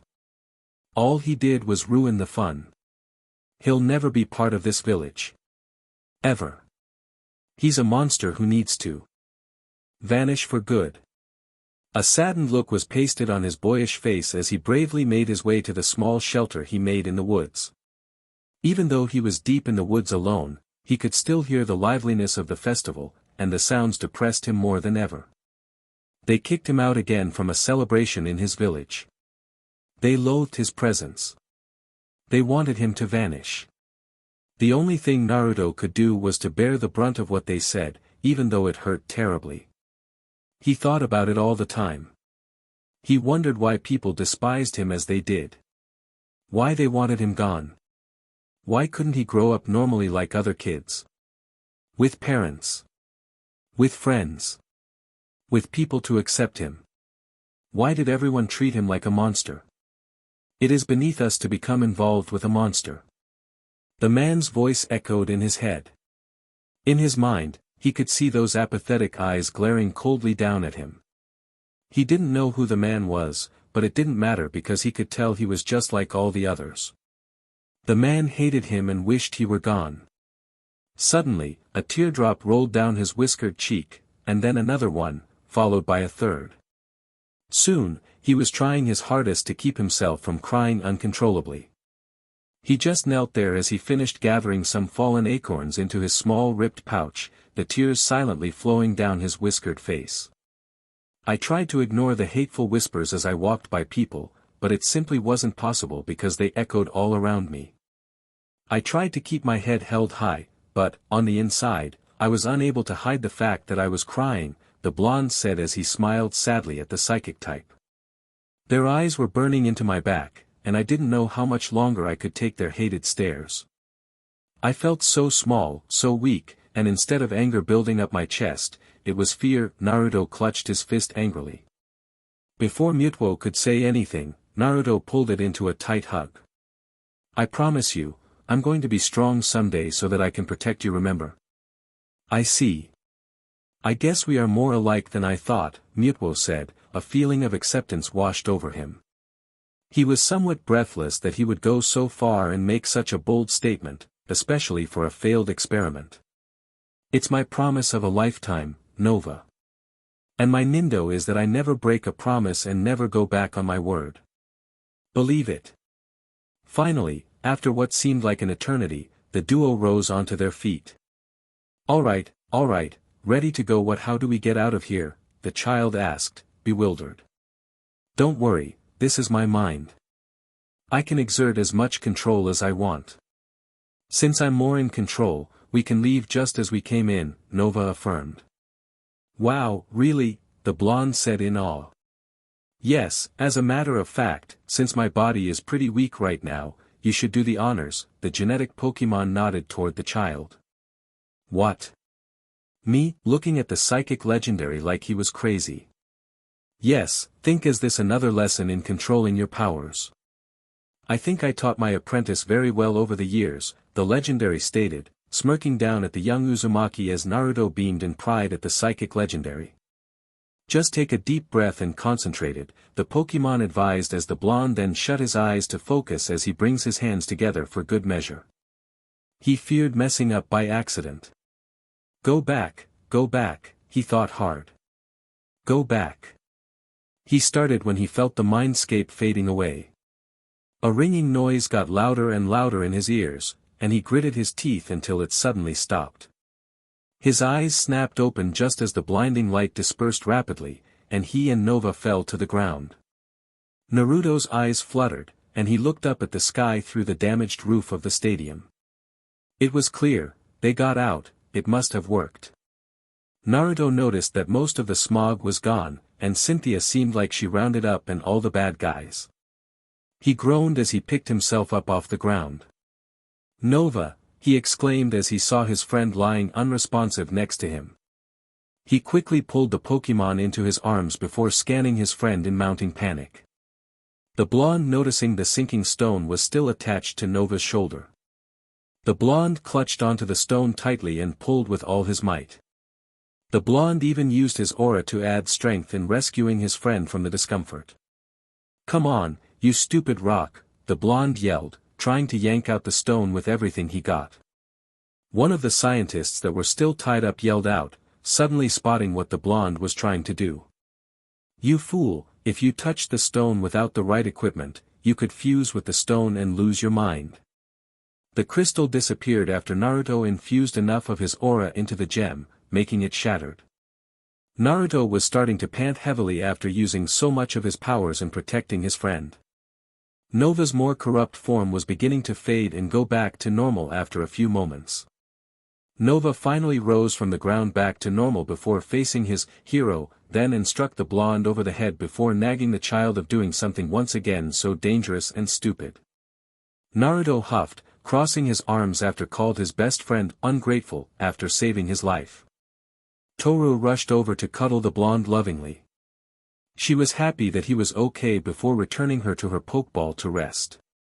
The quickly blonde got back to his feet to stand before a desperate hot wave had come over him. Naruto cried out in anguish as a surge of darkness consumed his limbs and soon infected his entire body in no time. He felt like his heart was beating rapidly in panic. Naruto, Naruto!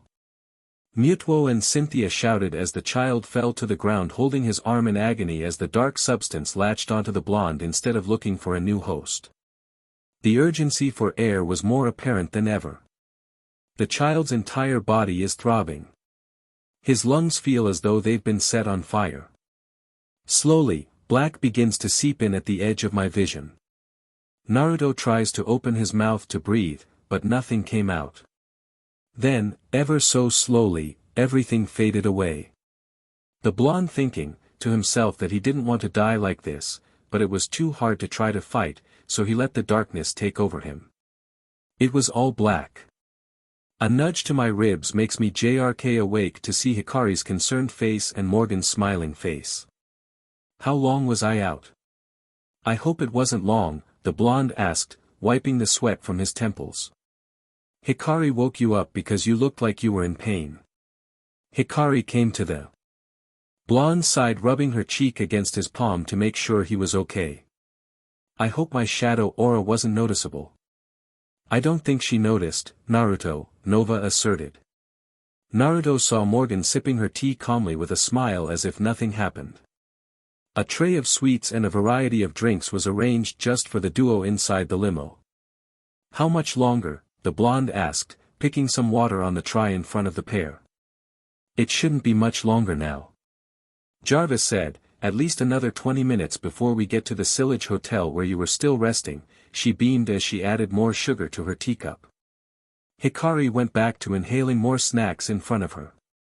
The blonde smiled before leaning back into the leather cushions tiredly while looking out of the fancy limousine window, spotting a huge bike ramp to the east. After their battle yesterday, the blonde's main priority was to heal Hikari fully. Thankfully the battle chateau had an automatic healing station, so they wouldn't have to stop by the Pokemon Center so late. Morgan insisted for Naruto spent the night in one of the luxurious rooms inside the battle chateau before they left early in the morning before the sun even rose over the horizon. Hikari's face was abruptly squashed against the dark glass as she smiled as they rode by the ocean, looking at the waves crashing against the sand. The blonde smirking, spotting Hikari's eyes were sparkling in excitement as she looked at the ocean. Hey, Morgan, me and Hikari are going to the beach, is that okay?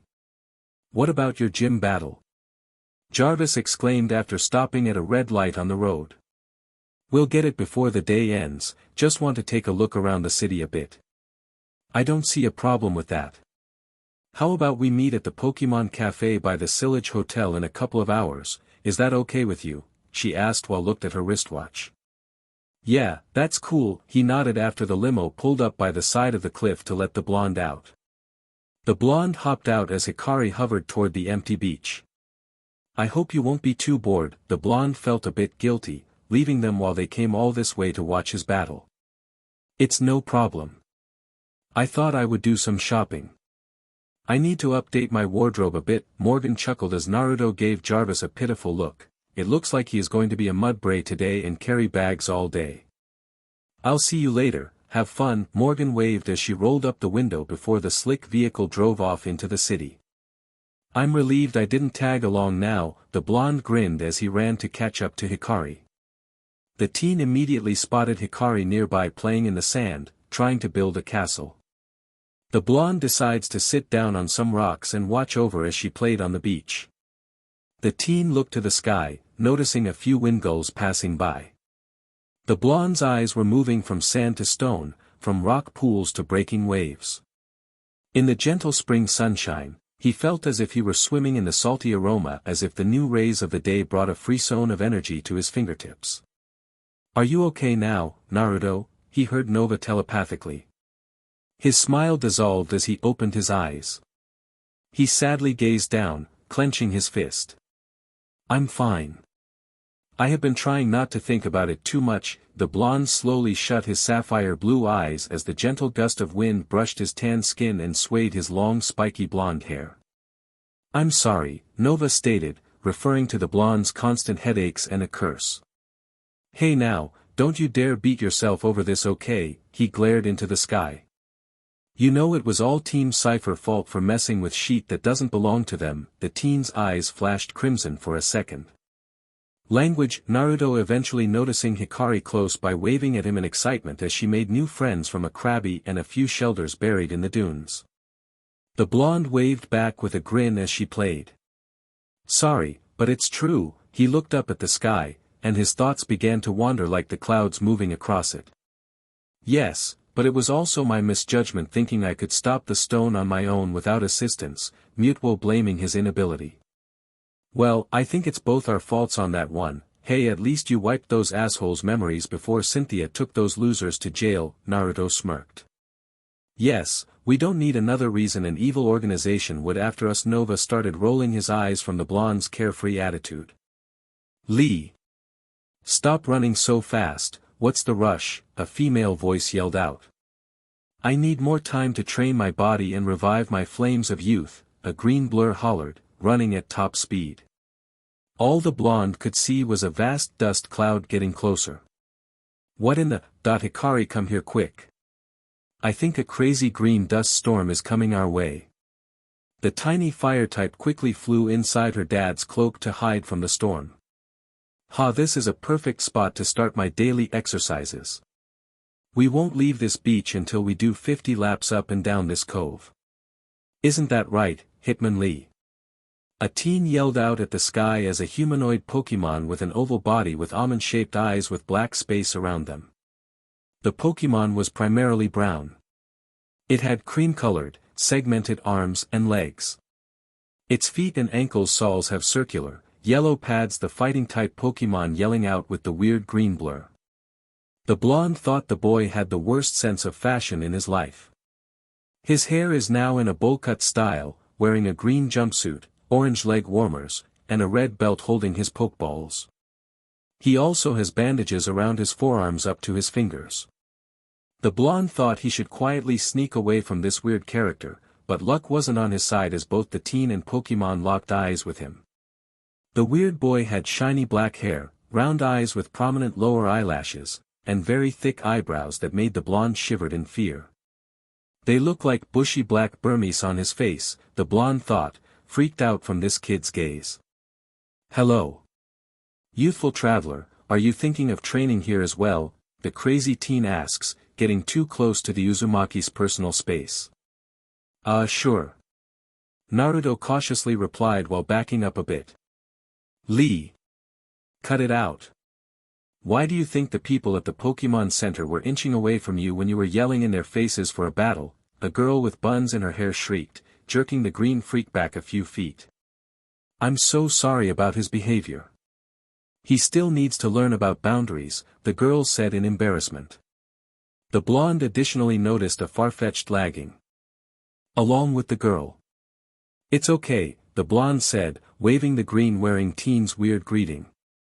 Yash. My name is Rock Lee. It's a pleasure to meet you. Lee bowed, lowing in greeting before the girl once again pulled the green beast away by the ear. I'm 1010, she said with a smile and a wave as she pulled Lee by the ear. 1010 had dark brown hair and brown eyes. She was wearing her hair in two Chinese-style buns on her head and sporting a pink sleeveless cheapao-style blouse with dark green pants. I'm Naruto. Nice to meet you guys too, he said with a tiny smile before pulled out his Pokédex to the two Pokemon. Hitmonlee, kicking Pokemon, Hitmonlee's legs freely contract and stretch. Using these spring-like legs, it bowls over foes with devastating kicks. After the battle, it rubs down its legs and loosens the muscles to overcome fatigue. Abilities, Limber Reckless. This Hitmonlee is male and registered to Rock Lee. The blonde then turned toward the light brown duck next. Far-fetched, wild duck Pokemon, they use a plant stalk as a weapon, but not all of them use it in the same way. Several distinct styles of stalk fighting have been observed. Abilities, Keen Eye. This Farfetch'd is male and registered to 1010. I don't mean to pry or anything, but are you new here? We've been here for a week, coming to this beach every morning but never seen anyone around until at least noon, the girl questioned. Oh, I'm here visiting with a few friends and battling the Silage City gym leader, the blonde shrugged his shoulders, thinking the pair seemed harmless enough in telling them half the truth. Yash. I see the flames of your youth are burning quite brightly. He replied loudly before 1010 jerked him back again. Oh, you're here to battle Grant, you look like a trainer. Well, good luck, he's pretty tough. Lee just finished battling him a couple of days ago. Are you both earning gym badges? The blonde asked. Not me exactly, I'm just tagging along, smiled sheepishly. My objective is to catch as many weapon-wielding Pokemon I can. That's my goal, the girl said with stars in her eyes. Pokemon weapons are so cool. My dream is to be a fighting type specialist just like my great master Guy Sensei, he said with the eyes igniting in flames. The bold-haired teen then turned sharply to lock eyes with the blonde, making the Uzumaki a bit nervous. Those are very nice dreams. Well, would you look at the time, I should be on my way. The blonde was trying to escape, but the green-wearing teen blocked his way before he could leave. Naruto, how about a battle? Show me how hard work you worked, and that you can prevail. Show me the power of your youth, the flame still burning in the green spandex-wearing teen. Really, he muttered before shutting his eyes while clutching his temple. It felt like a migraine was coming on. You won't leave me alone if I don't agree, right? The blonde asked, already knowing the answer. Yes, the blonde sweat dropped at the kid's pure honesty before groaning.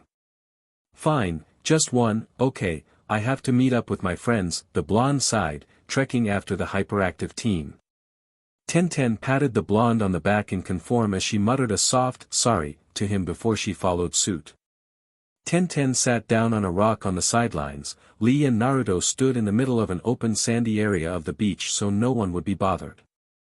Let's just do one-on-one battle, okay, Naruto called out. Yes. Let's our flames of youth burn strongly.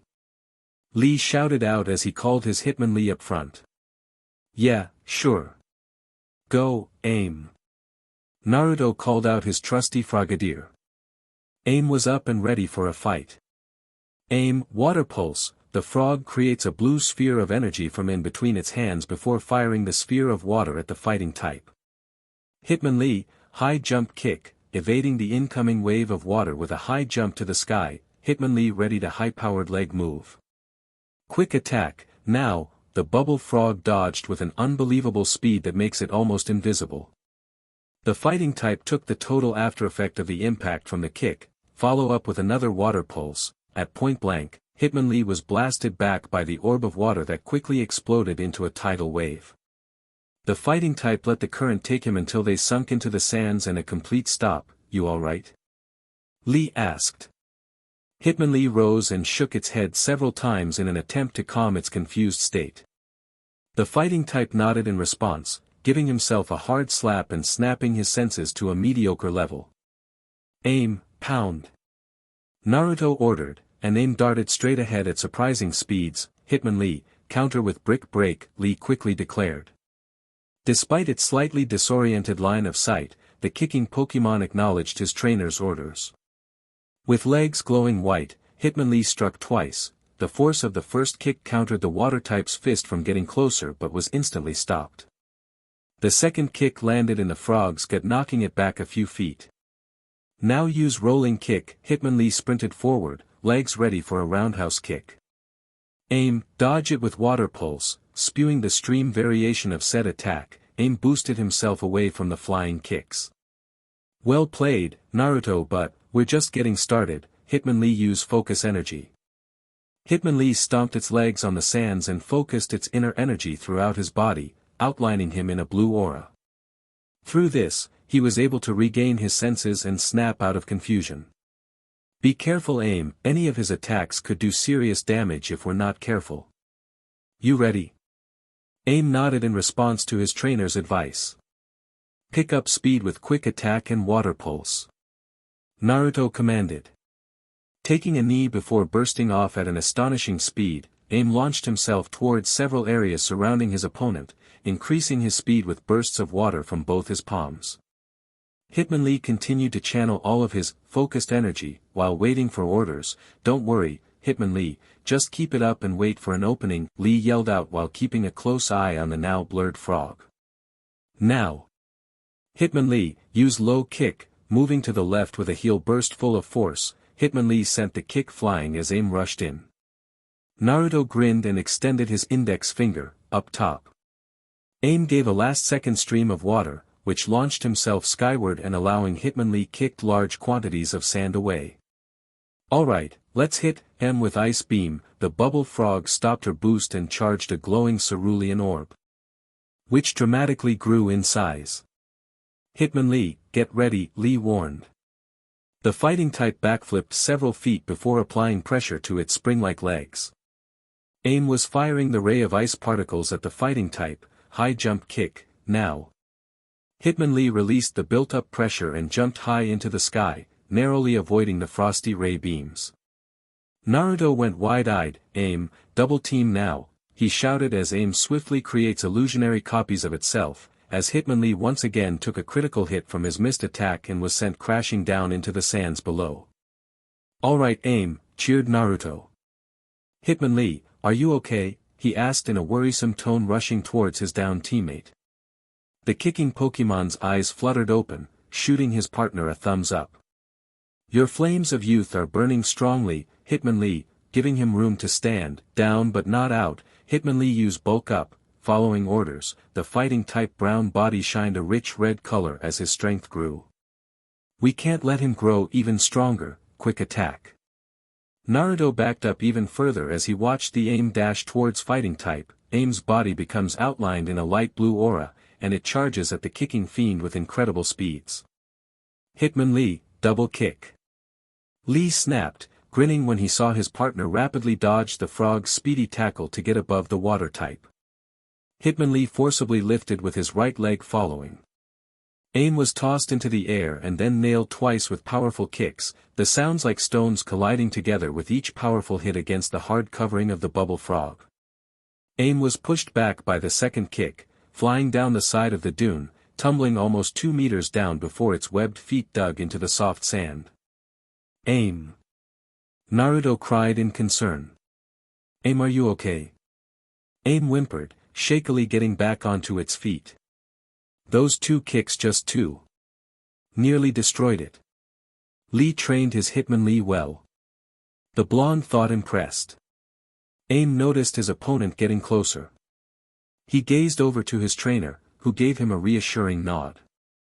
Just as Hitmonlee was mere feet away, Aim, use icy wind. The bubble frog blows out a gust of wind with sparkling blue snow in the fighting type's face. The icy wind was decreasing its speed dramatically. This, however, caused Hitmonlee to stumble back. "Now your chance, use Winter Pulse," declared the blonde trainer.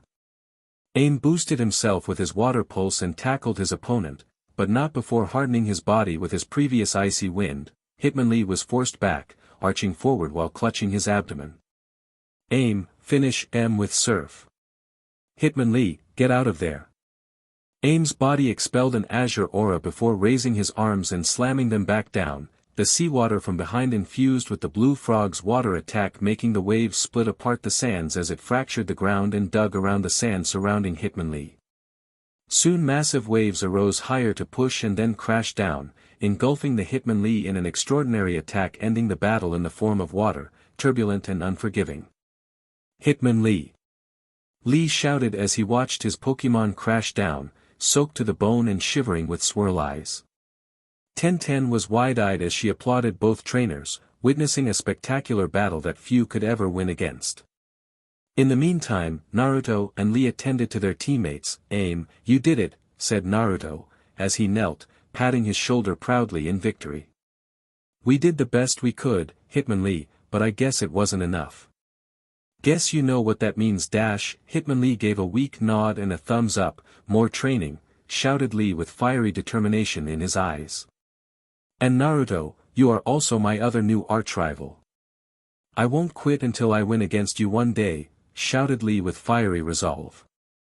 "I have the strangest feeling I'm not the one this whack job," proclaimed this too, the blonde thought wearily.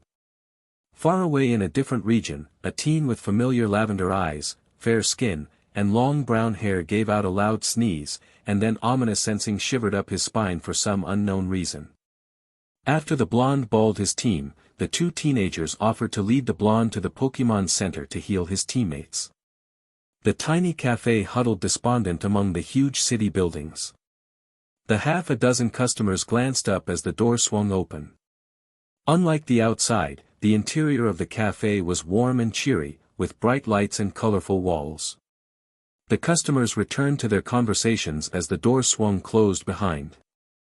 Morgan was enjoying a cup of coffee outside on the patio after her long shopping trip. Jarvis went to fetch the limo as she waited for Naruto to arrive. Before the green-haired woman could take another sip from her drink, a shadow loomed over her head, blocking her sunlight. She glanced up, recognizing the young blonde looking a bit on edge, and grinned at his tense expression. "Having fun?" she giggled playfully. "Yeah, having a ball," he grumbled before landing headfirst onto the white plastic table in front of her, exhausted. Luckily Hikari was invisible on top of the blonde's head so that she wouldn't be squashed from the Uzumaki's faceplant. "Oh, it can't be that bad." Morgan waved off his mood like he was exaggerating when she spotted the limo pulling up while Jarvis was opening the door for them. "You're right, it's worst, but just you see for yourself in due time," Naruto chuckled wearily. When the limousine pulled up in front of the gym, Naruto spotted the Green Nightmare waving very dramatically, making the pedestrians run away in fear as Tenten looked away in embarrassment. "Naruto! Over here! I can see you just fine, Lee," he muttered and groaned as he walked over to the pair. "I didn't know you were rich, Naruto." Tenten as she looked back to the fancy car. "Oh, that's my friend's car, here she comes right now," the blonde nodded back at the shiny car. Both the teens' mouths were wide open as they noticed a fair-skinned woman with knee-length green hair, long white-sleeve spring dress with white high heels step out of the fancy vehicle with the help of what looked like her butler. "Lee, Tenten, this is my friend Morgan," the blonde presented the older woman. "Morgan, this is Rock Lee and Tenten, the ones that I told you about," he pointed to the gaping teens. "Yes, it's very nice to meet you too," give the pair a sunny smile. "You're Morgan, the leader of the Battle Chatelaine of the Battle Maison. I can't believe I'm meeting you in the flesh." Tenten fangirl shrieked a bit, making Naruto and Lee step back a bit. Tenten brought out her issue of Pokemon Battle magazine from her side pouch, showing Lee and Naruto. On the front cover was the Battle Chatelaine sisters, which consist of her, Dana, Evelyn, and Nita posing for the camera. "Oh, that old thing. I did that shot to appease the press. The press was always calling for an interview, but I finally gave in that day and did the shoot." The woman shrugged like it wasn't a big deal being famous. "How come you were so secretive when we first met instead of just telling me who you were?" the blonde questioned with a small glare. "Oh, don't pay attention to the small stuff, I'm here to cheer you on, remember," she beamed as she hugged the blonde close and ruffled his long locks. She then looked over the starstruck teens. "I hope you guys cheer loudly for our favorite blonde," she beamed. "Why yes ma'am, of course, we will," Tenten replied nervously, trying her best to maintain her cool in front of this famous and influential strong trainer. "Woah sh. Let your flames of youth burn brightly Naruto." Lee shouted toward the sky in passion. When making it inside, the group first noticed a large cave containing an underground waterfall. A large, rocky hill takes up the center of the gym, which is covered in rock walls that the player must climb to reach the top. The gym official stated the challenger must climb to the top themselves without any assistance. The assistant guided the group to an elevator connecting to the rock wall. Lee's eyes burned in desire to once again to climb the rock wall with the Uzumaki to beat his previous time, but Tenten hauled him away before he could leap onto the wall. As his friend walked away, Naruto looked up the tall rock wall and thought this way of challenging a gym leader was kind of ridiculous and dangerous, mainly if the trainer wasn't in the best of psychical shape or may fall from such a high height. Hikari poked her head out to stare out in awe at the towering wall. "I bet Grant has a good attorney if that ever does happen," the blonde chuckled as he made his way up the slope in record time. Once the blonde made it to the top, he walked toward the earthy-type battlefield to meet the gym leader. The gym leader Grant has dark skin, black hair, and grayish eyes. He wears 3 stones in his hair, colored yellow, red, and blue. He wears a simple black shirt, gray pants, and black shoes and carries the climbing equipment on his neck and around his hips. "Naruto, welcome, I've been waiting since we meet at the Battle Chateau," he recalled. "Yeah, I've also been waiting," Naruto nodded back. "Good, then let's get this party started. The Silage City's gym battle will now begin. Each trainer will use 2 Pokemon. If the challengers or the gym leader's Pokemon are unable to battle, this match will be over. During the battle, only the challenger will be allowed to substitute Pokemon. The referee laid down the rules. Okay then, ready, Naruto? Grant asked. Yep, Naruto grinned. Then I choose. Aurorus, with a beam of white light from the Pokeball, a quadrupedal, dinosaurian Pokemon that resembles a sauropod. It was primarily blue with a light blue underside. It has bright blue eyes, a long neck, and a long, tapering tail with a teardrop-shaped tip. On its head is a V-shaped white marking with a single, light blue crystal in the center. Two large, flowing sails extend from the top of its head and run down the length of its neck. Naruto pulled out his Pokédex towards the ice dinosaur. Aurorus, Tundra Pokemon. Aurorus was restored from a fossil. It said that when this Pokemon howls, auroras appear in the night sky. When gripped by rage, Aurorus will emanate freezing air, covering everything around it in ice. Abilities: refrigerate. This Aurorus is male and registered to Grant. Okay, then, let's go, Neon. Naruto sent forth his EV, while Hikari left the teens to cloak still invisible and settled by the boy's shoulder. What is he doing? Naruto should have brought out his Frogadier. It would have had a major advantage over Aurorus since it's a half-rock type. Tenten thought, puzzled. I bet Naruto has a plan already set to counter this. Let us watch and see, the green-haired woman smiled. An interesting choice. Aurorus used the ancient power. The Tundra Pokemon's body glowed white as she forms silver spiraling rocks and shoots it at the stammered evolution Pokemon. Neon, let's keep sharp, quick attack, yelled the blonde. Neon shot forward, a trail like a starlight following her as she headed straight for the Aurorus. Aurorus quickly jumped over, and while in midair, Grant gave his command.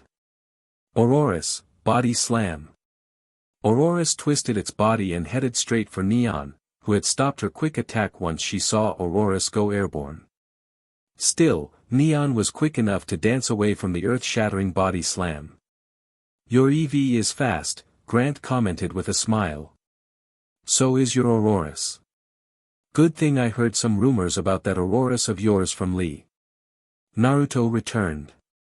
His face smoothed into a determined mask, and he directed his EV. Neon, boost dash. Naruto directed, and his EV shot forward without question. Boost dash. Everyone was confused by the strange command. Grant watched with intrigue as he tried to figure out the meaning behind the order to boost dash.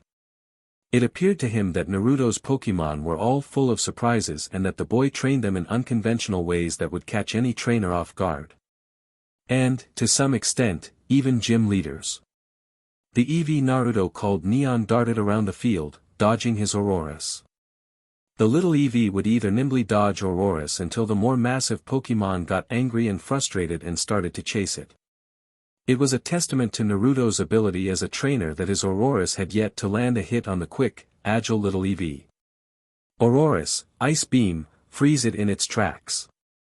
Aurorus opens its mouth, and a light blue ball form in front of its mouth, then fires blue freezing beams at the little ball of fur. Naruto countered with a go over. As a ray of ice erupted from Aurorus's mouth, Eevee utilized some supreme leg power to jump over it with a bit of flair. If she'd gone under or tried to dart to the side, there was a good chance she'd still have been struck from the ice-cold beams.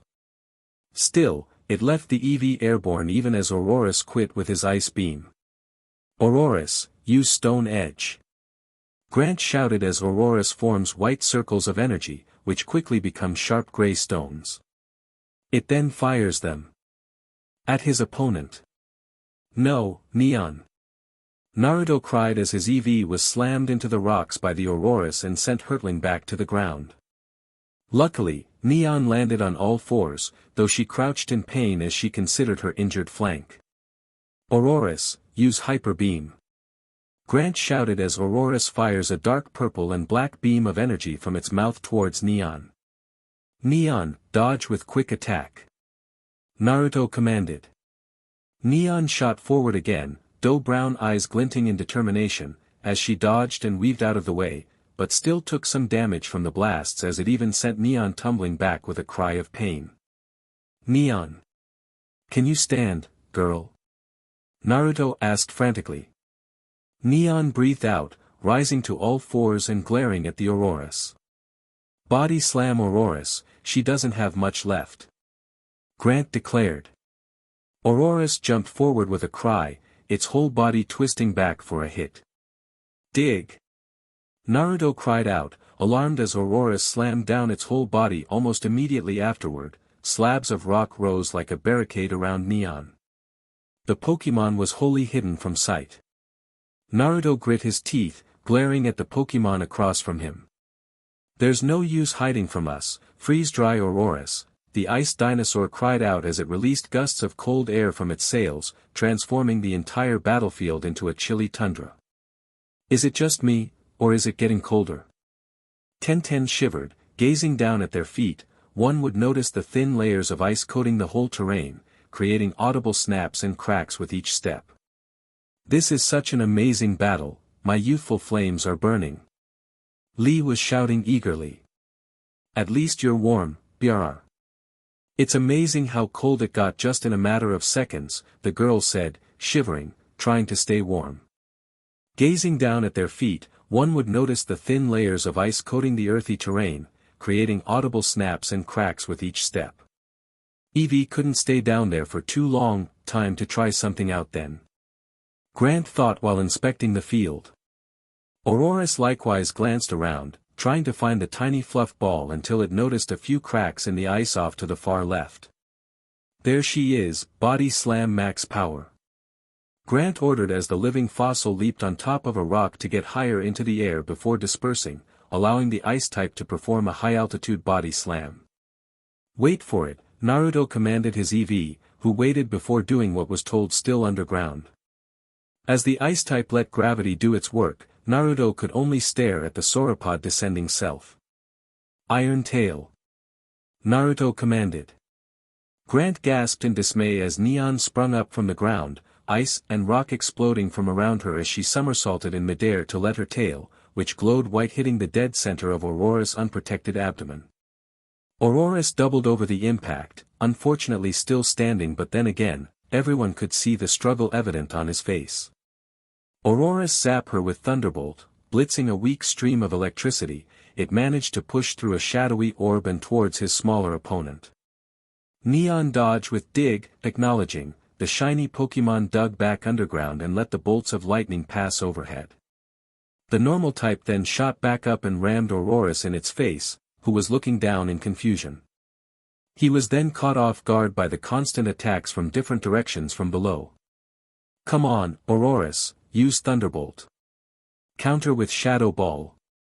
Aurorus fumed as sparks blitzing from his blue body while Neon charged an orb of malicious energy. Both fired their respected moves.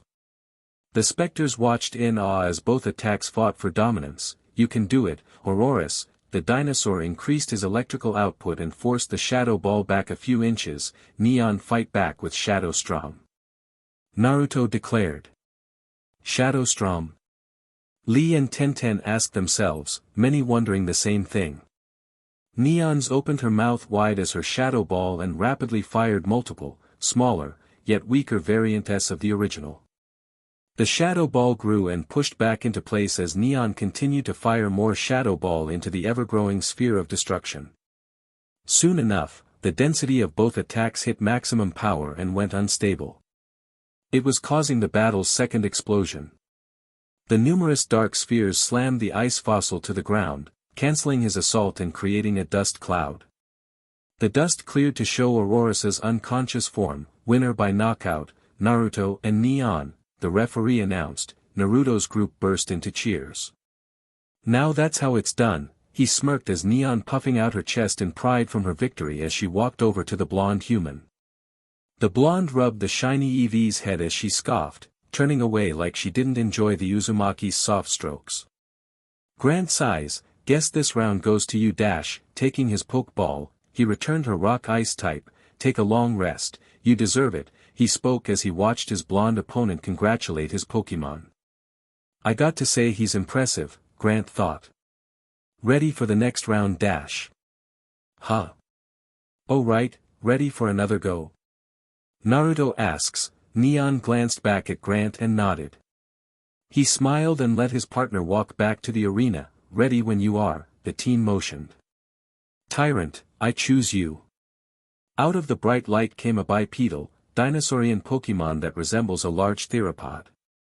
Its body is grayish-brown with a small hump on its back, and its belly and lower jaw are a lighter gray. Naruto pulled out his Pokédex towards the T-Rex-looking Pokemon.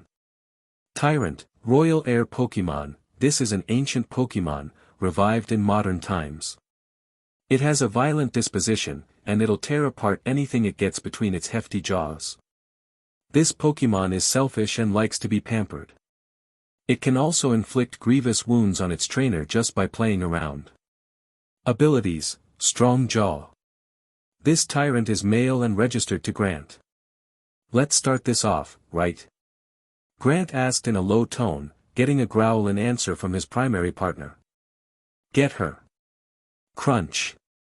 Tyrant bounded off at an impressive speed, its jaws open, ready to snap.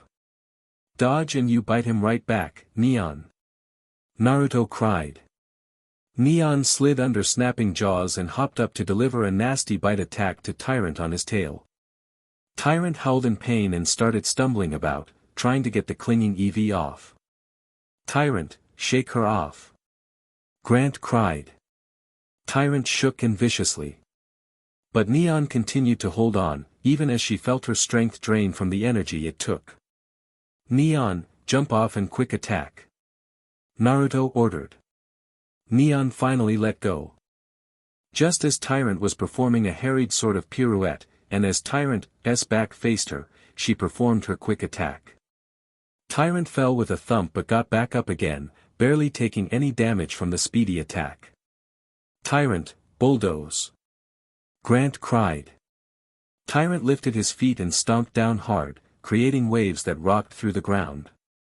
The audience yelped as they were struggling to keep steady. Just keep crouched, Neon, lower your center of gravity. Naruto called out, voice warbling as the ground and himself continued to shake, but the blonde was fine from the relentless trembling coming from the field. Shadow Ball, now. Naruto demanded. Dragon Pulse Tyrant. Grant ordered the counter. From Tyrant's open mouth, a multicolored dragon-shaped beam of concentrated energy completely obliterated the puny Shadow Ball and headed straight for a startled Neon. Dodge it. Naruto ordered, and as Neon jumped to the side, he hurriedly put his arms up as the attack trying to avoid flying debris. Sand attack Neon, blind him. Naruto shouted. Eevee barked, and once the dragon was within range, she kicked up a large enough dirt cloud to irritate and blinding Tyrant. Tyrant, move away, don't let her get you. Grant said. Use Dragon Tail. Tyrant's tail becomes covered in a green, scale-patterned aura used to smack Neon across the body and sent her flying. Neon flew through the air but bent her knees, flipped once, twice, 3 times, still air-bore, getting higher. Shadow Ball and Iron Tail. Naruto commanded.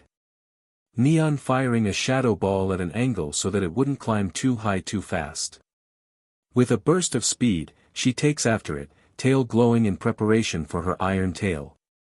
She leaps up, coming just above the Shadow Ball and driving her tail into it, making it explode outward in a burst of dark energy like a supernova. It then broke up apart into dozens of falling pitch-black meteors of dark energy that hit the ground. Jump while dodging it, Tyrant.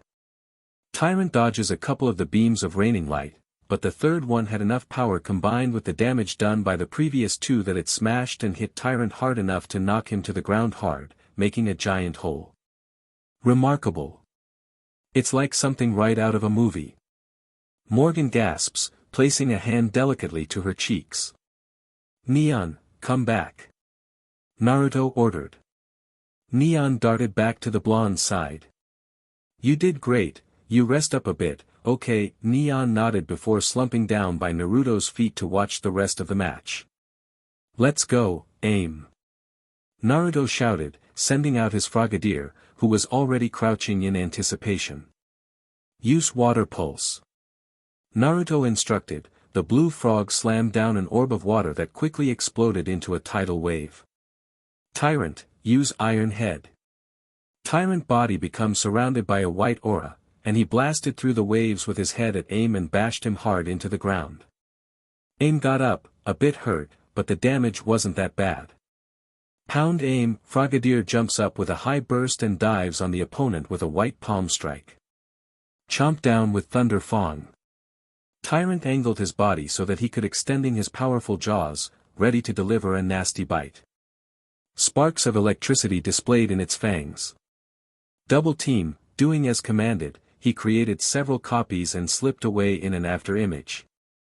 They start to move around in a spinning circle around Tyrant, who had moved faster to see them. Don't let them get you dizzy Tyrant, use Dragon Tail and find the real one. Grant commanded. Tyrant raised its tail as it was soon covered in a green, scale-patterned aura and started spinning in various directions to dispel all the copies. It stopped when it had turned a full 180 degree and blinked in surprise when it saw the Frogadier in front of it without a scratch. Follow up with water pulse. At point blank, Tyrant was blasted back by an orb of water that quickly exploded into a massive tidal wave. The mini T-Rex became slightly dizzy from the impact. It started shaking its head several times in an attempt to calm its confused state. It's confused, now's my chance, the blonde thought. Aim, use Icy Wind. The frog blasted out a crystal blue gust of winds nailing the super effective hit toward his opponent, making the dragon speed drop rapidly. Tyrant, Draco Meteor. Grant shouted. Despite its slightly disoriented line of sight, the Royal Air Pokemon was able to acknowledge his trainer's orders. Tyrant fired a giant orange orb high into the sky. It then broke up apart into dozens of falling meteors of dragon energy that hit the ground. Dodging them, Aim. Aim dodges a couple of raining light beams, trying to close the distance onto the living fossil. The raining asteroids crashed down onto the field, making it impossible to get closer to the dual-type dragon. Aim, are you okay? Naruto shouted as the cloud of dust and debris from the impact dissipated. Naruto saw Aim land in front of the blonde ready to keep fighting. If only we can cut down. It's it, the blonde brightened, coming up with a solution. Aim, follow my lead, okay, the bubble frog nodded, ready. Aim, cover the whole field using Ice Beam. The frog shot beams of frost throughout the field, forming giant sculptures of ice all over the place.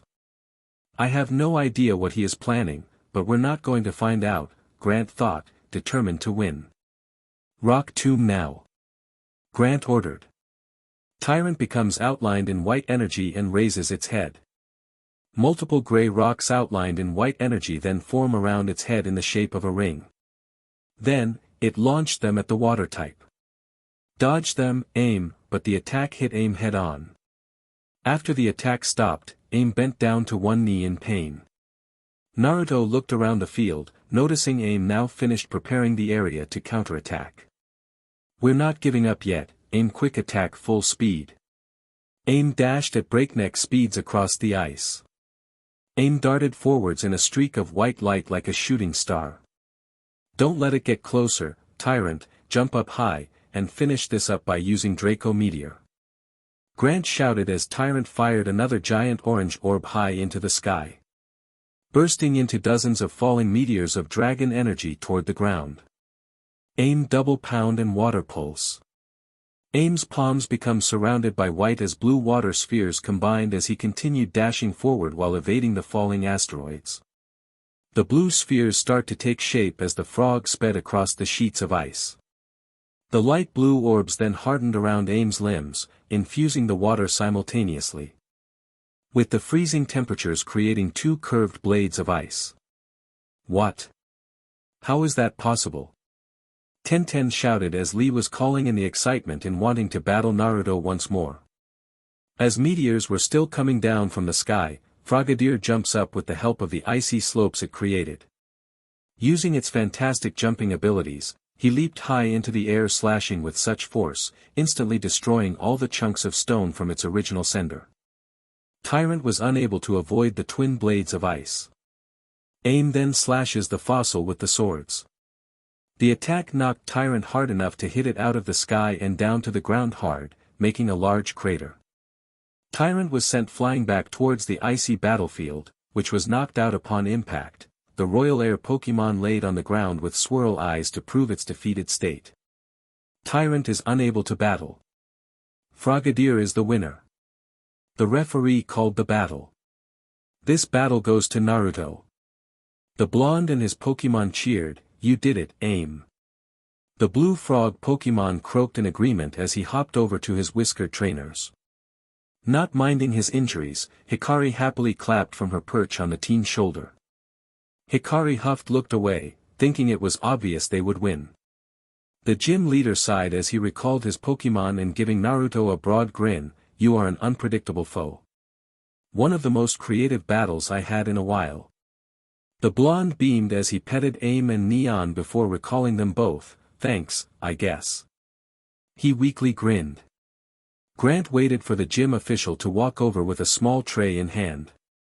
"That was a pretty cool maneuver, and the fact that your Frogadier dodged and weaved without you even saying so is a testament to how long you guys trained together," Grant replied. The rock-type gym leader presented Naruto the Cliff badge. Naruto put the badge inside his orange badge case. "I look forward to a rematch one day," the gym leader exclaimed with a laugh. "Thank you, Grant, and me too," Naruto said, beaming. Victini cheered while still invisible, hovering beside her father trainer. His friends soon boarded the blonde as they all congratulated him on his win. "I hope the rest of this journey is smooth sailing from now on." In Sinnoh. A shadowy straw hat figure stood in silence as the great mountain loomed before them, cold gray crevices holding the blood of many battles. While the lower passes wore a cloak of greenery, the peaks were crowned with ice headdress. Without a word passing between them, their hearts knew it to be a sacred place and stilled their minds. The mysterious person continued forward, a glint of light caught his attention and what followed was a sickly call. A bird with grievous eyes and ink-stained wings seemed to float over above him with the swift movement of a wing. It landed on the branch in front of him as it cawed like it was addressing him. The person heard a beeping signal coming from his long, black cloak with red clouds, before pulling out his holocaster. Opening the screen, the monitor shot out a hologram of its caller. "Agent Shu, what news do you have?" asked a deep, ominous voice. "Mission was a success, the keystone is in our hands. Also have the location of the creation trio. Though I recommend getting the keystone sealed, it's already attracting enough attention from wild Pokemon. Noted, get it back to base and have Agent Ku and his men study it. You've done an excellent job." "Thank you, I'll head back to base once I check on something right quick," he stated as he cut his connection. The young man lifted his straw hat to peer off into the distance. The Machina ruins are the remnants of the shrine made by Damos, which are located at the peak of a vast, rocky mountain in Machina. He had onyx eyes, under which were long, pronounced tear troughs. He had jet black hair pulled back in a low ponytail and framed his face with center-parted bangs that extended to his chin. Another caw distracted his thoughts as he lifted his arm. In one swift movement, a small weight landed gently on the man's arm as it cawed once again. The man brushed the bird's rough feather softly as it rubbed its head onto his fingers contentedly. The avian Pokemon with black feathers. Its crooked, yellow beak and the 3 feathery tufts on its head resemble a witch's nose and hat, respectively. He could feel the stare of the never-ending numbers of the darkness Pokemon perched up high as they covered the dead trees like deformed leaves of darkest ink. Their eyes bore onto his back as if it knew he wouldn't leave this dark place. The early morning sunlight, soft and diffuse, gives way to the first strong rays of the day that bring genuine warmth. In this light, water evaporates in slow waves, waves that eddy in the gentle breeze, flowing upward to white puffed clouds, ships of white in the blue above. The opera from the trees becomes all the more powerful as if these golden rays are their conductor's wand, and together, they are the song that calls forth the spring. An explosion seared the air and earth, making the nearby fletchlings and Rattata scatter in fear from the deafening sound around the once peaceful meadow. A blur of green and yellow zoomed across the field, trading blows, trying to overpower one another. The green blur steadily tries to overpower the yellow blur. The green blur kicked the yellow flash with full force at the last moment. Missing the slippery yellow shadow, it followed up with one of its hands glowing white, ready to karate chop his opponent. "Wow, Saber, is that all you got? Have you been slacking off with your training again?" A voice called out the green Pokemon that flexed its claws readily to attack. The forest Pokemon flashed forward, leaving behind an afterimage of itself as it shot toward the taunting voice. The yellow flash didn't move but continued to wait on the forest Pokemon. Bright blonde bangs muted the bright sunshine, but he saw Saber flash toward him. He blocked the first punch easily. After raising Saber from a Trico and training with Nova for years, the teen was familiar with the forest Pokemon style and more aware of using all 6 of his senses at once. A kick, he blocked with downward arms. He ducked the next glowing punch and then used his right arm to block a kick to his head. Naruto never attacked, only blocked Saber's hits. It was obvious to him that the forest Pokemon's strength had increased. Saber narrowed his eyes at the blonde. "He's playing with me." He threw a few more punches and several kicks but backed off when the teen did nothing but defend himself. Naruto gave another small smile and shrugged. "Sorry, I needed to warm up." "Ready?" He didn't wait for an answer but stepped forward quickly, landed a kick in Saber's stomach before he could counter, and sent the green Pokemon flying. The group of Pokemon watched as the grass type hit the ground and rolled, landing several feet away. He got to one knee, coughing, and holding his striped belly. The forest Pokemon stood shakily and looked up at the blonde teen who had taken the stance he'd begun with. "A warm-up? Okay then." Saber knelt down, arching it back and ready to start once again. "I'll fight power with speed." The grass type pushed off with enough speed to create a small crater. When he raced forward, he saw that Naruto was smiling at him. Saber's full force tackle connected, and the blonde was again sent flying back. The teen skidded back a few feet but still had a big grin. He flashed forward to sweep kick the grass type, then repeated Saber's attacks only in reverse. The teen never intended for the low kick to knock the grass type down but to send him in the air for a spinning kick. His kick connected, and Saber was again sent flying back. The reptilian Pokemon was headed for a group of Pokemon, watching the spar begin to scatter out of the way, but the yellow blur ran ahead of the grass-type's speeding body. When Saber finally reached him, Naruto's eyes glowed bright blue as a light blue glow outlined Saber's being. It became frozen under the young Uzumaki's control. Saber's body hovered several inches away from the ground. The forest Pokemon held its arms to yield to the bright-eyed teen as he stared down at the grass type in worry. The teen grinned as he held up his hands in victory and released the forest Pokemon from his telepathic control. He adjusted his black gloves when he walked back to the center of the field. Those sparring sessions with that pink-haired fighting gym leader have been paying off. Nova nodded to his students as he passed the blonde a towel to cool off. Naruto pouted as he glanced at his guardian in describing the fighting-type specialist. "Oh, come on, Nova, you know her name, but yeah, you're right. I'm happy I got a chance to train and learn from Aileen for a while back then when we were in Sinnoh." The blonde went over to his pack by a lone tree stump to sit down to take a break while also fiddling with his X-transceiver, thinking about maybe contacting the Veilstone City's gym to ask for some advice for more practice in more diverse hand-to-hand combat styles. Naruto already revealed himself in his black leather jacket while sporting a burnt orange tank top, which showed his impressive developing arms and showed an outline of a six-pack forming.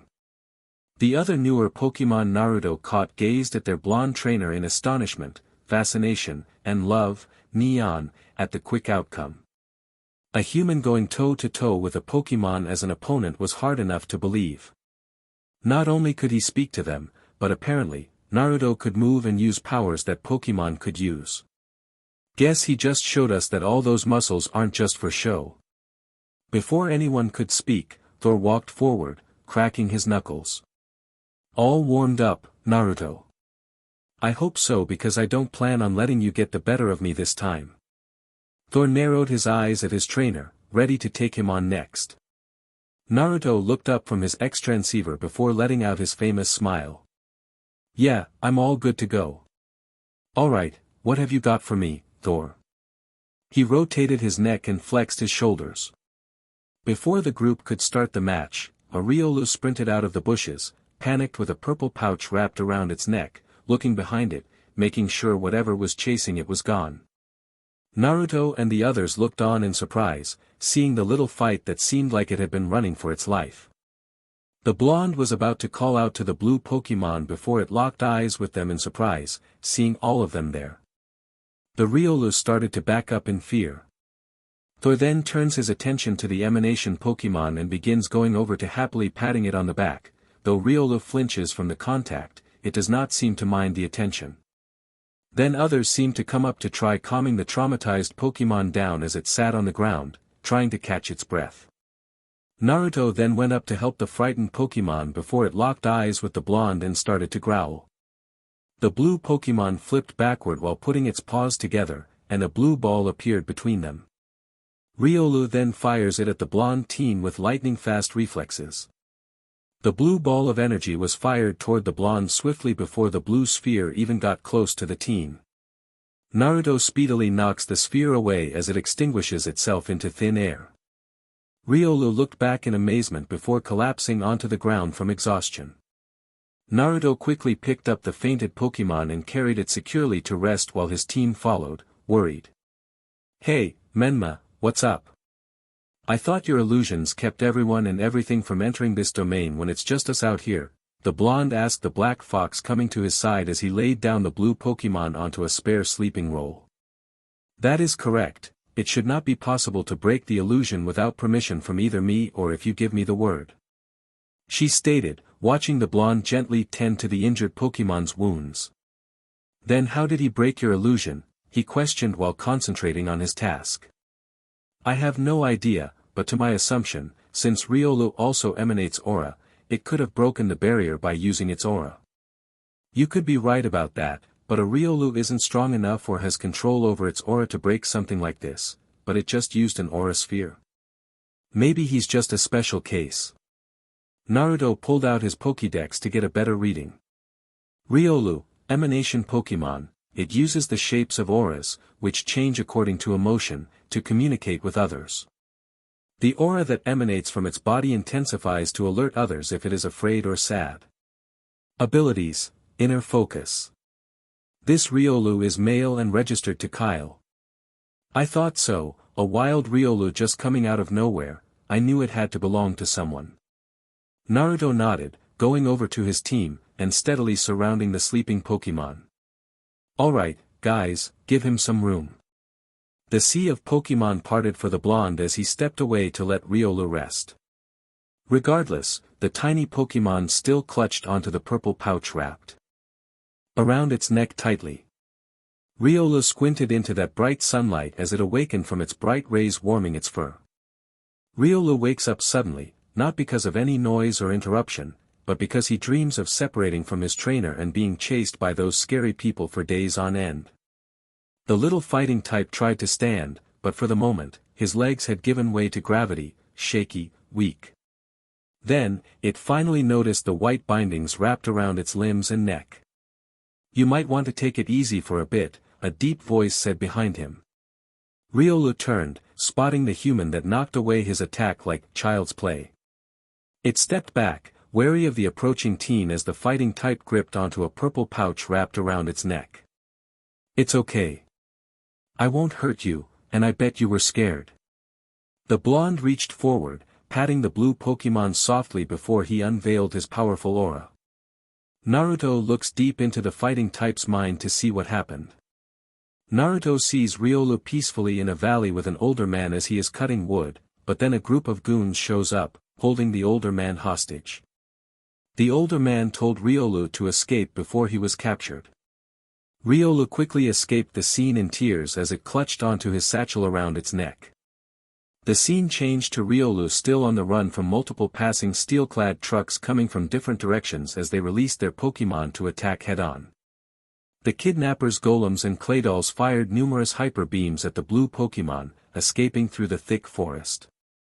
The scene then shows thugs dressed in black bulletproof vests attempting to steal Riolu, but what happened next got the blonde angry at the person ordering Riolu's capture. What surprised the teen, even more, was the aura spheres the little fighting type was firing off toward its foes as it fled from the hunter once again. I never seen or heard of a Riolu using aura sphere before its evolution stage. The blonde continued seeing through Riolu's eyes as it looked up at a woman wearing a purple and black coat split towards the bottom, revealing maroon clothes underneath. She has short silver hair, is wearing a visor, and has a cannon-like device on her left wrist. She pointed the cannon device at Riolu before it fled in terror. "It's that beach, again." The blonde eyes flashed crimson before he immediately closed them quickly to regain control over his raging anger. "I can't lose my cool, I need to think rationally about this." The blonde opened his eyes. He locked his blue gaze onto the tiny fighting type as it looked up at the blonde in amazement and felt his powerful aura wash over him. "Hey, don't worry, Riolu, it's going to be okay," Naruto smiled, patting the emanation Pokemon's head gently. Riolu wiped its tears away before questioning the blonde. "How can you understand me?" Seeing the curiosity in its eyes, Naruto explained how he could understand it. "I can understand you because I am an aura guardian." The Riolu's eyes shined with recognition. "Ah, no wonder you're so strong. I have heard about people like you from passing stories from my village and grandpa. Humans with the power of aura are said to be able to fight evenly with a Pokemon." Naruto nodded, confirming his statement. "That is correct.